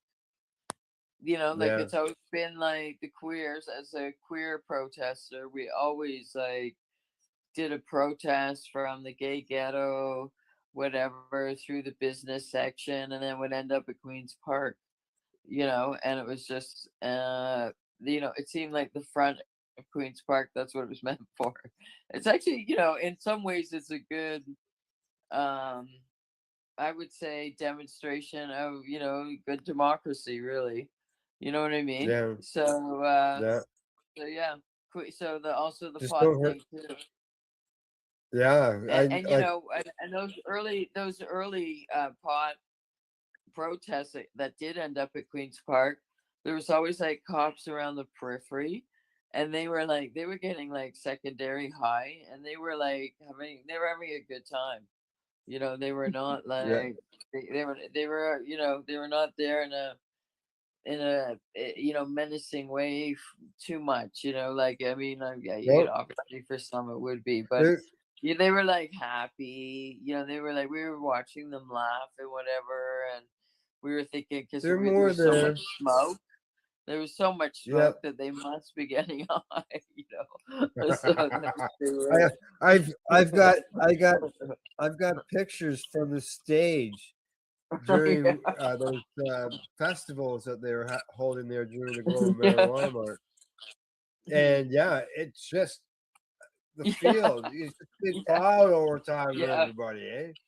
Outside event. It was cool. Right? It was always Yeah. good. So Yeah, yeah. I know. Well, you know, Yeah. when they can see 420 from space because of the fucking cloud, that's a good thing. I mean, Ottawa's. I've really enjoyed it. Sometimes, like in Ottawa, the only thing about 420 is I don't think ever I've been to a sunny, you know, but chilly 420, but I've never been to like a warm. It seems like it's always like it's not only usually It's like never warm. cold, it's It's usually always cold. goddamn It's always fucking snowing. It's rainy. miserable. It's Like, always like miserable here, like right? in Toronto And you have too. to Like wonder it's why pick 420? Like April the I, 20th, like California, is it warm in California? Is this where this comes from, right? 420 comes from California? Of course, because it's fucking warm in April. supposedly. The rest of us were You freezing our know, asses off yeah, still in April. yeah. But I mean, still people come out for it. That's for sure. Oh, I know. The yeah. ritual. Oh yeah. Well, Yep. even for the Global Marijuana March, 1st of May, you know, still no guarantee it's going to be a nice day. No. The only one you could think of that was going to be warm would be Cannabis Day, Cannabis on Day. July the Yep. 1st. July 1st. Yeah. That's Yeah. the only one that you can guarantee that you might get away wearing a tank top. And that's Yeah, icky sometimes out here too. Sometimes it's like, you know, July, it's still like, you know, 1st, it's still like in the, you know, 22, 23. Doesn't start getting like super hot till like mid-July, the end of August, and it's 50 above. Yeah, then we Ugh. bake. Yeah, then Yeah. we bake out during August. That's the dry season. All Right. our lawns go brown and burnt, Yeah. and yeah, exactly. So Absolutely. And our cannabis grows like a bugger because it's so hot and there's nothing but sunshine, right? yeah, We're going yes. out till it's Well, August, right? now, Laura, I know you mentioned you're sort of out of the scene a bit, but I don't know whether you know anything up to date on this. But like your province doesn't allow people to grow cannabis. Still not. No, I haven't like heard. You know, some people like seem to. It's you know, there's mixed messages out there for sure, and of course, because I just so fundamentally disagree with it, I just went ahead and grew for anyways. Encourage others to do the same. Said, you know, like because apparently it's somewhere in the, you know, I think there was an appeal, Yeah, and yeah. then the government's appealing, and I'm not sure. I thought it was like it's got to be like close to being resolved, but I don't know. I don't know where it's Last time, at. last time it was heard before the Supreme Court, and I think we're still waiting on a ruling of it. So, because it's so do you find, I don't know, like obviously you're working with people within the cannabis industry, you know, I would think that those people that you're working beside or near or would see it in the lunchroom could possibly be consumers and growers. Like, does it seem like people are growing anyways, even though the province doesn't allow it, or? Definitely the people, it's definitely attracting people from various experiences, including, I would say, medical, so they would have medical grows that are legal, at home. Yeah. You know what I mean? So that's what I would say is like the norm. Yeah, because you as can long still as grow. all You it- can still grow legally in Quebec if you have a medical license. It's Correct. Yeah. recreation. yeah. Yeah. Yeah. I'm just Yeah, talking yeah, about the regular person that just says, "Hey, the rest of the country can grow cannabis yeah, plants. I'm going to do it too." yeah. Right. I mean, So I think it's ridiculous that they've restricted it because I mean, why? Like what? Just so they can say, "Oh yeah, we're gonna one up Canada. We're not part of Canada. We're like, is this something we're just gonna fuck tail the feds? We're not gonna do." Because of their sovereignty, right? And this is one of the reasons why they can do that is because they've got sovereignty specifically kind of separate, right? Even though they're not separate, but they can do that because they've got this stupid sovereignty act and they pull it. And that's a federal law. So they can, they can kibosh that, whether it's a federal legislation or not. Yeah. It's crazy. It's not right whatsoever, really, You're not allowing, like, even like, I don't know if it's changed. At one point there, you wouldn't even allowed to sell a T-shirt with a cannabis leaf on it or something. No, but along that's that line. still, unfortunately, that's still the law of the land in retail. Like everything is sort of instead of it's sort of glass, but it's glass that you can't see through. It's kind of frosted or Yeah. there's some kind of something because they all had to get them. And it just seems so wrong because Montreal really was the first place in Canada that had head shops, and High Times guy, fought for that and got that and won the right for that. And that was a fight that he won, and that's why Yeah. he kind of had the first chain. Now it's prohibition. It's still a chain, but from going from that like decades before to fast forward, and because the thoughts of legalization freaked them out. Yeah. And this is why even where I work, they're pretty low key. Their website is hard to access if you live in Quebec because Quebec government doesn't really want you to advertise or be seen promoting, and they kind of like promote that the profits from the cannabis sales go to rehab for people who use too much cannabis. Like, you know what I mean? It's like that's what they like. They're like just basically saying that's all it's for that. I mean, you know what? Maybe I'm lying here. I don't maybe have this totally right, so I don't want to misinform, but they use that a lot. Like they have this mindset about it that is backwards. That's all I could say. You know what I Sounds mean? like it. But they Sounds use like it. that. You know what I mean? They But they sell don't it mind like taking the have that money. like it's Like like that's the thing, right? Because the yeah, federal they want the government money is though. They want the right, but they money. still want the money. Exactly. And that's like they get 25% of what the federal government collects, right? Or they do. They get 75% of the taxes goes back to the 25, yeah. province. 75% of Yeah. it. So Quebec is reaping in the 70 plus their own provincial sales tax that they put on it themselves. So the They federal made so much GST, money, like they do. at the beginning of COVID, and that like when they made it an essential service right away, they But that's the realized thing. like Quebec is getting money. They're getting their own provincial they made, sales tax and they off are of it. they're Plus, they're like getting opening money more from and the more federal stores. government off it. They're making a ton of money, yet they want to go and say, "Don't say anything about it. Don't talk about it. You can't grow plants." Shh. But here we're gonna shove all our money in our pockets, and like that's the thing. The federal government's still giving them money too. Oh, we're not getting not enough federal transfers. Bullshit. You're getting 75% of the cannabis GST. Well, they get money. That's right. All right, ladies. It's time for us to take another break. All right. All right. All right. As we go into this break, we're going to watch another one of these videos promoting our nomination for the Can Expo for best cannabis related podcast. And we'll see you on the other side of the break. All right, coolio.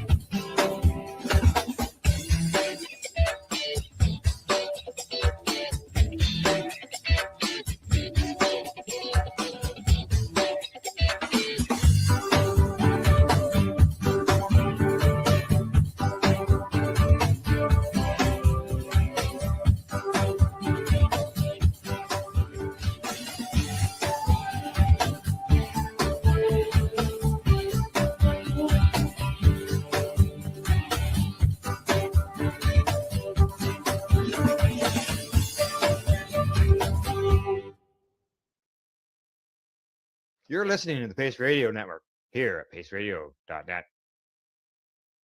Camelford Lifestyle Shop, open Monday to Friday from 10 till 7 p.m.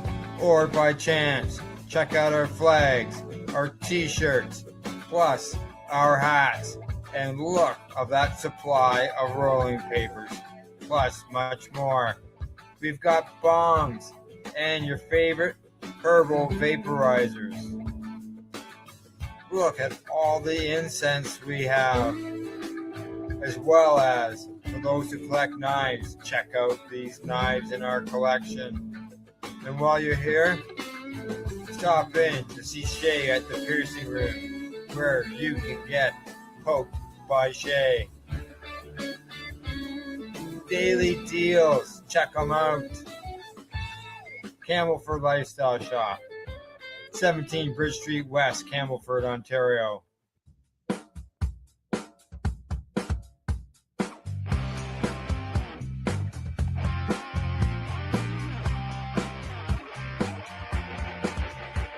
I'm having an awesome day, and I'm gonna make sure it stays that way.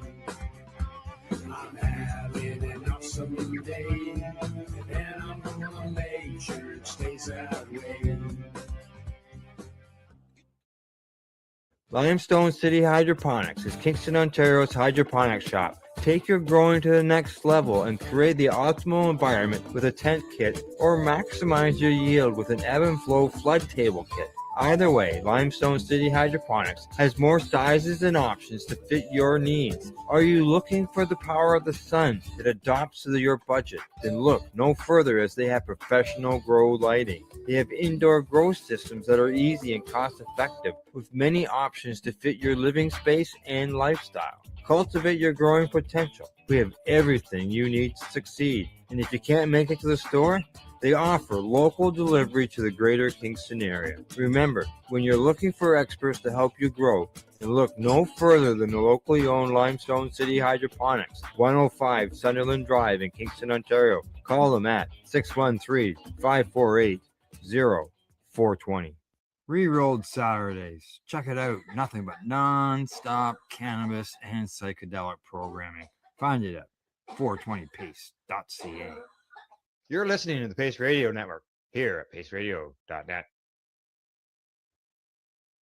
Welcome back. We are back from our break. And Tamara, I can barely breathe right now. My sinuses are just blocked right. It's it's one of those things. Just so you know, my COVID test was much better today. I'm all the way out of this thing. Give me a couple days and I'll be negative. So, You're still not negative? No, not completely. Oh wow, really? The test has 2 lines on it, and I've got one line solid, and then the other line is just very faint. It's not bright red on both lines like it was a week ago or 8 days ago. Right. It's just like a very faint orange line. So that tells me I'm no longer contagious, and things go back to normal here pretty well. So Oh, that's good. Yeah, you sound a bit stuffed up tonight. That's for sure. Yeah, I'm stuffed up. It's just now it's more like a head cold, right? So Yeah, Taylor's been sick again too, but we tested and he's negative. So good. yeah, Hey, there's thank you. Loretta. She's There back. There you are. you go. Should have run for that. I know it's like I had to run like this, like I said, run from 6 o'clock, like drive, like I didn't get a speeding Yeah. ticket. I was safe. Didn't get into an accident. Yeah, And that's then good. I know. I was worried you the were roads gonna are get a terrible. ticket. Yeah, no, Yeah. I couldn't drive fast enough to get a ticket if I wanted to. The roads are so bad. There's so much ice, Oh. like I couldn't get a ticket. I couldn't speed if I wanted to. It's not Oh, bad. okay. No, yeah, no. Wow. I have to drive Yeah. like I'm driving like 38 to 40 kilometers an hour to get home. It's taking me like almost 15 minutes to get to work, which is usually a 7-minute drive. But it's not Oh, bad for okay. me. Yeah. I remember.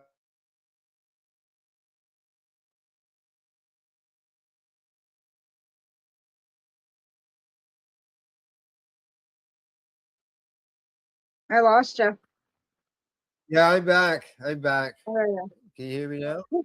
Yeah. Am I live? Yeah, you're good now. Now I can see you. Okay, good. Yeah.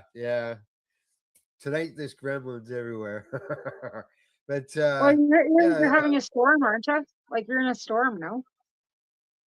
no, we're about to get really frosted though. It's gonna get really cold over here within the next 24 hours. Like Oh, you're getting the tomorrow Arctic night. vortex the week that just left here Correct. because we had it. Yeah. It's on its way here too. Yeah. So it's on the way. It'll pass through here and head Yeah. to probably our friends on the East Coast. Yeah. Yeah, they get it from they get it up the East Coast. They get it across from the West. They get. I know, right? Yeah. Oh yeah. That's why it's so Yeah. hard to grow cannabis outside in Canada. Like to be honest, like I know that you guys are in Southern Ontario and stuff, but I know that here, like the strains that I've tried growing outside, it's frosting before they're done flowering. Like, and we're getting Oh really? snow. Well, yeah, we got like by the end of October, we're done. Like done. Like by Yeah. mid-October.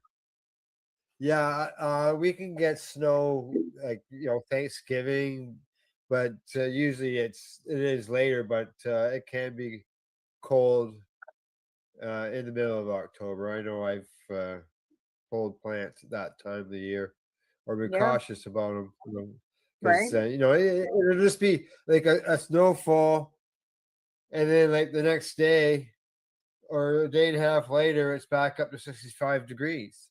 Yeah. Because it's just that time of year. It's just unstable. It's Yeah. the same like trying to put your plants in at the 1st of May. Like, fuck, you're gonna get some cold snow before. Yeah, no. Like, I mean, I'm telling they was like, oh, we should be sprouting our plants. I go, if you plan on, growing them inside, yeah. But don't be planning on putting them out. Oh, we put them out May long weekend. I go, why would you do that? Like, you're gonna end up with them getting frosted by, end of May, right? Like, we still get that. Like, Yeah, you why? can. Like, just stop. Like, I'd wait Yeah, till the middle of June. well, I always suggest the 1st of June is kind of. It's not as bad as May 2-4 weekend could be the 3rd week, so that's another week and a half really afterwards for June Yeah. 1st. So Yeah. I don't know what I mean, happened to throw them in the bucket. Loretta. Where'd she I don't know go? where I don't know where she went. Oh, her phone moved. She's nearby. She might have fallen asleep. And she was there, and then I ended up with an issue there with another gremlin Yeah. and disappeared.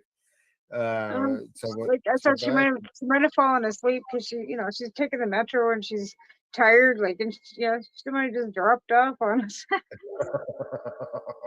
I hope not. I don't know where she is. Loretta. That's crazy.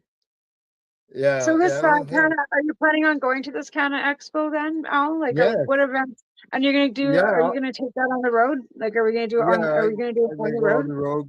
I'm gonna go down to the city, go there. I'll be there obviously for the Sunday. It's usually the day I had to go down. Friday, it's the roads are like you're trying to get downtown Toronto or even to the exhibition grounds, you have to go down the Don Valley Parkway, and it's that's why it's called the Parkway. That's what you're doing. You're parking there. Right. So I always say Sunday's the best day to go because the highways and roads aren't as busy in Right. order to get into these places.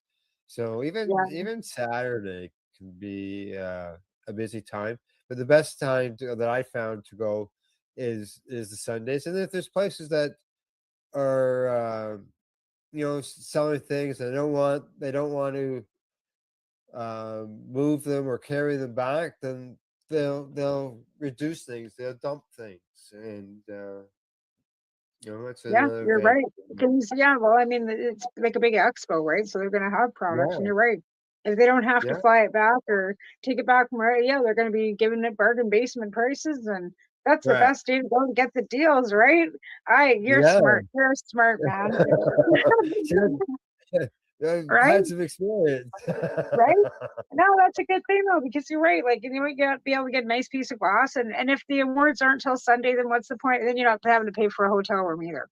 You know what I mean? Like that's a thing too. Like Exactly. if you can drive back and forth in a day, like it's everything has gotten so expensive. Like even the thought of me going out there would cost me like at least Yeah. $3,000 with a flight and a hotel, and it's only for 4 days, and I'm like, that's a fair bit. And if I wanted to shop and eat out, 5,000.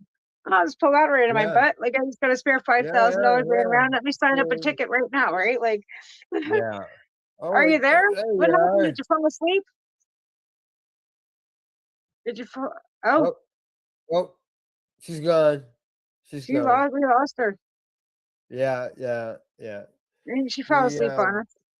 yeah, she's tired. She's had busy times Well, she, working. like I said, she takes the metro every day early in the morning, right? Yeah, And then, yeah, she works all day, and it's a high intense labor job, like taking yeah. down cannabis plants and hanging them up and pulling leaves and stuff, and then trimming all day is not for the faint of heart. Like that's a pretty Well, heavy. I don't know about you, but when I'm doing harvests, and you spend all week trimming, and you don't get nothing else done but trim, trim, trim, trim, trim. Yeah, It is. It's tiring. yeah, Yeah. Like you can get sick and tired of doing it, whether you're yeah, being paid for it or not. But right. Well, you made about one thing I wanted to touch on this expo, okay, which I think that is look as you look here. The CEO is Catherine Riley. I don't know her or anything. It says here that she was involved in the national bridal shows, and as far back as oh, 1982. oh. Yeah, Well, that's the thing. Like, baby these time. now that it's legalized, these people that have been doing events in other industries are going to jump in, and that's Yeah, exactly what's happened. Like with legalization, we've got cops in there, we've got corporate people in there that would have never smoked cannabis in their lives and probably yeah, still yeah. don't. And they're the And ones here's that are the CEOs of these big companies, and that's I think what's disheartening for us activists, right? So there's another lady who's involved in it. I don't know this Kelly. This Kelly we uh obviously know. She's involved in it. There's Thomas. He's with Aggressive Organics, and this marketing group. And if you look at the picture, uh, it's all women, right? So that's good. other than Thomas, the whole event is being run by women. It's all being run by females, which is There good you to go. see. Yeah, that is good to see. I'm Yeah. trying to find a lighter to light this joint, so I don't need to be moving around so much. But I thought I had a lighter right here because Yeah. I'm sure I hit this joint, and now I can't find it, and it's driving me a bit crazy. I want to light this joint. I can't find my damn lighter. This is ridiculous. Anyways, there. Is this the Roche for your Remo joint? Oh God, no! I smoked that all one night. I smoked that the whole thing down before I went to bed. Did you? Okay, So yeah, yeah, because I knew you had put it out, and yeah, I never heard what happened to it. yeah. No, I Yeah, smoked half of it like pretty much through the show, right? And then I put it out, right, and then I finished it off right before I went to bed. but yeah, Yeah, the it's good. I caught there was a thread on my wall, on my Facebook wall about the joint when I posted it, and there was a local guy, and his name's Al as well, and he had commented on it, so I sent him a message and said, "Hey, the joints are at the store in Campbellford at Spirit Leaf," and day or two later, he sent me a message and said that he went in there and he really liked the place, and he had never been in there before, and he bought two of them. Nice. Two supercharged joints. When from what I know, because I was talking to one of the guys that worked in there, it sounds like this next box is probably gone, or there was only like two joints left at that time, so it's probably gone. So who Right. knows? Maybe they got themselves something there. Maybe that store found something obviously that no other store in town has got. Right. Right. So Well, I mean, that's the thing. yeah, That there's a lot of people that recognize that because of the nutrients, because he's been around for decades. Like, he's at every cannabis show. So, like I said, with yeah, legalization, like there's going to be more and more of these shows being run by, like I said, corporate people that were, yeah. running events like bridal shows and egg expos, and because they're like a big trade show. And if the LPs, Yeah, like, basically that's what it is. Yeah, yeah. Like when Marco was doing the right, TY that's Expo, he was hiring a company, that was involved in doing all that, and right, these people, and these obviously with this event, those people are involved in doing those things now. So right, it's good yeah. to see. Yeah, yeah. Well, Yeah. it's And just that's good. I mean, cannabis. that means it's professionally ran and it's showing that the stigma is coming off, because everyday Yeah, people that never would have ever gone to something like this are now interested, and they're marketing it. And that's what I find kind of funny, because they're not supposed to be able to advertise and be involved in this stuff and market it, but yet they still are, right? no, yeah. Well, you can see here they're advertising this event, right? It's a cannabis event. They talk about all the different things, and they do mention the samples for those that have their can sell that are bud tenders. So Right. they're giving away cannabis at these So it's like events, basically for the which is industry, like the legal industry, right? So it'd be like liquor. Okay, the same type of thing. So it'd be like a big liquor like convention where you have all your yeah, vodka vendors and all your, because let's be honest, at the farmers market here, we've got these little microbreweries and stuff bringing out their gin and their vodka oh to the yeah, farmers yeah, markets, right? So when is it going to be yeah. the little cannabis farmers, but we're not allowed, like the 4-plant grower, but we can't, right? Because we only have 4 No, plants. no, but we can gift our cannabis. So could we go to a farmer's market and gift uh But our no, like that's the cannabis thing. Like to people? we shouldn't be able. It should be the same thing though. We should be able to grow enough cannabis to be able to take it to market, just like they can with the liquor, Oh, I completely agree with you. You're doing with the rest of the stuff that's growing in the same garden, right? right? Like grow with your tomatoes and your cucumbers or whatever, right? And then have the ability to sell it at a farmer's market. They're selling, like I said, they're selling freaking vodka and like home, like it's not home brew. There's these little micro whatever they So it's are. okay. So it's not moonshine. No, Okay. no. It's some like there's little distilleries, right? But they don't know Yeah, like these yeah. little distilleries. We And have a they've got microbrewer in the area as well. Yeah. yeah, but they're making gin and vodka, and they're taking that Wow, to really? the farmers market. And it's not beer. We have several of those here too. I think we got 3 or 4 microbreweries in town. Yeah. Like seriously, in town we have like 3 or 4 microbreweries. It's like behind the restaurant that You I got was like more behind Barb's. yeah. There was a Oh, guy you there got who had more. one big still and he was making beer. Wow, really, eh? Yep. One still making beer. Yep. Yep. You can't produce your own beer and sell it.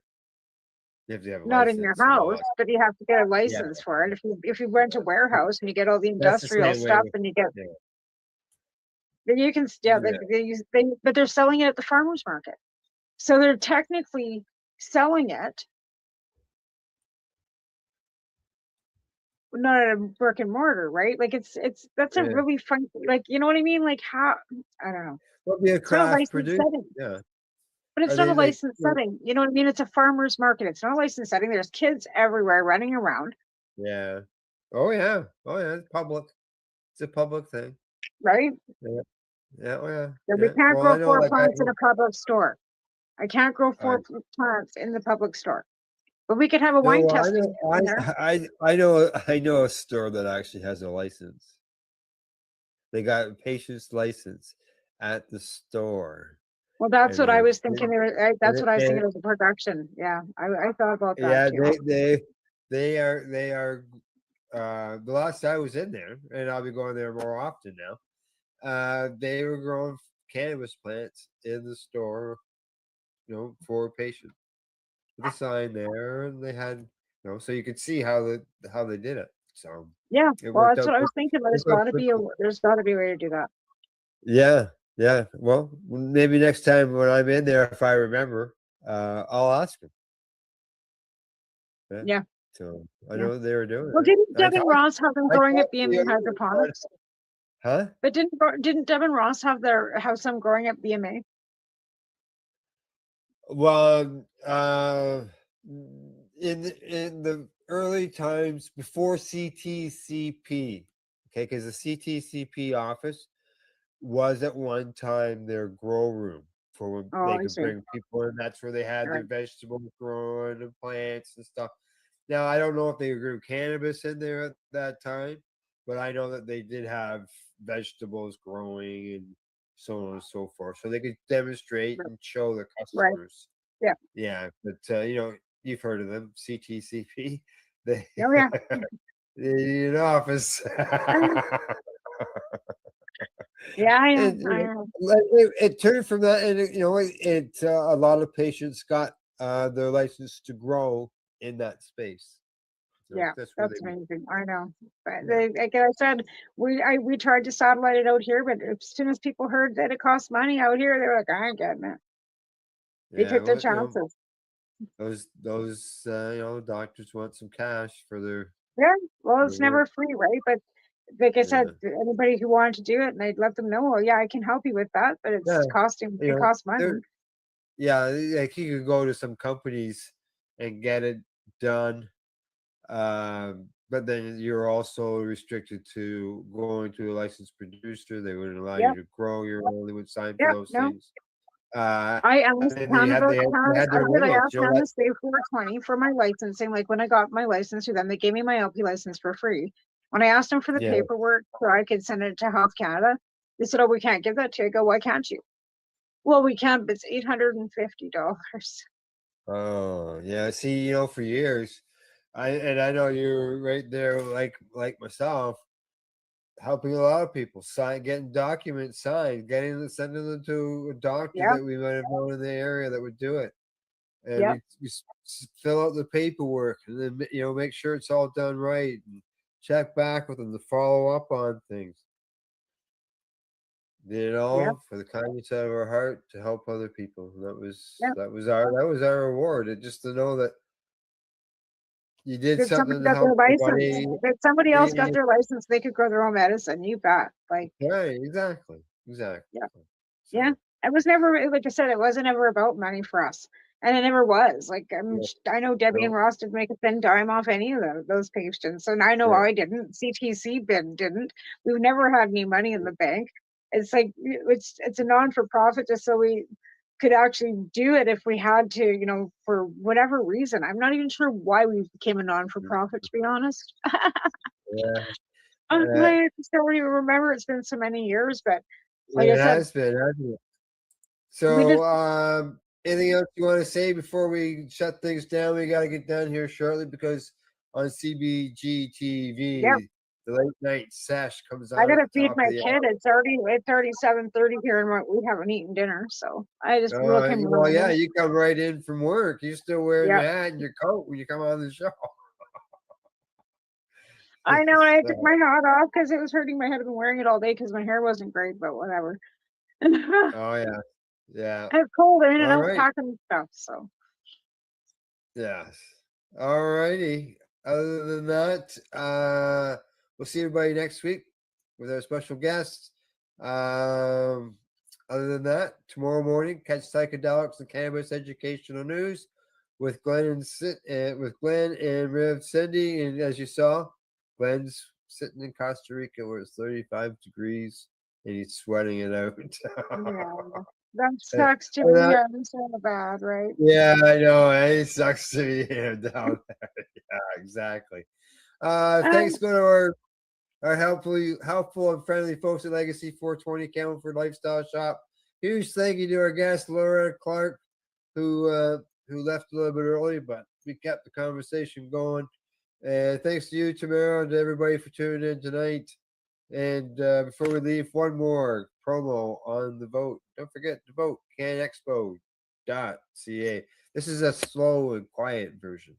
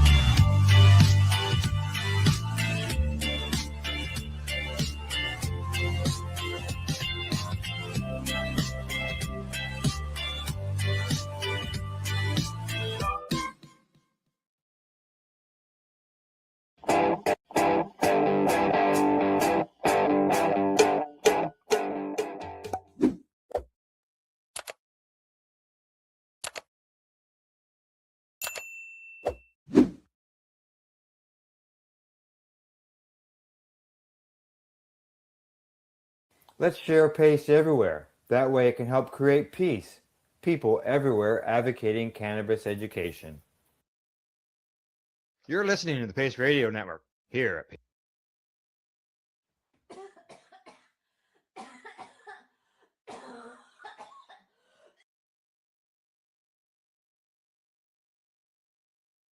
The International Cannabis Business Conference headline in its report says Nepal MP urges government to modernize cannabis policies. During the Shivaratri festival in Nepal, one of the nation's largest annual Hindu festivals, it is common for people to be seen consuming cannabis despite cannabis being illegal in Nepal since 1976.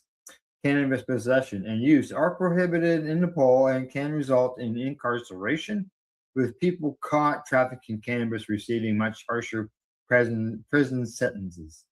In recent years, countries all over the globe have worked to modernize their cannabis laws and regulations to permit various levels of commerce, particularly medical cannabis commerce.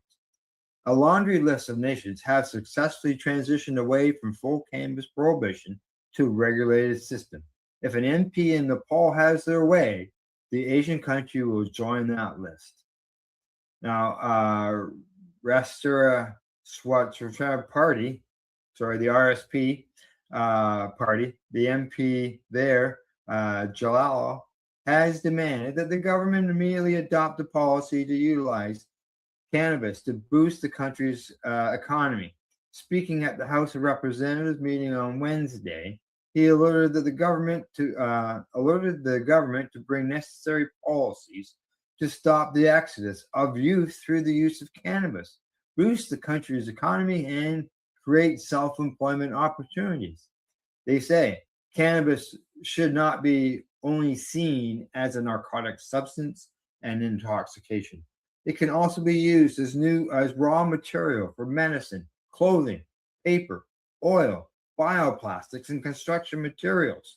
Many countries around the world, including the US, Canada, Australia, France, Germany, China, and India, are building economies worth billions through scientific and systematic management, the MP stated. Now, Nepal's economy is heavily dependent on the national agricultural sector, which is estimated to employ roughly 2/3 of the population and generate about 1/3 of Nepal's GDP. Nepal's nominal GDP ranks 99th globally among the world's economy, and the nation has a long and rich history with the cannabis plant, and it deserves to take its rightful place in the emerging international cannabis industry. Ooh, yeah. Ooh, yeah.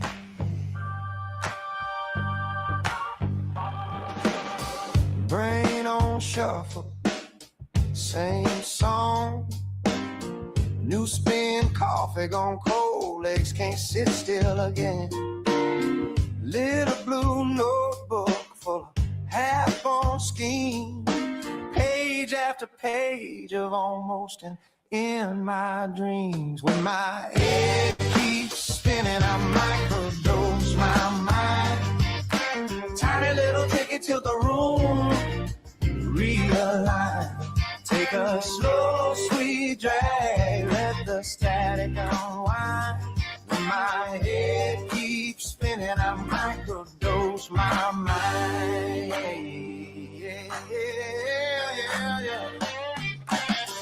To-do list tangle, knots behind my eyes. Future on fast forward, past on endless reprise. So I count my blessings on my fingers, on my toes. Then I count my troubles, watch them shrink down to a microdose. When my head keeps spinning, I microdose my mind. Tiny little ticket to the room, realign. Take a slow, sweet drag, let the static unwind.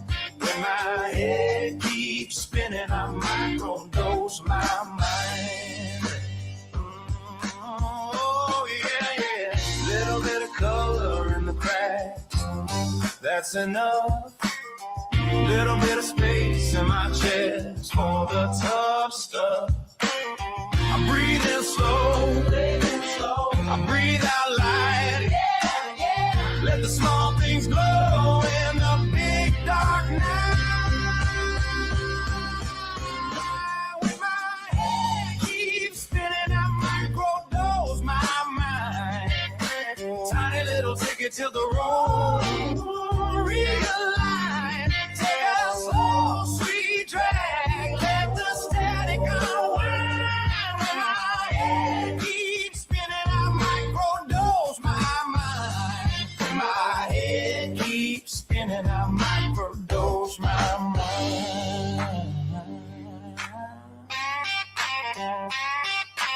Ooh, ooh,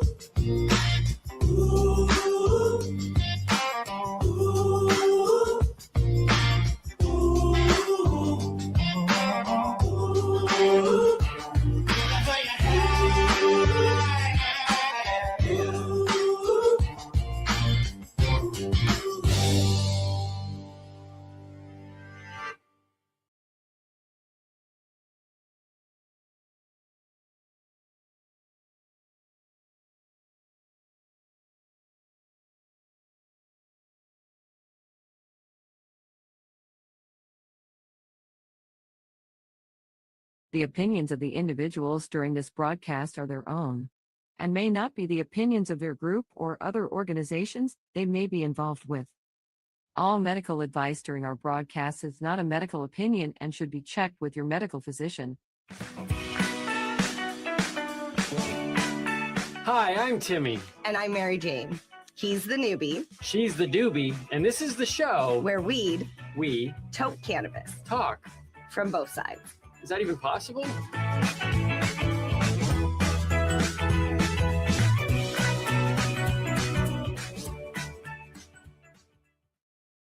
This podcast is for adults only, should not be used as a meal replacement, and may contain nuts.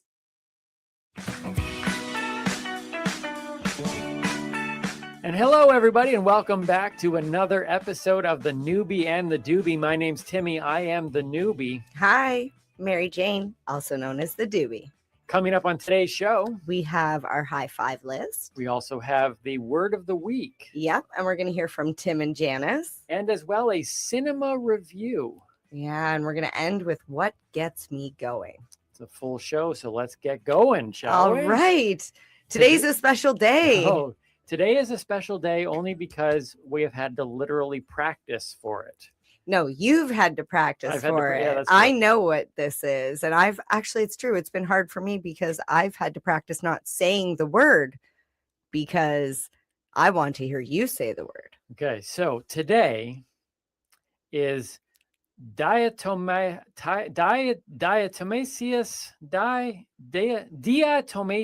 Earth Day. Is that right? Also known as Diatomaceous Earth Day. Oh, it's a shush. Diatomaceous. Diatomaceous. A diet? Okay, so diet. Omaceous. Omaceous. Yes. Diatomaceous. Yes. So it's Diatomaceous Earth Day. That's correct. And I actually have some diatomaceous earth right here. And I'm going to be super careful with it because it is a poison. I'm going to talk a little bit more about it, but I'm just going to set it right there. So do you want me to talk about it right now? Get it over with? Well, I'm just wondering, like, if it's a poison, why is it here? Okay, so it's like literally this could be our last show. Don't sneeze. Don't. It's fine right now, but do not put it all around. Here, let me put this in front of your face. Don't sneeze. You do realize that I have sneezing fits. This is true. I do, but I catch them. Like you do the first. Yeah, but I literally, when I sneeze like I no less than, let's say, what, 15? I was going to say 32. Yeah, well, my record is over 30. Yeah, they go on rather long sometimes.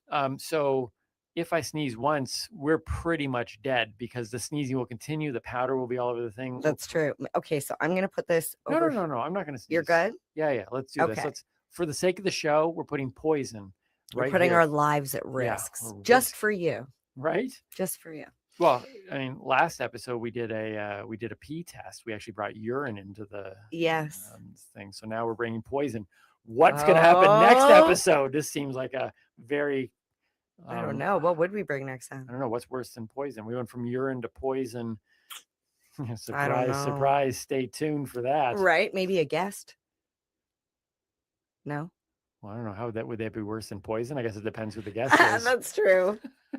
All right, so talk to me about diatomaceous. Diatomaceous earth. Diatomaceous earth. Okay, so I'm familiar with this because I use it in the garden. Okay.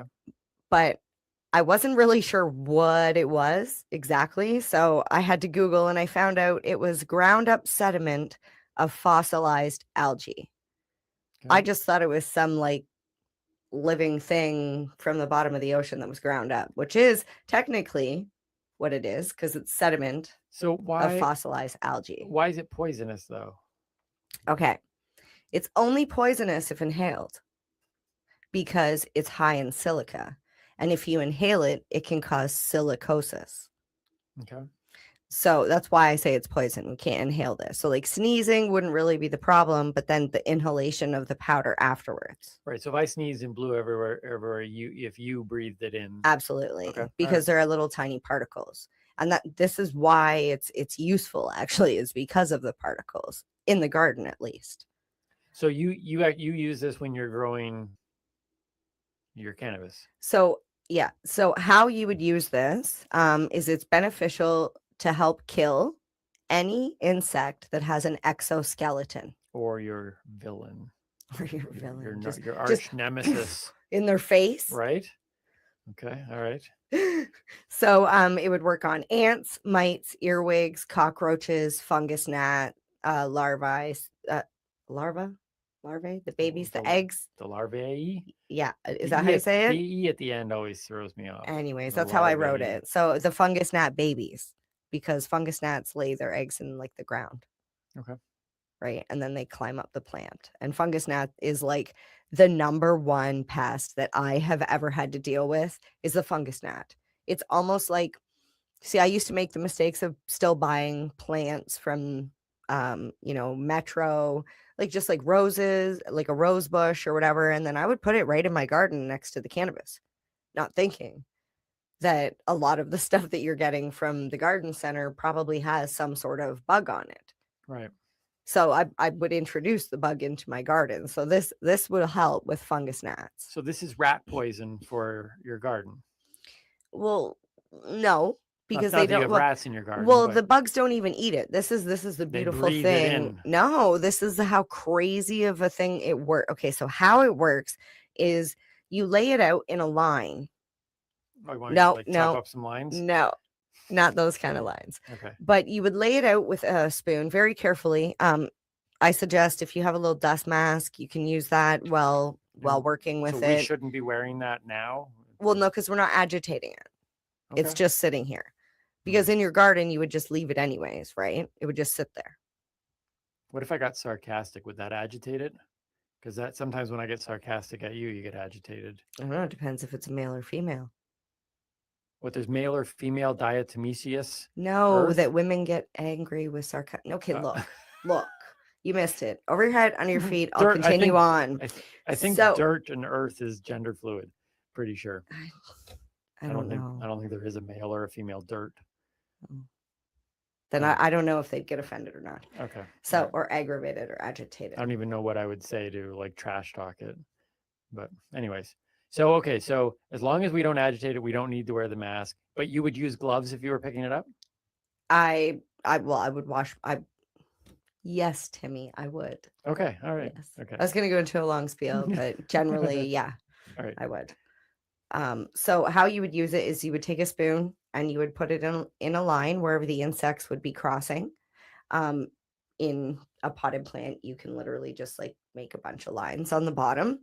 So what happens is, say for example, you have ants in your house or cockroaches, just like any house, not a garden. You take this stuff and you lay it out. And when the insect crawls over top of it, because it's very, very small particles, it's almost like they're walking over glass. And it's shredding their exoskeleton. But they're so small. The particles are smaller. Is This is why you don't want it in your lungs. because it would like just slice your lung open? It's very, very bad. That's why I'm like, it's there. Wait, To I clean just up wanna- clean up this stuff, you're to use like water or to use a shop vac with a HEPA filter. Don't just grab a regular old vacuum or a duster and start dusting it around Right. the room. I just have a question for our, just to give me the thumbs up or not to our producer out there. They can see this through that other camera, or should I close my computer? I just want to make sure that people can actually see it. They can see it. I'm going to close that down. They can see it on that one I and was- probably on yours too if Yeah, we so put I it was- right there. So I was concerned that people weren't being able to see it. So just the white powder. But It you- almost looks like baking powder Yeah, it does. So it's bait, but it's or like a flour. like you just, it looks so harmless there, but then you describe it as basically like this killer glass particles, Like shards of glass that you for would be insects. like breathing glass. Yeah. Yeah. Or Okay. like a fiberglass type thing. And it's crazy to think that it's just fossilized algae. All right. So you use this. So is this something you would recommend people are using in their cannabis gardens? Yep. People have used this in their garden. And that's why I purchased it. Okay, now- And I made Right. sure that I purchased the food grade one. So this is where I got a little confused in my research. So you can use it in the garden for pest control. Mhm. However, you can also get the food grade, which I did because the garden supplier, they say they only buy the food grade because if it's good enough for you to consume. See, I almost blew it there. So it's used as a supplement. So they say that diatomaceous earth, when taken orally, not inhale, like don't breathe it in, but to actually like you can eat it, or pills. There's like products that have this, lotions, oils you can use with high cholesterol, can help treat constipation. They say it can help with your skin, your nails, your teeth. But then they say it's a poison if inhaled. Yeah. So Save yourself, by the way. I've already taken precautions. It has a lot of different uses. But that's what we're celebrating today. Diatomaceous earth. Diatomaceous earth. I had never heard of that before, and now I'm saying it correctly. Diatomaceous. There you go. Learned a new thing. So there you go. We could, by the time our time is done in this very closed space, hopefully nothing agitates it. I'm just gonna set it right there. All right. Let's leave the poison closer to me. Got it. Yep. All right. I would also like to take a moment to shout out to my middle daughter. Today is her, if you're watching this on launch day. Yes. August 31st. I never know what day we're recording for. Is that today? It gets very, yeah, this is August 31st day. Okay. So happy birthday to Aaliyah. She is. Don't say it. No, I'm just trying to do it in my own mind. Every year you add one, right? Yes. Yeah. Every year, which is so, that's a horrible rule because like I have 3 children. Okay. So I have a hard enough time keeping track of my own age, let alone their ages. And then every single year, every single one of them goes up another year. It's like, how do they expect anybody to keep track? I don't remember. I don't even remember my own age. When people ask me how old are you, I just tell them what year I was born. I'm just like, I'm born in 88, and you do the math because I suck at it and I don't celebrate.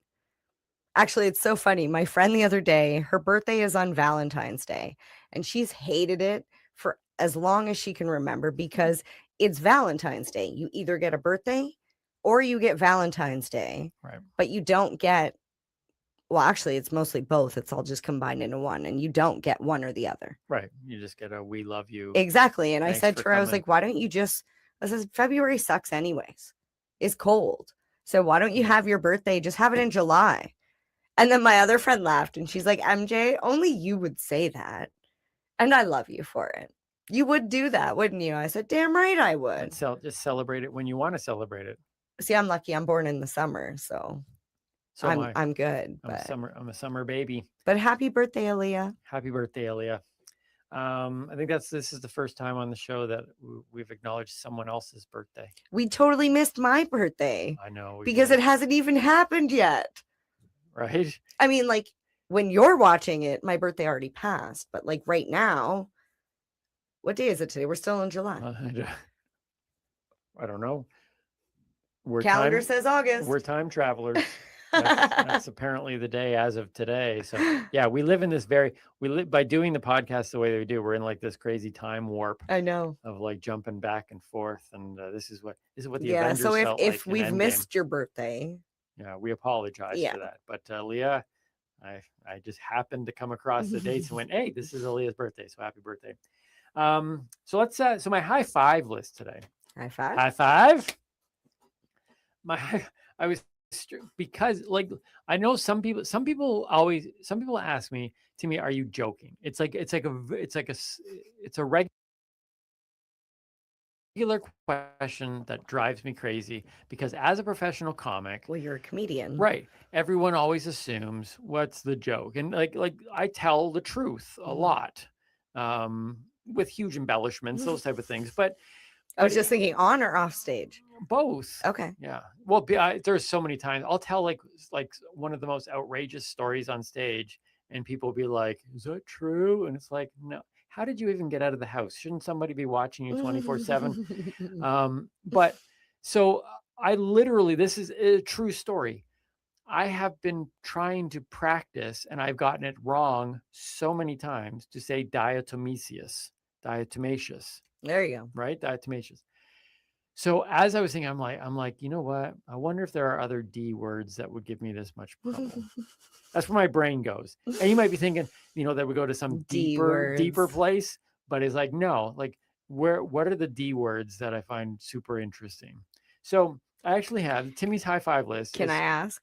Sure. Is discombobulated on the list? No. Oh. No, but that's a good That's word. one of my favorites because I used to get discombobulated. Well, I still do. Yeah. Often. I do like that word, discombobulated. Yes. I like that there's bomb in the middle. No. Combobulated. No bomb. It's not discombobulated? Oh. No. Now you don't like it as much, No, eh? I You don't like it. Bob. No, because bopping is not the same as Not a bomb. bop. Discombobulating. Oh my God. Okay. Wait, Let's say the see word the again. high five. Just say the word one more time. Bob. Like Bob. Oh, Bob. You laid. Bobulating. Okay. All right. Well, this isn't on the list. Okay. These are Timmy's high five interesting D words. Okay. Number 5.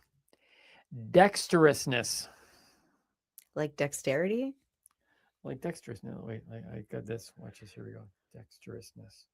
I set this up. His dexterousness was amazing. Listen. Dexterous. That's how it's pronounced. That's dexterous. Dexterous. Yeah, because the guy that got paid to do free dictionary said, I'm not doing the whole word. I'm just going to read part of it. So it has to do with being dexterous. Dexterous, to having yes. good dexterity with left and right. Skillful in the use of the hands, having mental skill or adroitness. I should look up adroitness. Done with dexterity.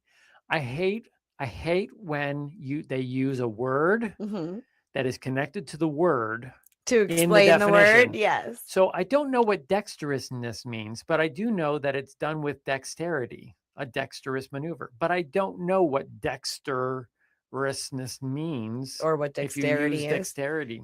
Yeah, so you fall down a rabbit hole because now you Google dexterity. I didn't, but I will after this show. So they're dexterousness. Okay. I thought that was a good word. Number 4 on my list of interesting D words is demi-semi-quaver. A demi-semi-quaver. Anyone want to guess what that is? Here we go. Here's demi-semi-quaver. Demi-semi-quaver. Demi-semi-quaver. Do you know what it is? No. It's a 30-second note in music. So they hold it for like 30 seconds. That's a demi-semi-quaver. Oh. I didn't even know that you would hold a note for 30 seconds. That sounds like something like Mariah Carey or Whitney Houston or Celine Dion would do. In most cases, you wouldn't even use that whole note in a TikTok video. That's, oh my goodness. Right? I didn't even think about that. Because so many videos are like 15 seconds long. It's like you'd have to like cut a note in half. The demi-semi-quaver. I like that word. It's a good word though, right? A demi-semi-quaver. Number 3 on Timmy's high five list of interesting D words that aren't diatomaceous. Diatomaceous. Okay. Disaccharidase. And you're saying, did you pronounce that correct? Probably not. But here we go. This is it here, if we can pick it up. Disaccharidase. Disaccharidase. Can I see it? Disaccharidase. Oh, that almost doesn't even look English. Right? Okay, so now this one is a little bit scientific. I found actually that a lot of big words are like in science because science doesn't do anything simple. But it's an enzyme such as invertase or lactase that catalyzes the hydrolysis of the disaccharides to the monochlorides. Not a single word in there do I understand. I knew mono, but that was part of the other word. So I knew that just meant one. No, that just, never mind. Not that mono. That was like cured by the time I got like literally. Okay, so I still don't know what that means because I have to go look up invertase and catalyzes and the hydrolysis. But anyways, that's what it is. It's it's the wait, let's hear it again. Disaccharidase. Disaccharidase. It is a cool sounding word though. It does not sound English. If you were just at a luncheon, disaccharidase. Like disaccharidase, and people are like, "Oh, that guy sounds smart," right? It's like one of those words that makes you sound smarter than you are. Here we go. Number 2 on my list of Timmy's high five, great D words that aren't diatomaceous. Diatomaceous. Dolichocephalic. Dolichocephalic. Okay, you want to see how close I got that? You think it's even relatively close? Dolichocephalic. Dolichocephalic. Dolichocephalic. It's got the word phallic in it. Okay. All right. Now you're just going to take this down the wrong road. What's the meaning? It's something with a relatively long head. It's not. It is. It's right there. It's so phallic. Okay. So it's not phallic, it's cephalic. Now I don't know what this means, but it has a cephalic index below 76. So it's actually like if you're born with a I'm sorry, okay, I can't know. even. I shouldn't even have chosen this word. I knew you were going to go to a weird place. What was the word again? Dolichocephalic. Dolichocephalic. Wow. It is a cool word, though. It almost sounds like supercalifragilisticexpialidocious. Docephalic. Oh, see, dolichocephalic. Did you almost say Dolichocephalic? Okay, all right. Let's move on, shall we? Man, sometimes it's impossible to do Man. it. Man. Okay, if you saw crack me up. You got to watch last episode for that one. Last one, number 1. Okay. You I must don't know if I admit, can though, take number. You have to admit though that these are pretty cool sounding words. I do like the sound of these words. I can't pronounce them funny. again for the life of you or me. Here we go. Number 1 on Timmy's high five list of great D words that aren't diatomaceous is desultoriness. That just sounds desultoriness. I have a desultoriness quality. That's what I would use in a sentence. Is it desultoriness? I don't know. I want to find out. Yes. Here we go. So here's how it sounds. Desultory. Desultory? Oh, that's desultoriness. Desultoriness. Desultoriness? It means moving or jumping from one thing to another. Oh, I do that all the time. Right? She had suddenly begun speaking, and after sitting silently through several hours of desultory discussion about the resistance. Oh, no, I don't do that. Yeah, Okay, say it again. Desultory. Oh, yeah, I completely lost it there. Desultoriness. Desultory. Desultoriness. So but you do that. You jump from one thing to another very quickly. So I'm like the pinball next in time the I machine. see that happen, I'm going to be like, stop being so desultory. Calm your desultoriness. Calm your. Is that the same as like, hey, calm down? Calm yourself. Hey, calm the desultoriness. Yeah, because we know how well calm yourself works. Calm yourself. That's like saying, relax. It dear. also could mean occurring randomly or sporadically. Oh. So it's desultoriness. The desultoriness of this, our whole show is desultoriness. It's things desultored? just desultored. Yeah, it things altered. happen randomly or sporadically.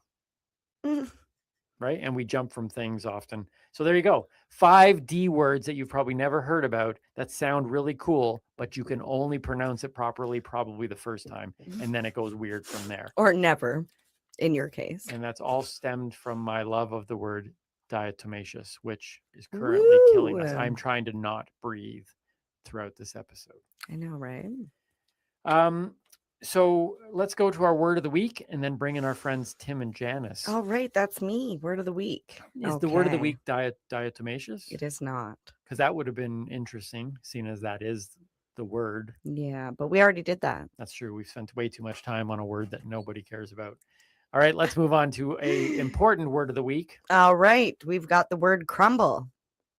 Crumble. Like, hey, we talked about apple crumble, I think, in one episode. I love apple crumble. So, I'm not sure if we did or not. I can't remember, but crumble, yeah. So crumble. So this sounds like a word that would be just in common. Like, okay. So how does it connect to weed? So crumble is also called honeycomb for its honeycomb-like appearance. Okay. Someone thought that through. It Okay. is a concentrate, which is also high in THC. It is created by extracting the cannabinoids from the plant. Okay. The appearance is going to be just like we talked about with shatter. It's going to be a light golden color to a dark brown. Okay. However, the texture, like I'd stated, is going to be different. It's going to look. Is it kind of like that? No, it's going to look like a honeycomb. Okay. So it's going to be crumbly. Mhm. So the texture is you can do a couple things with crumble. You can add it to a joint. You can Okay. add it to the top of your Because I've seen bong. you, because you spread your weed, and in one episode you taught me how to roll a joint, and Mhm. you kind of sprinkle the weed across the roll. Mhm. So then you would add crumble. Is it kind of like adding like chocolate syrup to the top of your ice cream, like just a little? Yeah, it's because it's high in THC, you're basically boosting the THC content of your joint as well. So Okay. you're adding the extra boost of THC, but because crumble is a concentrate, it also has a purer form of cannabinoids like the terpenes and the flavonoids as well. So you're going to get a different flavor. Okay. So you're like mixing and adding flavors to your cannabis. But crumble melts, doesn't really burn. So if you're going to smoke it on its own, you need to have, like we talked about with shatter, you need to have a dab rig or some sort of device, a vape for specifically for concentrates. Okay. Yeah. So why? Okay, so let me maybe you said this and I was getting lost in it. Why would you use crumble instead of just say, for example, it's a higher, you get more THC. Mhm. Why wouldn't you just get a higher THC flower? Why wouldn't you just, like what would make somebody say, I am going to specifically add crumble to my joint? Mostly just for flavor, added kick. Okay. A lot of times people are looking for like a higher high. If you're doing it recreationally, you're looking for a higher high. Mhm. Maybe, you might be going to a party and a group of you are going to be sharing a joint, and you roll a nice big fatty and you throw a little bit of crumble in there because it's probably only going to go around 3 times. Okay. Whereas if you're a medical consumer, you've probably been consuming for a long time and your THC resistance is a lot higher. So you need more cannabis. So it's just like an extra way to boost Okay. your THC intake, as well as, like I had stated, the flavonoids, the terpenes, like the flavor, Can I ask, last episode we talked about shatter. Mhm. What would be the primary difference if you were to try to pick one defining thing between shatter and crumble? What is, because both of them seem like it's kind of like this crumbled consistency, this little. No. No, because shatter's more smooth, So right? shatter looks like a sheet of glass. Would shatter when I've seen? Okay, I'm trying to remember now. I've seen. Would shatter be more compared to the honey that came from the honeycomb? No, No. Then maybe I'm No. thinking of something else. All right. I think so. So it's consistency mainly, though. Absolutely. Most of these things it's the process in which it's made. Like whether they use, I don't want to go too much into details because I'm not huge in teaching people on how to make this Yeah, stuff. no, that's okay. We don't need So to go into that. it goes into the process and how it's made. And I think a lot of these products stemmed from just like I had a friend who was like, I'm going to make this oil. Mm. He was trying to make oil and he used butane and a glass tube, and he ended up with something that didn't look anything like what it should. Right. Because in the creation process, he did something different and he created a new end product. And I think a lot of this happened where people were creating this thing and they're like, oh, it's a drier, crumbly texture than it should be. And Okay. instead of wasting it, because like I said, you got to use a you don't- lot of cannabis yeah. to create a small amount of concentrate. So people were like, well, is it still good? Can I still use it? Yeah. And then they started realizing that crumble is just as good as the wax or the oil or the butter or the whatever other concentrate there is out there. It's how it's produced. That goes back to what I have talked many times about weed. Weed is not weed. No. Weed is not just weed. No, not at all. Right? There's so many Especially when you different get into the distillation processes of it. It's a lot like it's like baking, right? Like you can put apple and pastry together, Mhm. and it can come out as a pie. It could Mhm. come out as a tart. It could be in a crumble. Yep. And that's basically what it is. It's just another way to Mm. produce weed in a different No, form. it gets even better. Oh. See, I always take cannabis that one step further. Okay. It's almost like saying not only do you have all of the options of what you're going to bake your apple into, Mhm. but what about all the different varieties of apples? Oh. Right? Right. Yeah. There's so many different kinds of apples. Yeah. Okay. All right. Yeah. All right. I'm It's gonna not your weed is not weed. Yeah, I'm gonna end it there because my mind just got blown on that one. That was impressive. That was Thank impressive. you. Thank you. You know what else blows my mind? Tim and Janice. I was wondering. There's Tim a and Janice. lot. I love Tim and Janice. For those of you who have been watching, Tim and Janice has joined the show a few times. TikTok stars, Tim and Yeah. Janice, hashtag Team Blue and Yellow. Check them out on TikTok. But we have been slowly asking them to come in and to talk about some of the topics of the day. We told them this one. Okay. Mhm. We told them that the theme was diatomaceous. Is that what you told them? Well, I probably pronounced it Oh wrong. no. And Did you type it out or did you have like a phone conversation? oh, I typed it out. Okay. But I've seen the word written down multiple that's times. true. So all I know is that Tim and Janice do Tim and Janice. Yes. And we don't give them any instructions, but somehow they took Space Day down an interesting route. Yeah. So let's see what happens with Diatomaceous Day. We learned a lot about them on Space Day, didn't we? Right? Ladies and gentlemen, Tim and Janice. Hi, I'm Tim. And I'm Janice. Today we've been asked to celebrate Diatomaceous Day. No, Tim, Diatomaceous Day. That's what I said, Janice. Diatomaceous Day. No, Tim, Diatomaceous Day. Diatomaceous Day. Nailed it. Well, it looks like they couldn't do it either. Nope. But they're in good company because I couldn't figure it out either. Now, it was lacking in overall information, but still entertaining. Yes. As Tim and Janice. As it always is. Yeah. Check out Tim and Janice on TikTok. Hashtag Team Blue and Yellow. Yeah, that video will be, they always share their clips on their TikTok thing, as well as all the other stuff that Tim and Janice are up to. So Tim and Janice on TikTok, hashtag Team Blue and Yellow. You have been getting me to watch Stoner flicks. Oh, yay. It's time for cinema review. It is time for my cinema review. I've reviewed a few movies so far over our time and more to come, because one of the things that we said when we first started this podcast was that you wanted to show me much more of stoner flicks. And I've even already talked about movies that aren't necessarily stoner flicks, but they're flicks that are embraced by due to their quirkiness or weirdness.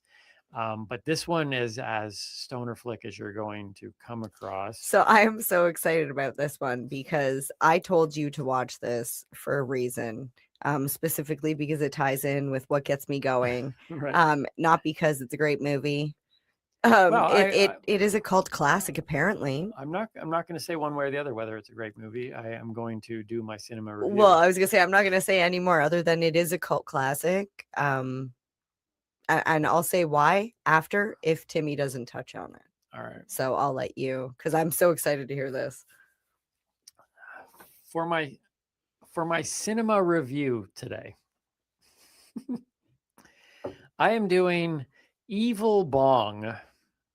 It's a 2006 movie. When I saw it, I originally thought that it was like a 1980s. I mean, it relied on a lot of. It's filmed that way. Yeah. It's actually filmed very sitcom-ish. Like it's all pretty much done in like two settings. Even had some kind of like, the thing that I remember it as is like, I know you think it's an old reference, but the old Batman show in between scenes would go. I remember that. That was the part I liked. And that's what this one had. It kind of had And, it would, in between sections, it would have this like funky kind of like, Oh yeah, the weed smoke. leaf and the The smoke. smoke, yeah, the right? green. And then it would come back and they'd still be in the same living room. Anyways, it was, so from the moment I started watching this thing, I already knew where this cinema review was going. So ladies and gentlemen, to me, cinema review, Evil Bong, 2006. This movie can be summed up in 2 words that Bong users can most relate to: sucks and blows. The greatest evil I witnessed was whoever greenlit this project. For the record, I was not high while watching, so there's that. But I wholeheartedly believe that if you have to be high to enjoy a stoner flick, or any movie for that matter, then it's simply a bad movie. Within the stoner genre, I've actually seen some well-written films with good acting, interesting characters, and solid directing. Evil Bong is not on that list. And don't go blaming it on low budget. These people simply weren't trying. How do I know? Because their concept is a slam dunk in the right hands. An evil bong trapping its smokers in a deadly, albeit mesmerizing, strip club. That, my friends, is what the industry refers to as printing money. I hope the people entrusted with this precious gift were eaten alive by boobs with shark teeth. Eaten by what? You heard me. Shark boobs. Spoiler alert. When someone smokes the cursed bong, I don't know if it's supposed to be cursed or cursed, the cursed bong, it sucks their soul into an otherworldly strip club where lap dances generally end with the dancee getting eaten by the dancer's boobs, which happen to sometimes be sharks or vampire skulls. Pick your poison. Full disclosure, I have entered a strip club once in my life. Without going into details, but making the understatement of the year, it was a bad experience. However, despite lingering PTSD symptoms and being down a few poorly spent dollars, I am alive. So there's that. Free advice to that club on Fremont Street in Vegas. Invest in a big, bright marquee that highlights your overwhelmingly best feature. Our boobs won't eat you. It's like a motel that still proudly promotes having color TV, but it's something. Here is the movie as I best can remember. Stereotypical egghead, non-stoner Alistair, don't call him Al, rents a filthy room from stereotypical stoner Larnell that is also shared by stereotypical surfer stoner Bachman and stereotypical jock stoner Brett. They order a cursed bong, because why not? It arrives and they smoke it immediately, because why not? Death by skull boobs, masturbating witch doctor, disapproving grandpa, death by shark boobs, creepy gingerbread man, sexy pogo sticking, freaky Jack in the Box, death by red lip boobs, Tommy Chong, swallowing mystery pills, because why not? Blow up the bong, everyone comes back to life except Tommy Chong, Hot Wheel cars driving through cleavage, and roll credits. If you're still interested in watching Evil Bong after that rapid fire summary, buckle up for 86 minutes of it. Yep, 86 minutes. And feel free to catch the 7 follow-up movies that somebody greenlit along the way as well. All that said, I'd like to find at least one redeeming quality in everything. For Evil Bong, it came during the climactic closing sequence when Alistair, don't call him Al, confronted the bong with people should have the right to get high on their free discretion. Look, I don't agree with almost every creative choice in this movie, but I agree with that. To use or not use cannabis is a personal choice and one that should be respected accordingly. As a side note, we watched this movie as part of 13 Nights of Elvira. I suggest you do too, because the Mistress of the Dark literally makes everything better. I give this movie 1 joint out of 5, because I don't actually have a 0 ranking. Maybe I would if I didn't watch it as part of the Mistress of the Dark. So maybe she gave it the 1. Anyways, feel free to watch it, but I've pretty much told you everything you need to know. Yeah, I would say that Did I that's nail pretty it? accurate. Yeah, I was surprised that when I went to look for that, there was, like you said, multiple sequels made. They waited like 3 years, made another one. Someone went, hey, that's good enough to make another one. Then they waited a few more later, and then it was like year after year after year, like 5 years in a row or something, 4 years in a row, they put out another one. So weird. Yeah. I know there's B movies. This is probably a D movie. Maybe I don't even know. Is I it a mean, like, Z? if they didn't have Tommy Chong in it, I probably would have never even known that movie existed, because he was the reason why I found it in the first place. I can say this. I want to go back to what I said earlier. This is nothing against stoner flicks, because I've seen some really quirky, low budget ones that are really. This one went down, and quite frankly, if it wasn't for Elvira popping in every once in a while, that was pretty funny. I might have zoned out completely, but I knew I had a cinema review to do, so I focused. She had some good jokes. She did. Yeah. I love Elvira. I like the guy. He's like, yeah, I'm the starter pitcher, and she's like, more like a catcher. She was so I funny. died. If you don't listen, if you're on the younger end of things here and you don't know who Elvira is, let me just put out a little public service announcement here. Just Google Elvira, Mistress of the Dark. Don't I just Google Elvira? Just Google E. Actually, I don't even know if that. I don't think that would work. I don't think. Anyways, there you go. There's my cinema review on Evil Bong. That was a good one. Thank you very much. Much better than the movie. I almost feel like I just unleashed a What Gets Me Going on low budget horrible films, but now we're going to lead right into your What Gets Me Going. Yeah, and I set that up so nicely because what gets me going is dirty bongs. Wait, can I just say this right at the beginning? What's worse, dirty bongs or cursed bongs?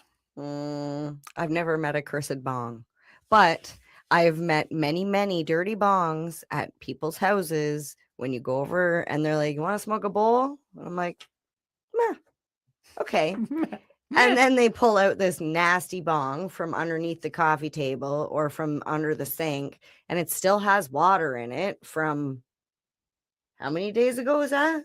I don't know. It's yellow and it's got brown chunks floating around in it, and it's people. Remember, I was told I have to. Oh yes, laugh like that. Well, you're only supposed to laugh when it's funny. Actually, that was funny. I enjoyed that, and because I know how that it irks you. It really okay.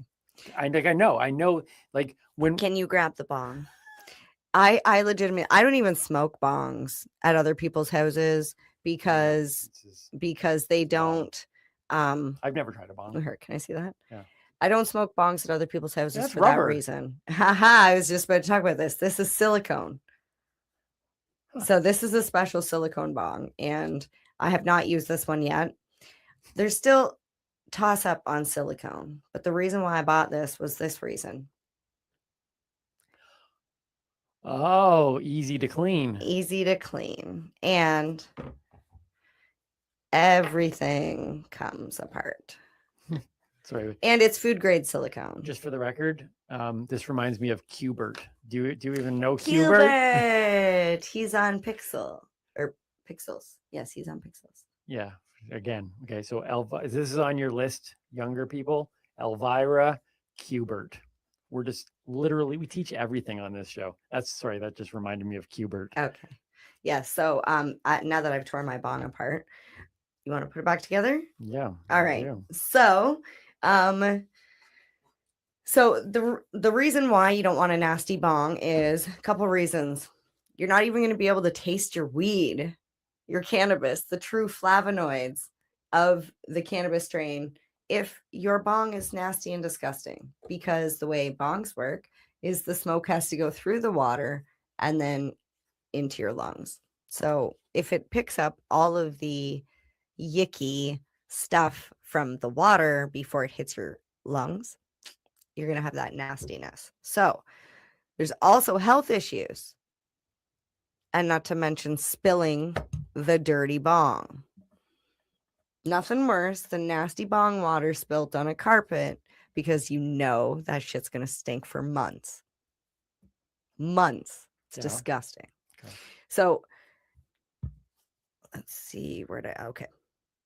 So imagine water when it's staying still Yep. creates a biofilm. This is where the science comes in. Within 24 hours, you get a biofilm on top of the water. Well, stale water. I mean, that This goes is- into yeah. like marsh, like kind of gross, moldy marsh. This is just conditions. regular water. If this cup was sitting here for 24 hours, it would get what I say was the pathogens. No. Well, it has like that almost like the when biofilm. you see like oil, when you see like Yeah, it looks like all the dust collects on there and Yeah, everything yeah, else. yeah. It's disgusting. And that's just a normal glass of water. Mhm. Now, imagine adding mixed resin, like mixing resin and plant material into the bottom of the bong. Mhm. That's perfect to create pathogens. Too bad that word didn't start with D. We could have used it earlier. Like E. coli bacteria, streptococcus, yeast, mold, mildew. Oh, sure. You don't laugh at streptococcus, but you laugh at the phallic word. Sure. I'm teaching. I got to be serious. Just pick and choose your laugh points. Okay. All Well, right. that was your segment. You see. So the tips to maintain a clean bong. Okay. I want to like tell people keep your shit clean. Yep. Empty your unit when not in use. Rinse it once a day with hot water. Do it at night. Then you can let it dry overnight. Once a week, you should be taking your bong and completely cleaning it, taking it all apart. You can use a product like off the shelf Orange Chronic, Formula 420, or you can just go buy isopropyl alcohol, rubbing alcohol, and then mix that with rock salt or a coarse salt and shake it up. There are also other products if you would like to help keep your bong from getting dirty. What is dirty? It's a D word. I'm going to mark that one down. You Dirty. better. Dirty. So there's this product called Res Block. When added to the water, it actually repels the resin from sticking to the side of your unit. Okay. There is also a product called Bong Water Flavors.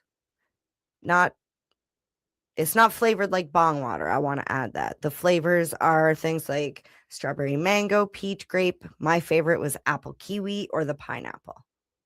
Okay. So that adds just a little bit of flavor. And I know some people say like, but that will change the flavor of your cannabis. But it's not like the juicy drops, which used to drip on your cannabis, and that changed the flavor of your cannabis. The bong water flavor actually just changes the air that, like, if you were to just breathe in, it would taste like pineapple. And then you would taste your cannabis. So there is that. And I just want to, this is my last thing I'm going to say about dirty bongs. Most people buy bongs for their thing, they're like glass and their intricacies, their perks, their designs. Bongs are a thing of beauty. And you really should admire and respect them. So keep them clean, please. Not just for the bong, but for you as well. Your health will thank you. So I have a few questions and a statement. Number one, okay.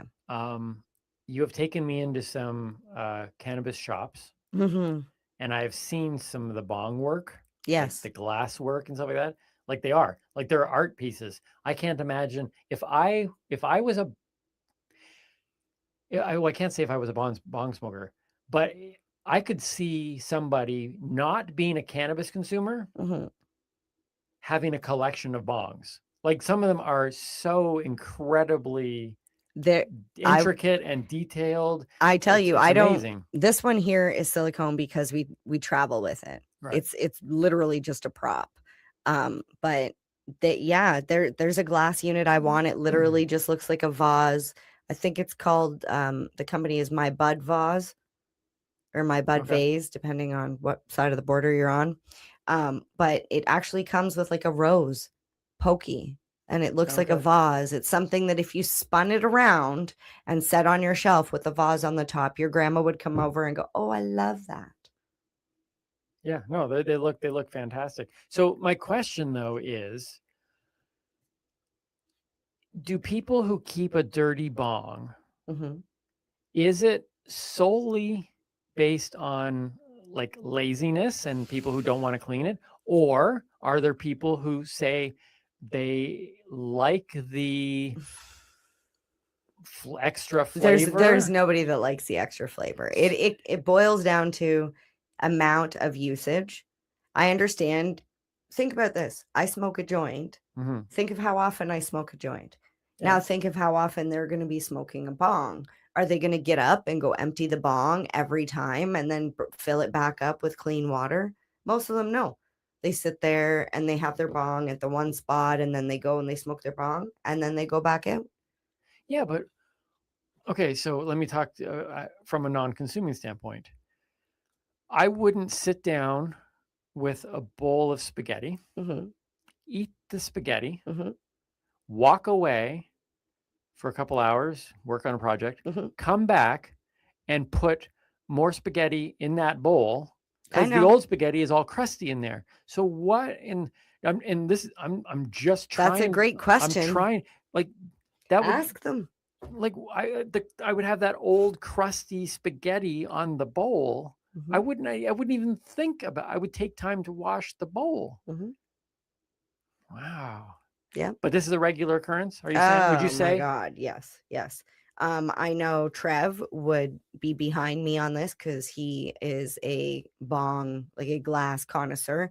He actually, I think his fiance told him no more bongs, no more glass. I think he's moved on to shoes now. But yeah, he absolutely drives him crazy. Dirty bongs. You go to his house, none of them are dirty. Not one. They're all clean on the shelf, and that's how they should be. So that way, if you want to use one, you go and you use it rather than, oh, I got to clean that.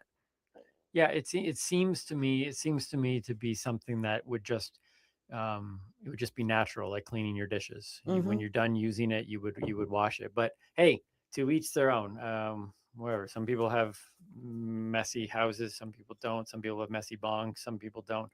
I don't. Just dump it out in between uses. Right. Even if you have to have, like, if you're that lazy, put a 2-liter bottle near you that's empty, and take your nasty bong water and dump it in your 2-liter bottle in between each ones, and have a clean one. So you fill it up with clean water and dump out the nasty water. So that way you're not running to the bathroom so just do or the kitchen every time. A little bit of prep.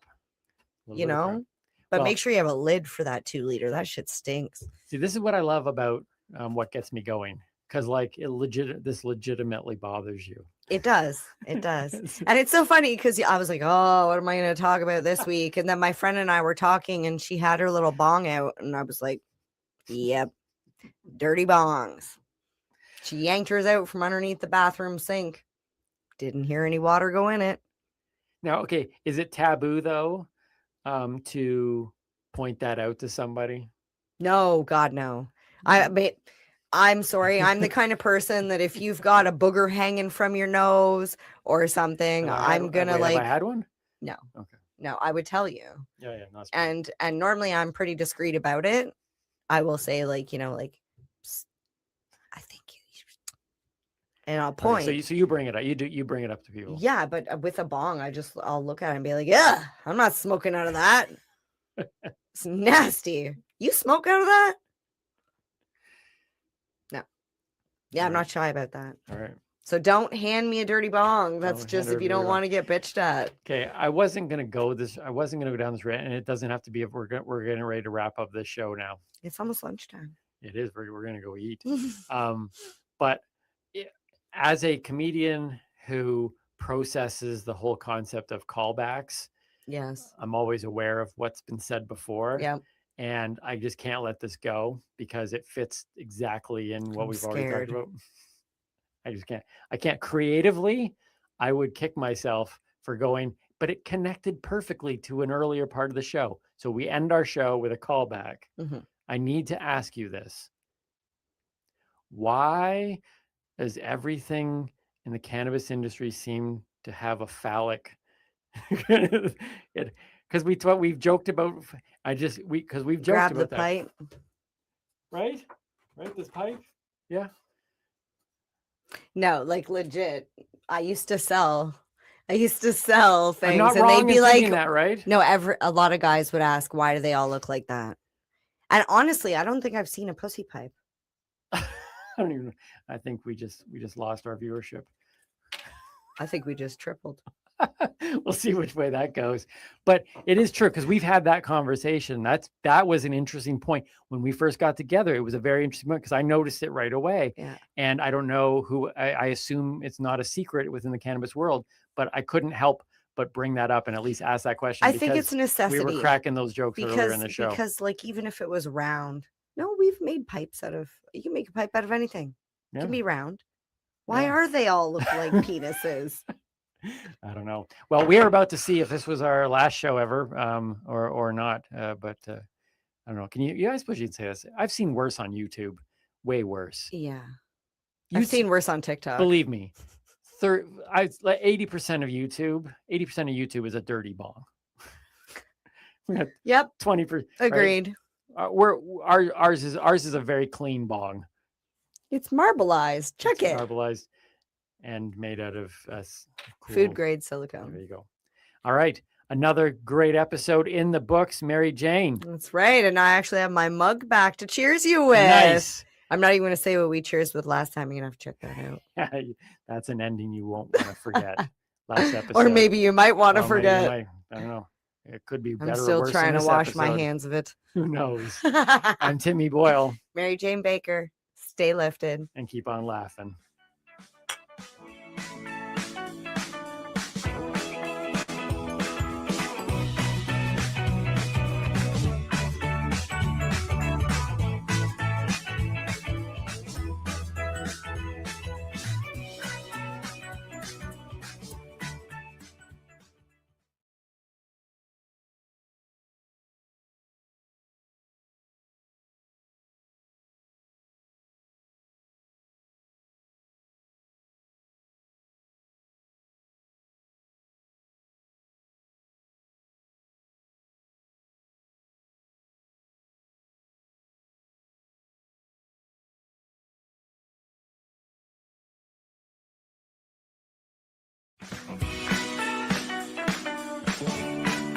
Hi, I'm Timmy. And I'm Mary Jane.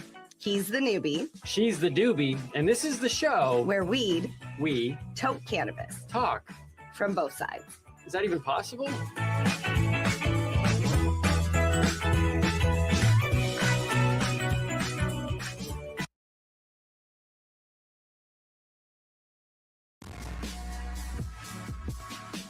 Tune in Fridays at 7 p.m. Eastern Time on 420radio.ca.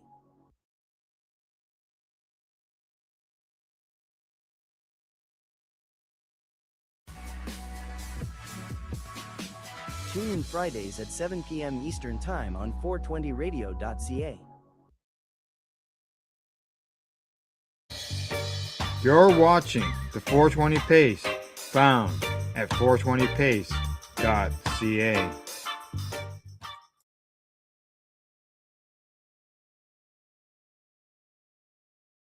And this one's coming to us from Marijuana Moment. And the headline there says, California bill to legalize marijuana dispensary drive-through windows advances in Senate after clearing full assembly. The California Senate Committee has approved and Assembly passed bill that would allow marijuana retailers to offer drive-through windows to serve customers. The measure, which cleared the Senate Business Professions and Economic Development Committee in a 7-3 vote on Monday, says that licensed cannabis retailers and micro businesses with storefronts could sell cannabis products to a customer in a motor vehicle in a drive-through located on the premises. Under AB 2697 from Assembly Member Gail Pellerin, cannabis businesses would need approval from the local jurisdictions in which they operate in order to add the drive-through option. The sponsor told members of the committee before the latest vote that the bill will expand access to legal cannabis products while strengthening legal markets' ability to compete with the illicit market. Now, Annie Aubrey of Chuck's Wellness Center, a retailer in Placerville, testified that the legislation is about improving access. A significant portion of our customers rely on cannabis as medicine, including seniors, veterans, and individuals living with chronic conditions that affect mobility. Exactly the population this regulation system is meant to serve, she says. For many, even simple tasks like exiting a vehicle or navigating a retail space can be physical difficult or prohibitive. A drive-through option removes that barrier, allowing patients and consumers to access what they need in a way that is dignified and consistent with their health needs. Amy O'Gorman Jerkins of the California Cannabis Operators Association said the legislation would provide operational flexibility within a highly regulated system. It does not expand who can access cannabis. It just allows retailers with local approval to serve existing patients and customers in a more efficient manner. Jenkins also argued that the measure could improve safety.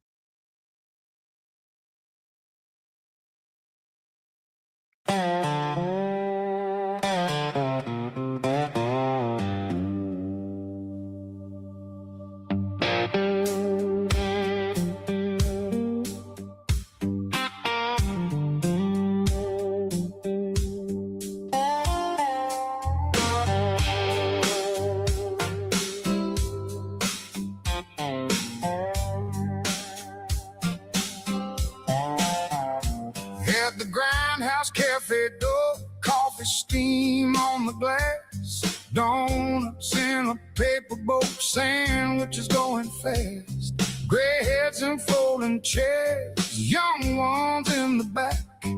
Yeah, everybody came to learn and nobody came to act. Sun on the window blinds, names on the coffee cup. One man said his own hard truth. Then the knowledge started. 2 shows on Sunday, 2 shows on Sunday. Come get educated. 2 shows on Sunday. History on the screen, stories in the room. 2 shows on Sunday, and the whole place blooms. Cannabis education at the Grindhouse Cafe.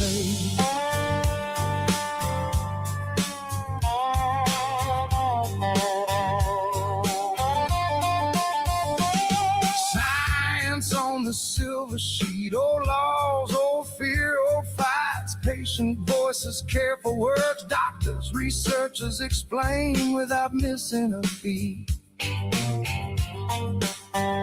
A cop came in for coffee just to listen at the door. He said, I didn't know this much.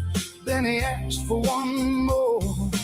Sun on the window blinds, names on a coffee cup. One man said his own hard truth. Then the knowledge started. 2 shows on Sunday, 2 shows on Sunday. Come get educated. 2 shows on Sunday. History on the screen, stories in the room. 2 shows on Sunday, and the whole place blooms. Cannabis education at the Grindhouse Cafe. Oh yeah, not a rumor, not a joke, just the faces and the quotes. Pain turned plain, plain turned brave. Sunday after Sunday, they came in a way.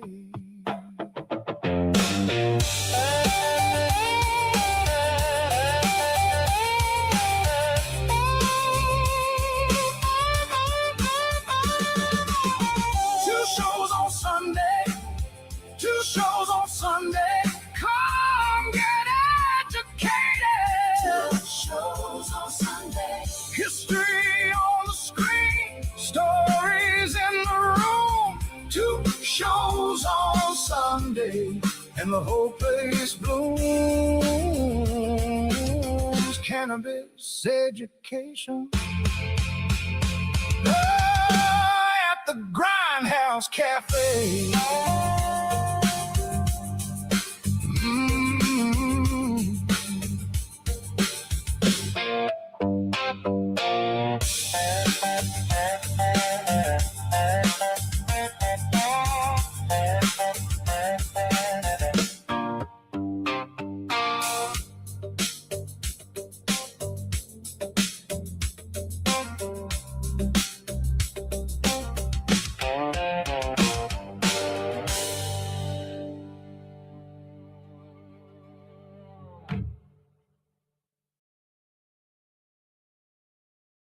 You're listening to the Pace Radio Network here at paceradio.net. The views expressed by the individuals during this broadcast are their own opinions, and they may not be the same as those of their group or other organizations they may be involved with. All medical advice during our broadcast is not a medical opinion and should be checked with your medical physician.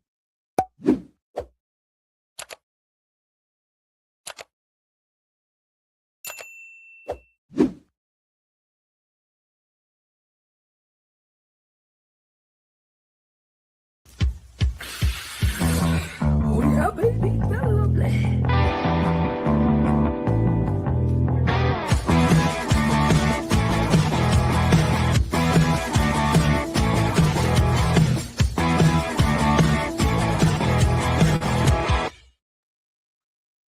Good morning. It is June the 11th, and welcome to Psychedelics and Cannabis Educational News.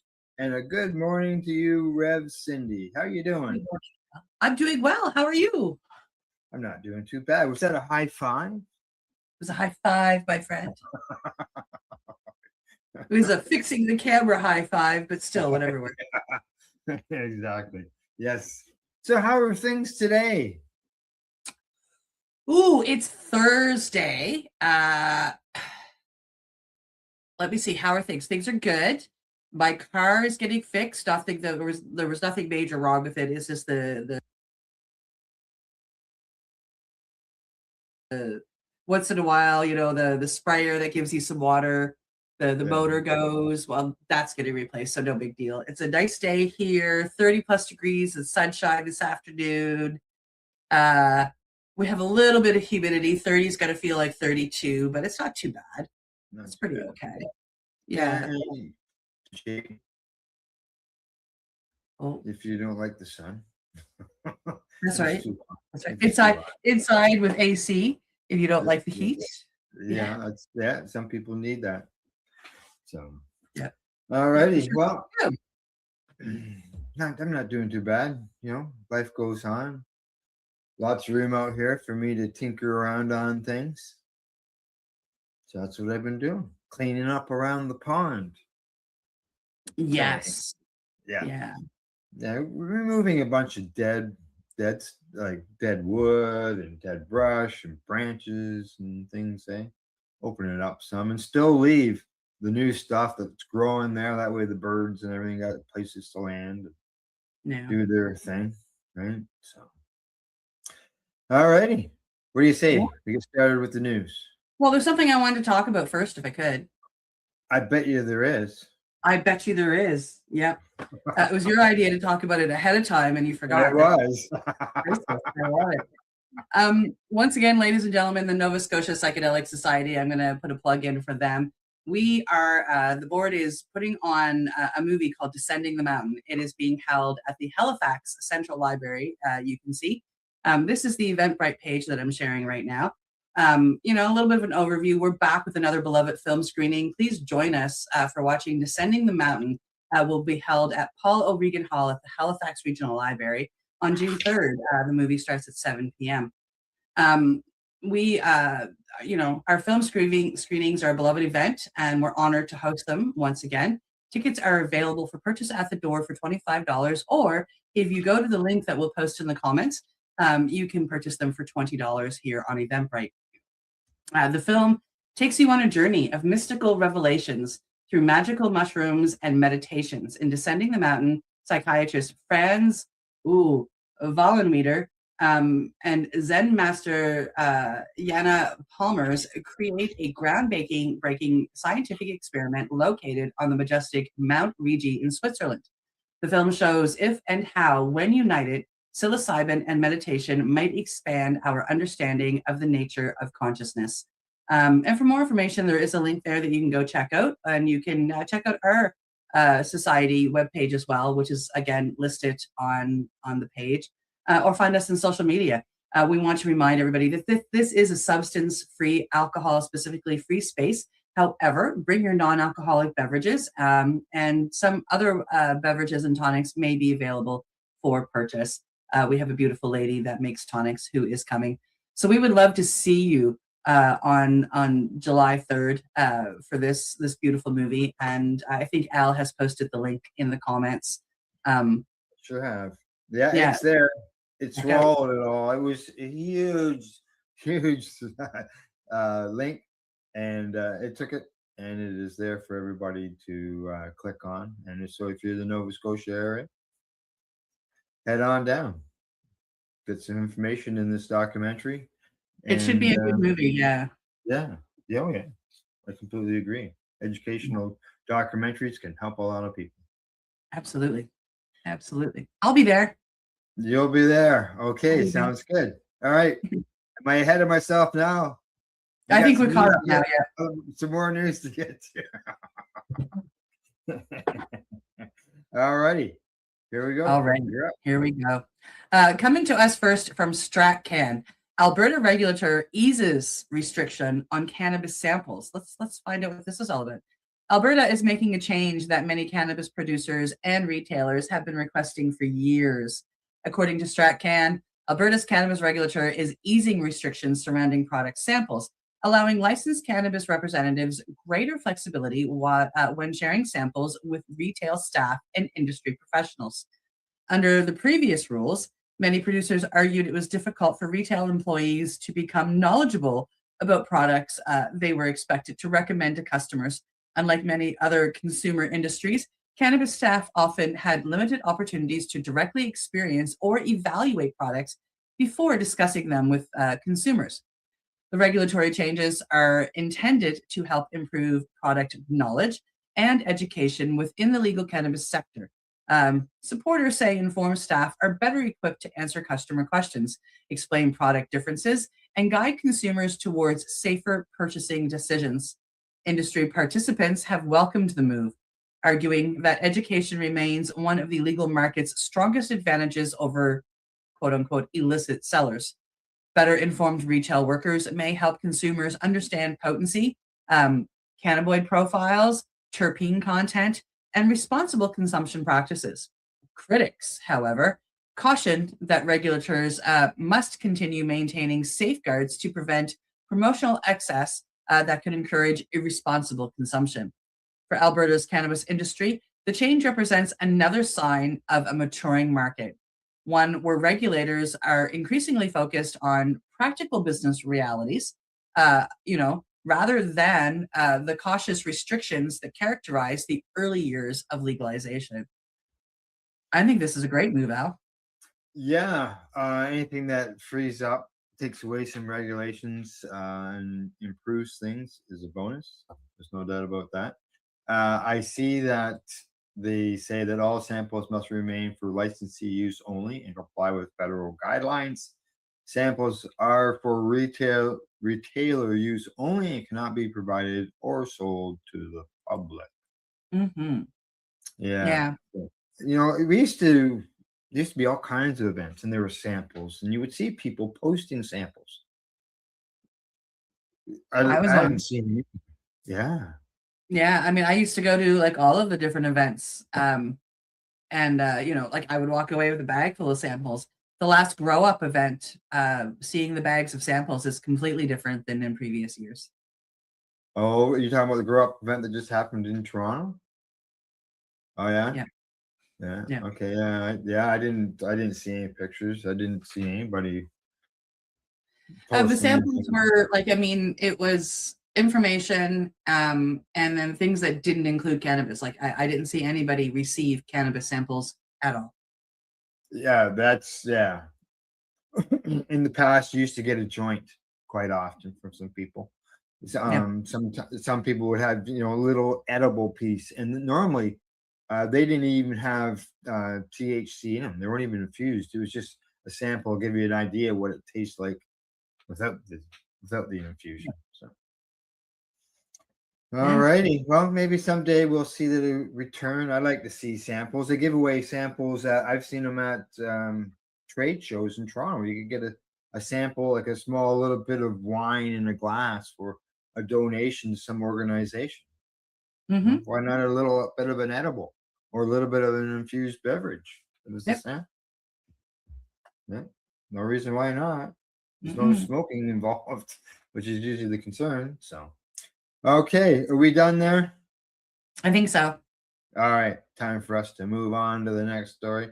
This one is coming to us from Marijuana Moment, and the headline there says, legal marijuana states are moving to increase possession limits, allowing consumers to carry more cannabis without fear of criminalization.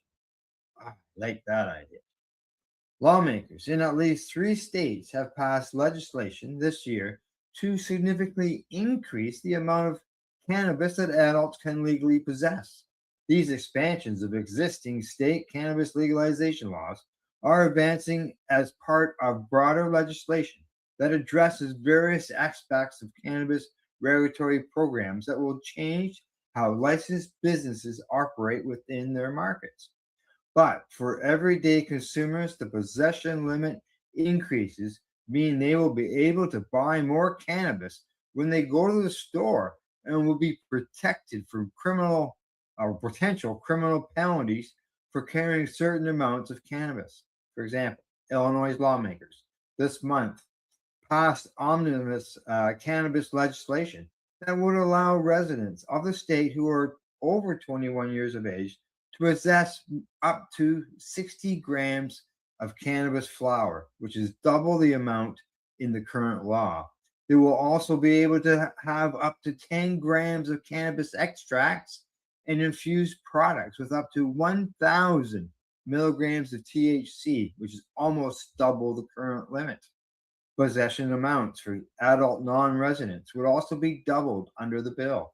Aside from numerous other proposed changes to rules for cannabis and hemp businesses that are included in the legislation, SB 3222 would also allow people with convictions for possession of up to 60 grams of cannabis to have those records expunged, double the current cutoff, allowing only those with convictions of up to 30 grams to be eligible.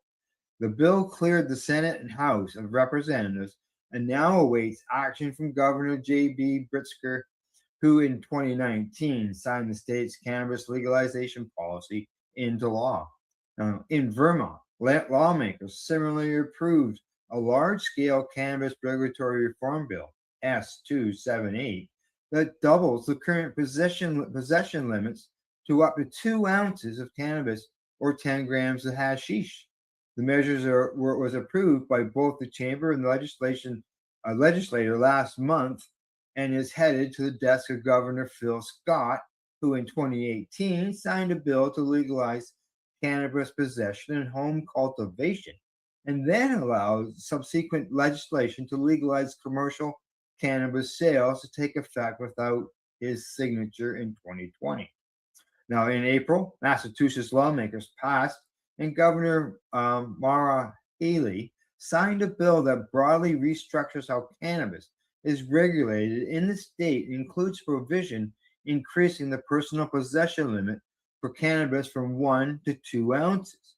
Colorado, which was among the first states to legalize cannabis in 2012, enacted legislation to double its legal cannabis possession limit from 1 ounce to 2 ounces back in 2021.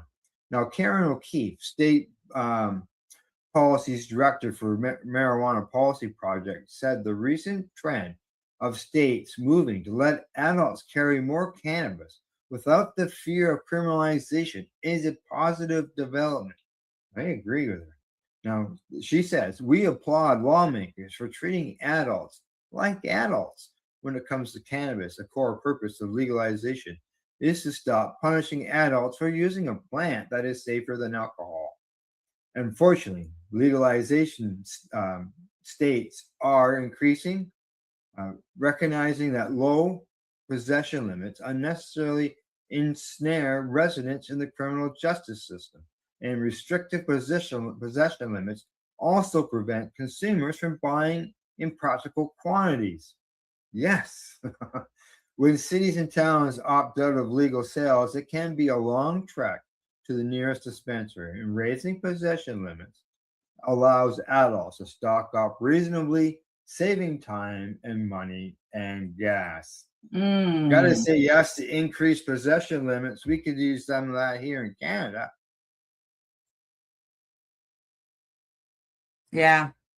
Yeah, it's nice. I mean, because they were only allowed 30 grams, which is what we're allowed here for recreational. If you have your prescription here in Canada, you can carry up to 150 grams. If you know, as long as your prescription is 150 grams or more. So yeah, I mean, I don't think there's a lot of instances where you need to carry a lot. Like some of the instances they say here where people are having to travel to get cannabis, so they want to go get it. They want to go get it once a month, maybe for a couple of people. So like people are pooling, making it cheaper on everybody. I think that makes sense, right?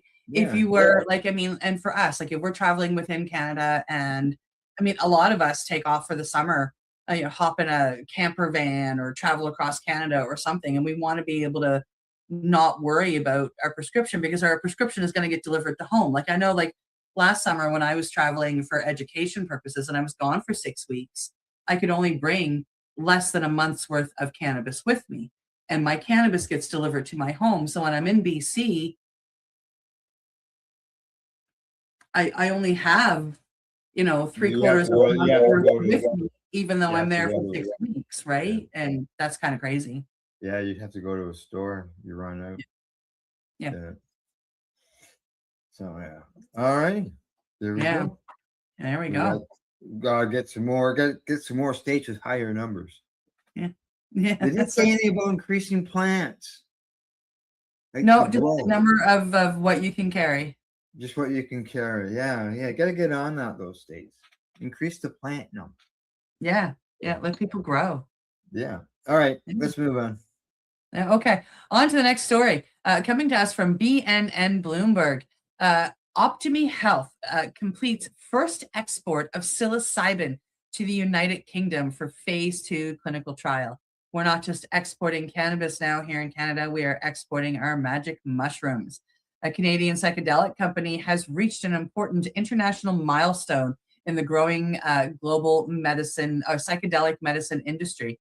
According to BNN Bloomberg, Optimi Health has successfully completed its first export of pharmaceutical-grade psilocybin to the United Kingdom for use in a phase 2 clinical trial. The shipment marks another step forward for Canada's emerging role as a supplier of regulated psychedelic compounds for scientific research and development programs around the world. Phase 2 clinical trials are particularly significant because they move beyond basic safety testing and begin evaluating how effective a treatment may be for specific medical conditions. Researchers hope these studies will help determine whether psilocybin-assisted therapies can help provide meaningful benefits for patients struggling with mental health challenges. The export also demonstrates how the psychedelic industry is increasingly becoming a global enterprise. Companies are no longer simply cultivating or manufacturing compounds domestically. They are participating in international research networks involving universities, hospitals, regulators, and pharmaceutical developers. For advocates of psychedelic medicine, this story highlights how quickly the field has evolved. Holy cannoli. Only a decade ago, most psychedelic research existed on the fringes of medicine, kind of hidden in the back rooms. And today, Canadian-produced psilocybin is being shipped internationally for for advanced clinical trials under strict regulatory oversight.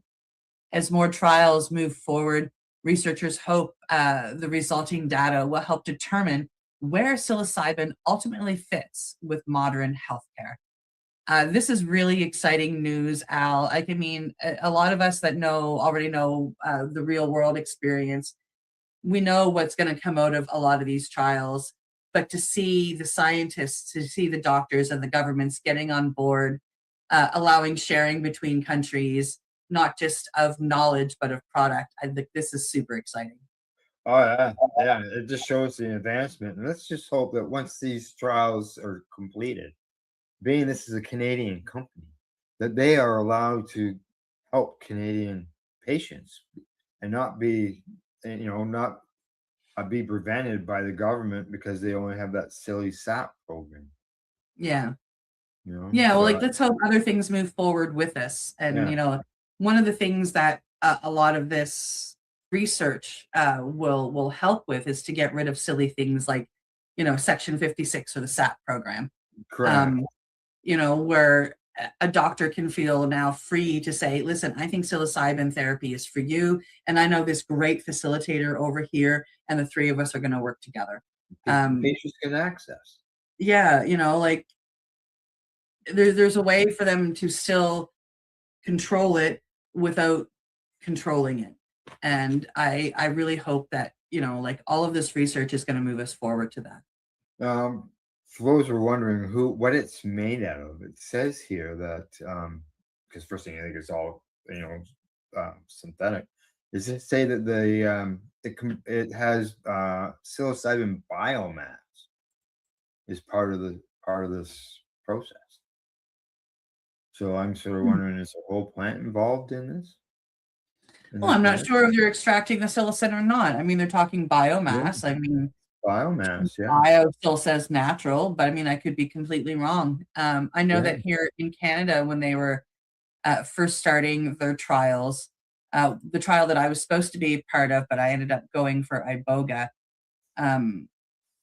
they were using a whole mushroom. So they were making tea out of the whole mushroom for the first trial.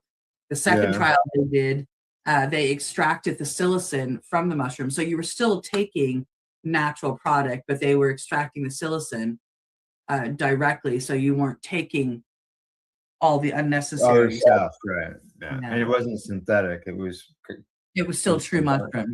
Yeah. That's what this seems like. They mentioned 5 milligram capsules. That's what they give people. Yeah.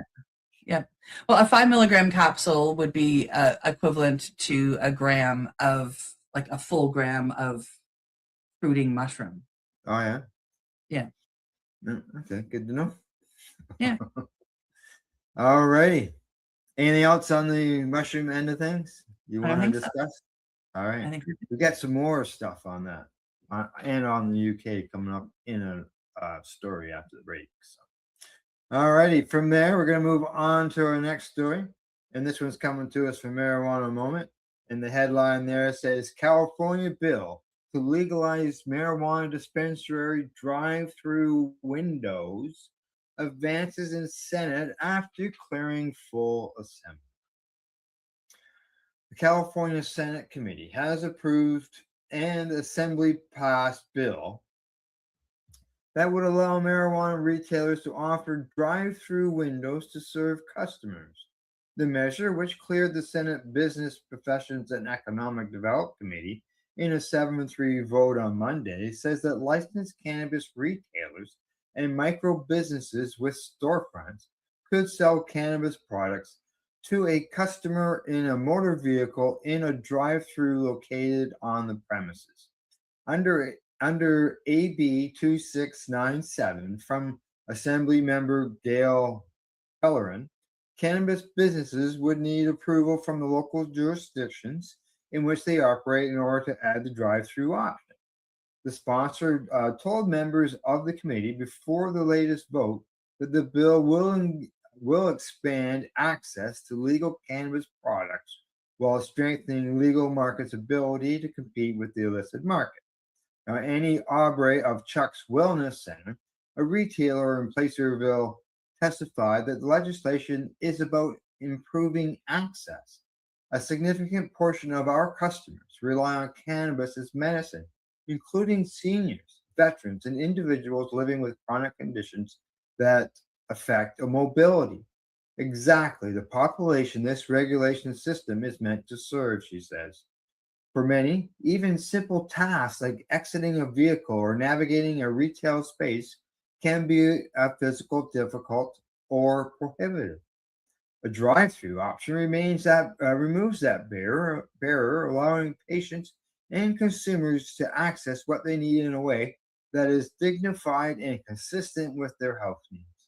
Now, Amy O'Gorman Jerkins of the California Cannabis Operators Association said the legislation would provide operational flexibility within a highly regulated system. It does not expand who can access cannabis. It just allows retailers with local approval to serve existing patients and customers in a more efficient manner. Jenkins also argued that the measure could improve safety. Today, curbside transactions are already permitted. This means employees are regularly required to leave a secured premises while carrying product and at times cash into the parking lots. Now, AB 2697 provides an additional mechanism to obtain product, but requires a fixed, secure transaction point, keeping employees inside and reducing exposure to theft.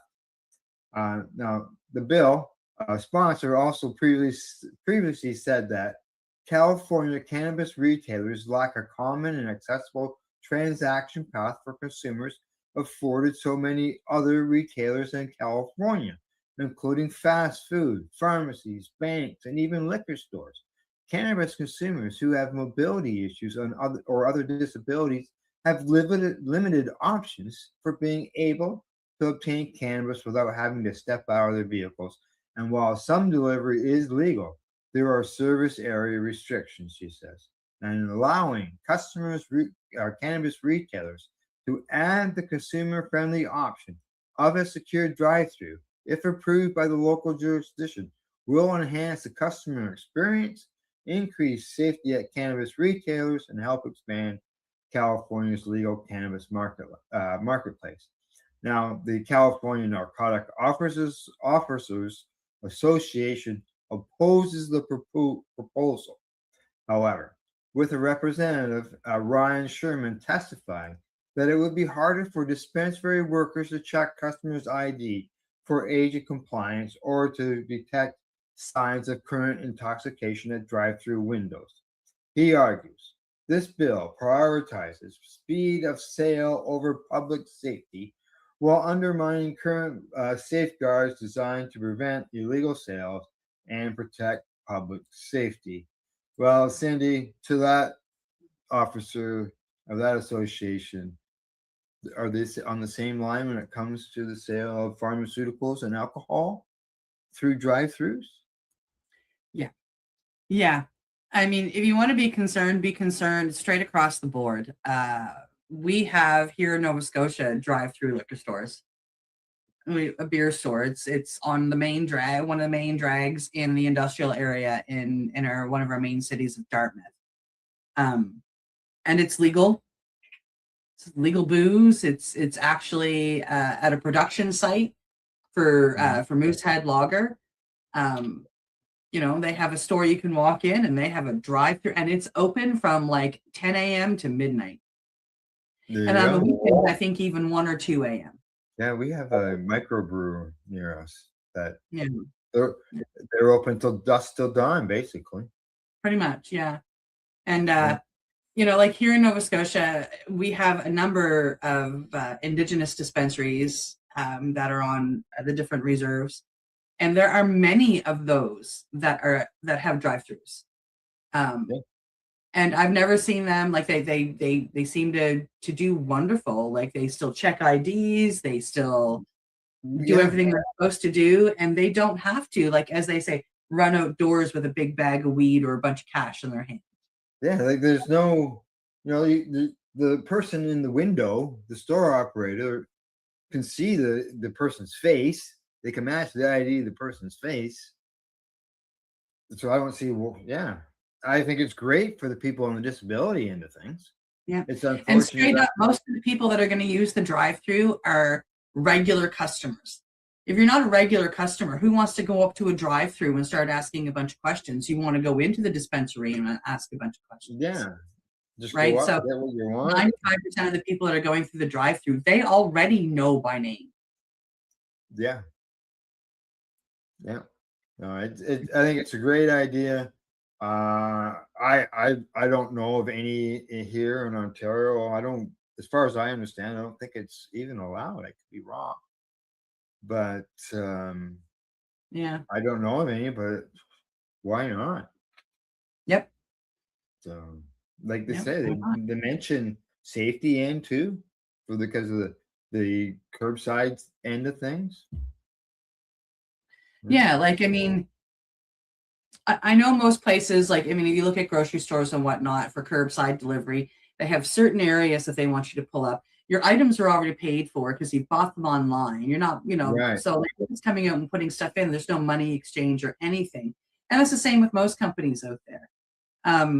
But when you're going to pick up your cannabis, like that's usually not an option, you know, Right. at a lot of these dispensaries. Like, so yeah, that can be scary. Yeah. All righty, we got our first 4 stories done of the day. We got 4 more to come. We're going to be going to Spain. We're going to be going to Nepal. We're going to be going to UK. I think we're going to be traveling almost around the world by the looks of things. All right, other than that, you're watching Psychedelics and Cannabis Educational News. We'll be right back in, as I always say, 3 minutes. I just got to find the right button. There we go. You're listening to the Pace Radio Network here at paceradio.net. Camelford Lifestyle Shop, open Monday to Friday from 10 till 7 p.m. or by chance. Check out our flags, our t-shirts, plus our hats, and look of that supply of rolling papers, plus much more. We've got bongs and your favorite herbal vaporizers. Look at all the incense we have, as well as for those who collect knives, check out these knives in our collection. And while you're here, stop in to see Shay at the piercing room, where you can get poked by Shay. Daily deals, check them out. Camelford Lifestyle Shop, 17 Bridge Street West, Camelford, Ontario. What do you find at paceradio.net? People advocating cannabis education.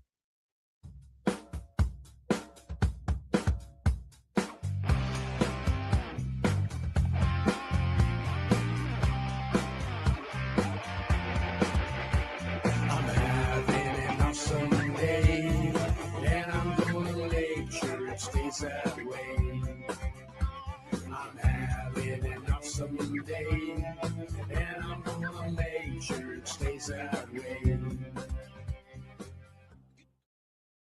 Limestone City Hydroponics is Kingston, Ontario's hydroponics shop. Take your growing to the next level and create the optimal environment with a tent kit, or maximize your yield with an ebb and flow flood table kit. Either way, Limestone City Hydroponics has more sizes and options to fit your needs. Are you looking for the power of the sun that adapts to your budget? Then look no further, as they have professional grow lighting. They have indoor grow systems that are easy and cost effective, with many options to fit your living space and lifestyle. Cultivate your growing potential. We have everything you need to succeed. And if you can't make it to the store, they offer local delivery to the greater Kingston area. Remember, when you're looking for experts to help you grow, then look no further than the locally owned Limestone City Hydroponics, 105 Sunderland Drive in Kingston, Ontario. Call them at 613-548-0420.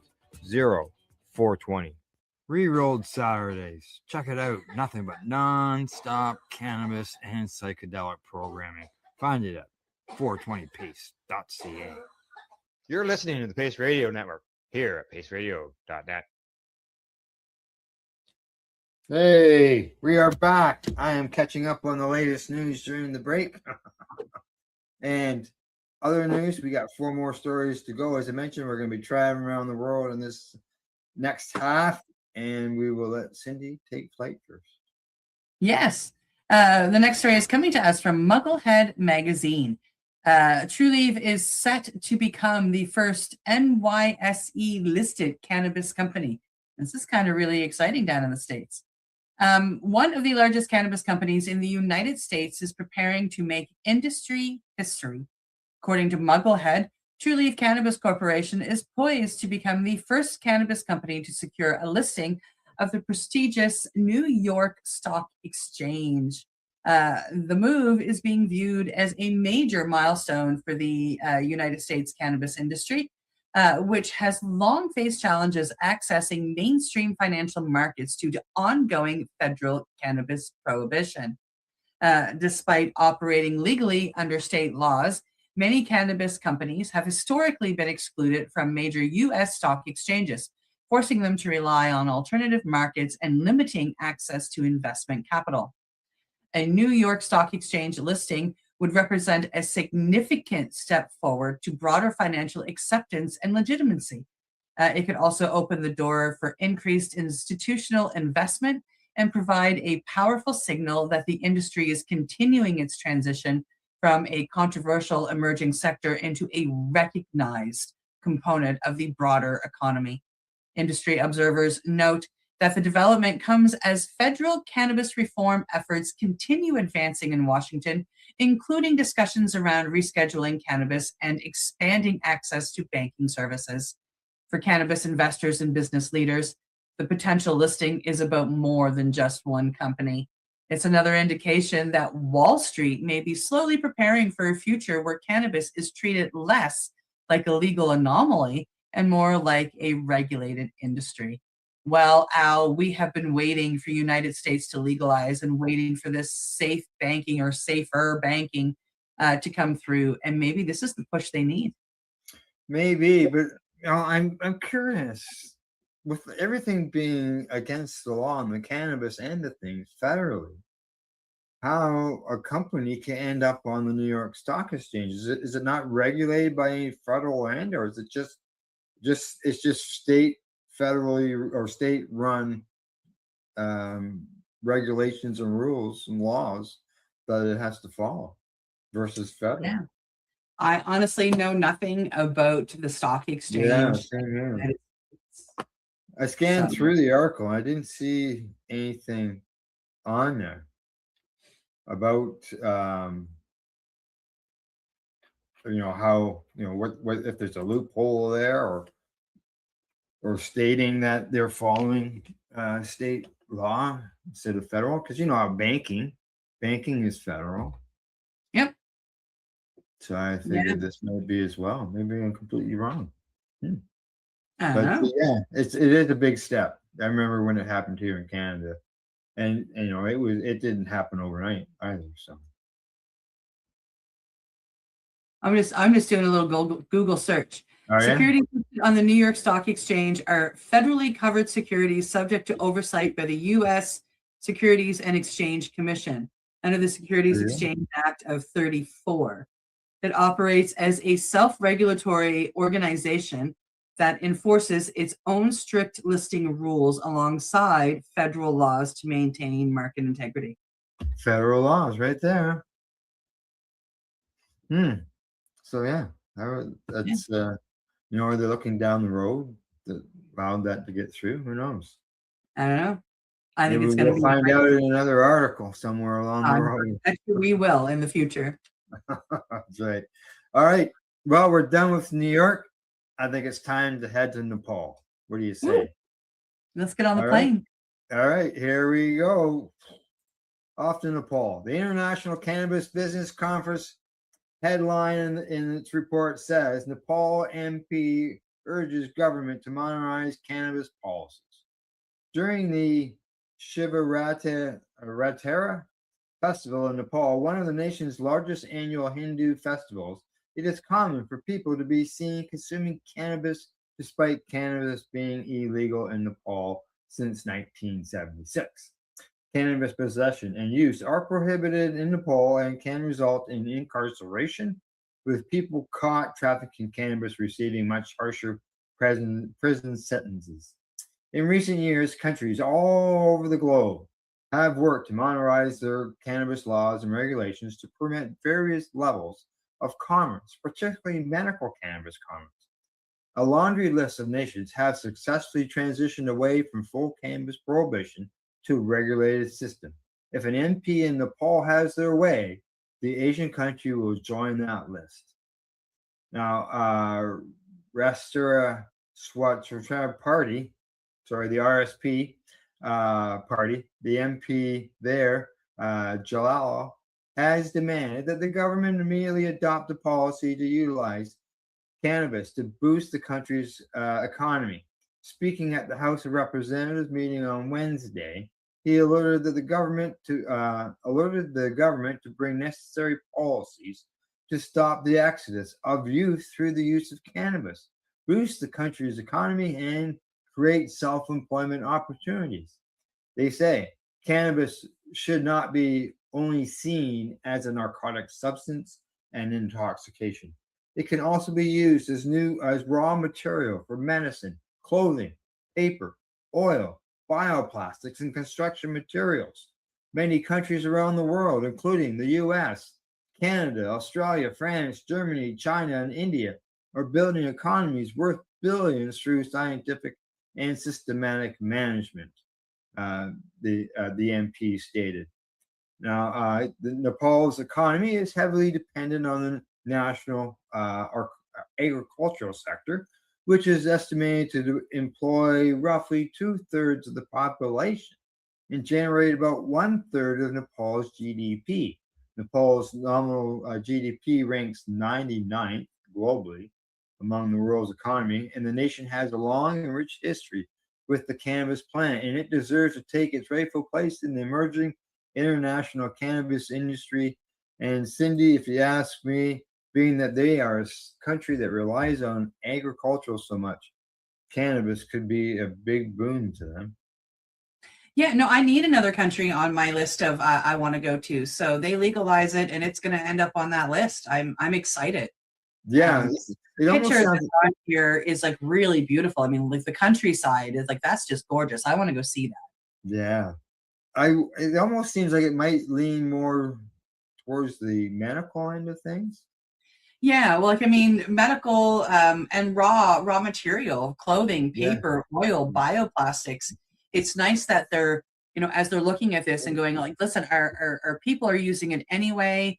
So, like it's not harming them. Let's do something. It's got wonderful medical properties, and look at all the money that we can save with, making oil and bioplastics. And they're looking at it all. And that's just really cool. Like, people wonder, could, hemp or cannabis replace oil as a product for people to use in their cars and other uses. And you gotta think, if the world all gets together, not just relying on thinking of it individually, but thinking as a world all together and working together, how much change could be achieved. Maybe not 100%, but even a 50% reduction could make a big difference. Exactly. Yeah. Like there's nothing saying that the oil industries are going to lose anything, but there's, we could make it easier. And if our governments would see that, like right now we have wars going on that are affecting the price of gas. And if we had a backup to that, fine, go ahead, fight. I'll just grow my own over here and I'll be fine. Right. There's all kinds of things, and so many countries have, like, I mean, we all have our different strains that grow well in our soil. So every country has, a version of the cannabis plant that can grow strong in their soil and create all of this stuff. And we should just do it. But I'm just a constituent in a little country, so like my voice doesn't. Yeah, just spreading the word and trying to get others to help spread it and go from there. Yeah. All righty. I think we're leaving Nepal and we're heading to Spain now, I believe. We are, yeah. We're gonna go and see what's happening over there in Spain. Right on. So coming to us from the International Cannabis Business Conference, the article title says, Spain rules out adult use cannabis legalization for now. And my first thought when I read that is like, yeah, but what about Spanibus? Like, what? Like, this is one of the best cannabis, events in the world. And what? So that's where my mind went. Let's see what it says. Despite years of speculation and advocacy, Spain's government has signaled that adult use cannabis legalization is not currently on the political agenda. Pardon me. According to the International Cannabis Business Conference, Spanish officials have effectively ruled out moving forward with full recreational cannabis legalization in the near future, disappointing many reform advocates who believed the country was positioned to become one of Europe's next major legalization success stories. Spain has long occupied a unique place in the cannabis world. Heck yeah. The country is known for its cannabis social clubs, private cultivation practices, and relatively tolerant approach compared to many other European nations. As a result, some observers assumed broader legalization was only a matter of time and a signature on a piece of paper straight up. However, the government leaders now appear focused on other policy priorities and have indicated there is insufficient political consciousness to advance adult use legalization at this stage. The decision comes as Europe continues to move at different speeds on cannabis reform. Countries such as Germany have implemented significant reforms, while others remain cautious or continue to prohibit adult use markets altogether. Advocates argue that legalization would allow governments to regulate products, reduce illicit market activity, and generate tax revenue. Opponents continue to raise concerns about public health. It actually might get better. Youth access and broader social impacts. For now, Spain appears content to maintain its current approach rather than embark on a full legalization framework. The announcement serves as a reminder that while global cannabis reform continues to advance, progress remains very uneven, and not every country is moving forward in the same direction. And the only word I have to come back to all of that with is Spanibus. I couldn't believe it when I read the headline. It was one of those WTF moments or WTH, whatever you want to use, because I couldn't believe it. As you said, it's got Spanibus going on there. It's got a large market. Lots of people consume cannabis. People from all around the world go to Spanibus. Yeah, they do, and they consume cannabis. They do it openly. It's like being in Canada for legalization. Not that I've been there. This is the reports that come back from everybody I know, and I've met quite a few people that have gone to Spanibus, and it's one of those things that's actually on my radar. Eventually, is Spanibus. I would like to go, and I don't think I have a hope in Heckaroonie of ever being a judge there, but doesn't mean I can't go to the and celebrate. Exactly. As the first line of the article says, Spain is home to one of the most vibrant and established cannabis communities on the planet. But then again, the Netherlands, Amsterdam. If you pick two European places that are all about cannabis, and like every single one of us that have, grown up in the cannabis industry go, ooh, I want to travel to these places someday. And neither of them are legal. No, yeah, like in Denmark there, they are pilot projects going on with some of the towns, but yeah. Yeah, but countrywide in the Netherlands, it is still illegal. Yeah, correct. Yeah. There's only like 1/20th of the amount of coffee houses that there used to be, but man, when I was there, you couldn't walk for a quarter of a kilometer without hitting a cannabis cafe or like a coffee house, as they call them. So I can only imagine what it was like 20 years ago when they were all going.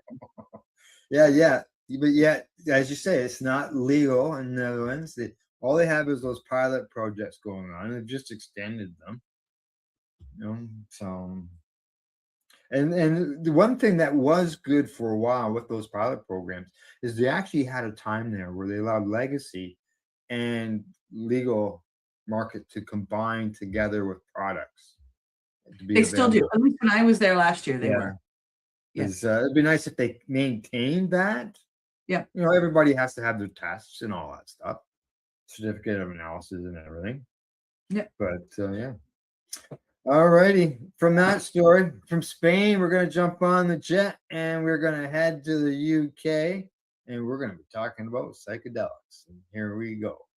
This one is coming to us from Leafly. Headline says UK voters support the clinical use of psychedelics, new poll finds. Now, people in the UK support the medical use of psilocybin alongside therapy, with backing from voters for all parties, according to the results of a new nationwide poll. The YouGov survey of 2,200 UK adults, commissioned by PAR, which is Psilocybin Access Rights, found that 68% of respondents support the medical use of psilocybin-assisted therapy for end-of-life psychological distress in the terminal ill, against just 8% who opposed. Now, support for psilocybin use in physical and neurological conditions such as cluster headaches, traumatic brain injury, and stroke recovery reached 61%, with only 12% opposed. For serious mental health conditions, including depression, anxiety, PTSD, anorexia, OCD, and addiction, 53% backed this use against only 18% who were opposed. Interestingly, the survey found that when people were told about the policies that allow legal access to psilocybin-assisted therapy in other countries, support increased by between 4 and 6% points on every condition. The poll showed broad approval for psilocybin reform across the political spectrum. People who said that they intended to vote Labour were 77% likely to support the highest of any voter group. Now, Reform UK voters also backed the UK government, allowing end-of-life psilocybin use by 68% to 11% who opposed. And Conservative voters also support the measure, 68 to 11, the exact same numbers. Even on the most contested framing, psilocybin for mental health, without any international context, Reform voters split positively, with 45% support against 26% who did not. They say these figures should reshape the political conversation in Westminster. This says Timmy Davies. He's co-founder of PAR.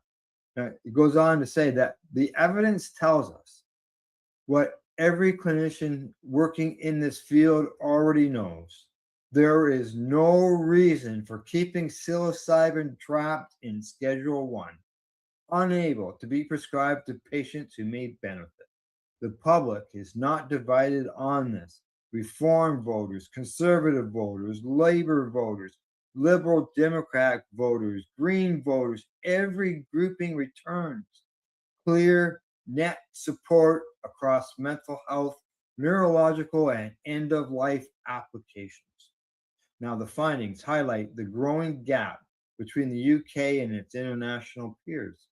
Australia rescheduled psilocybin, allowing for its prescription in treatment-resistant depression in 2023. Canada has operated a special access program since 2022.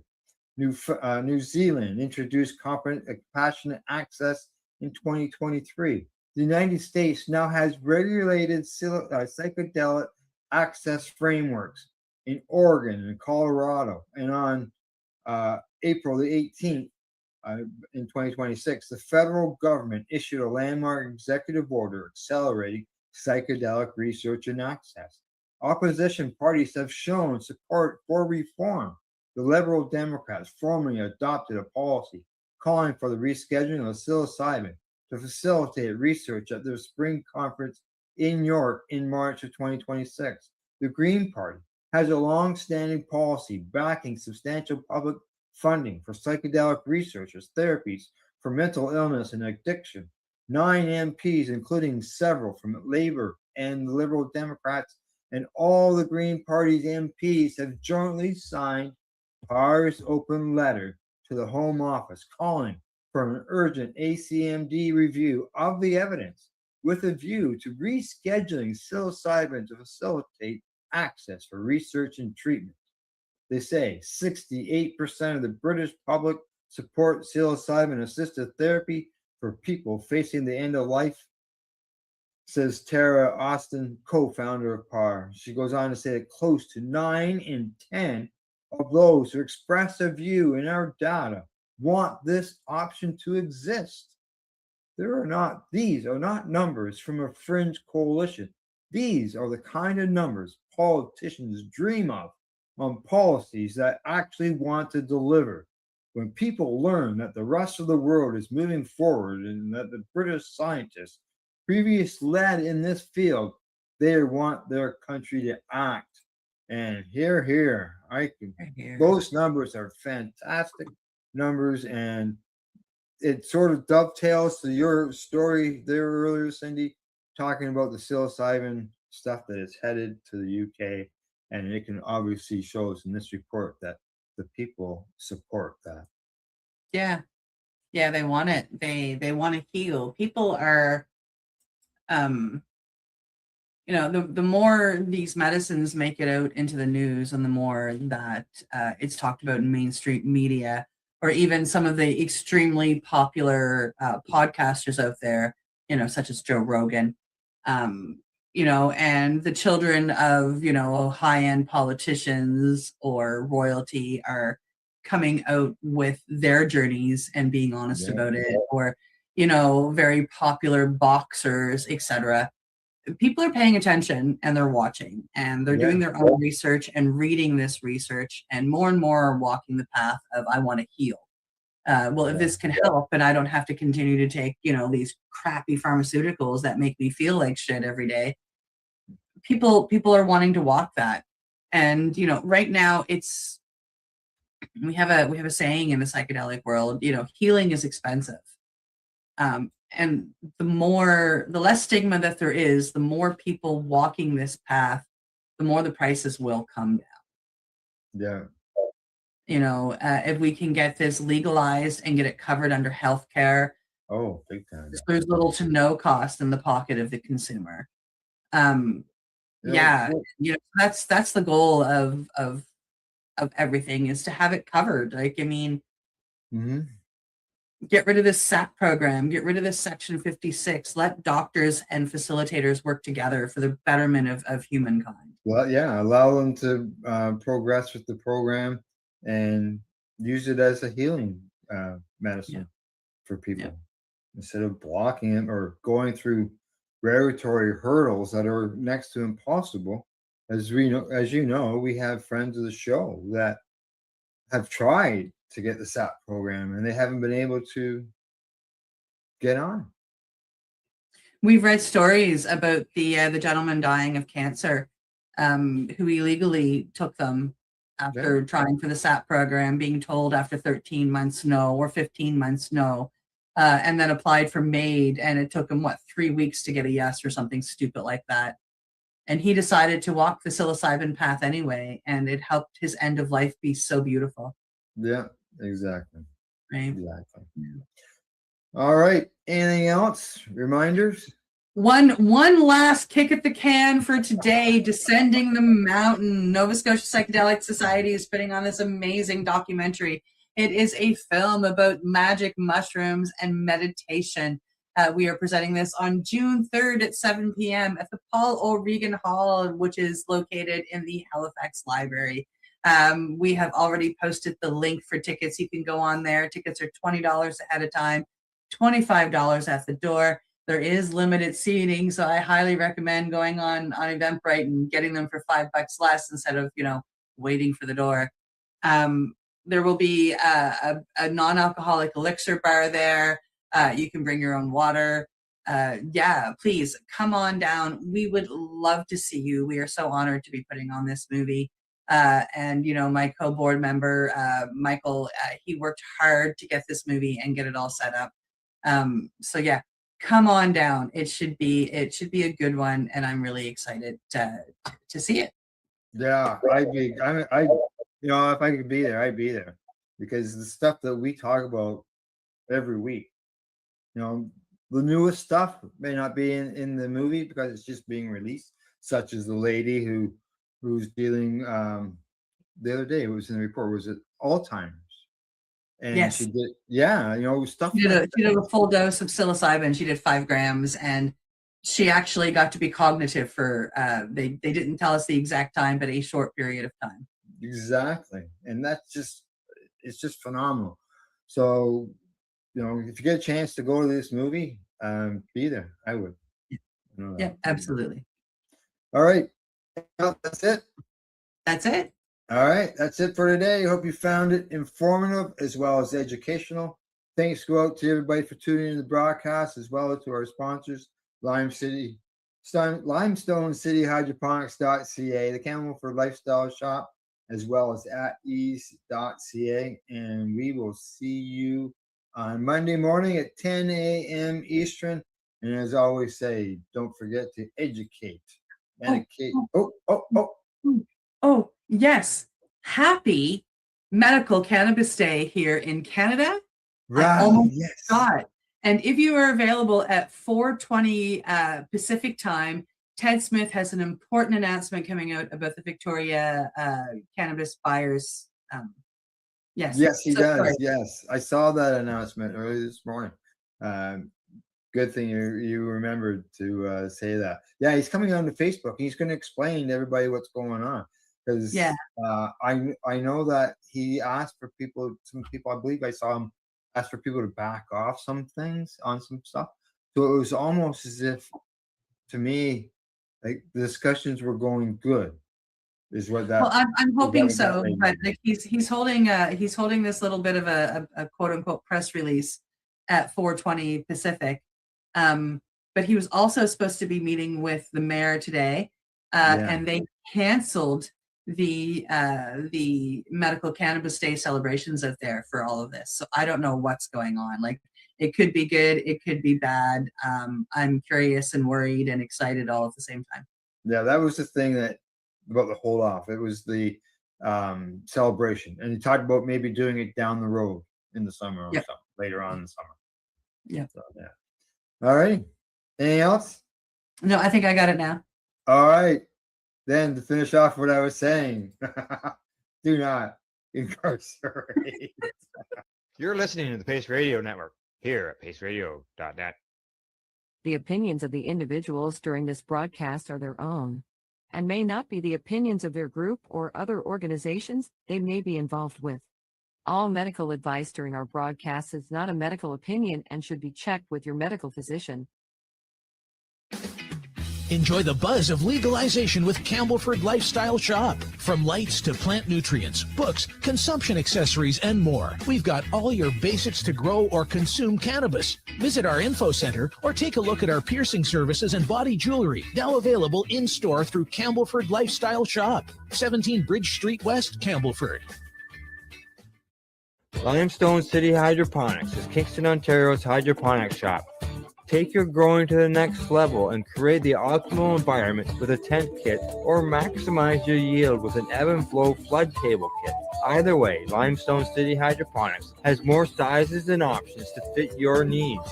Are you looking for the power of the sun that adapts to your budget? Then look no further, as they have professional grow lighting. They have indoor grow systems that are easy and cost effective, with many options to fit your living space and lifestyle.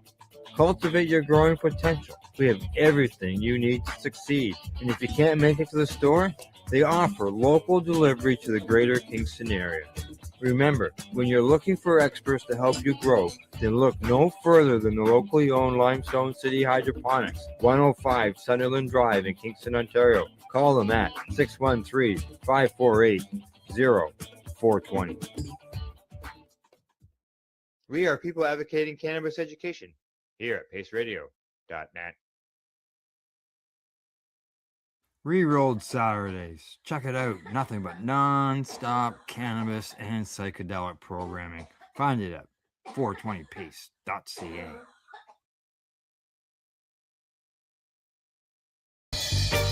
You're watching the 420 Pace, found at 420pace.ca.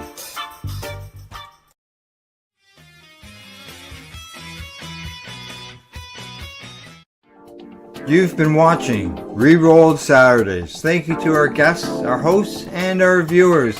Up next, Rerolled Saturday Nighttime Edition. It gets started at 4 p.m. See you then.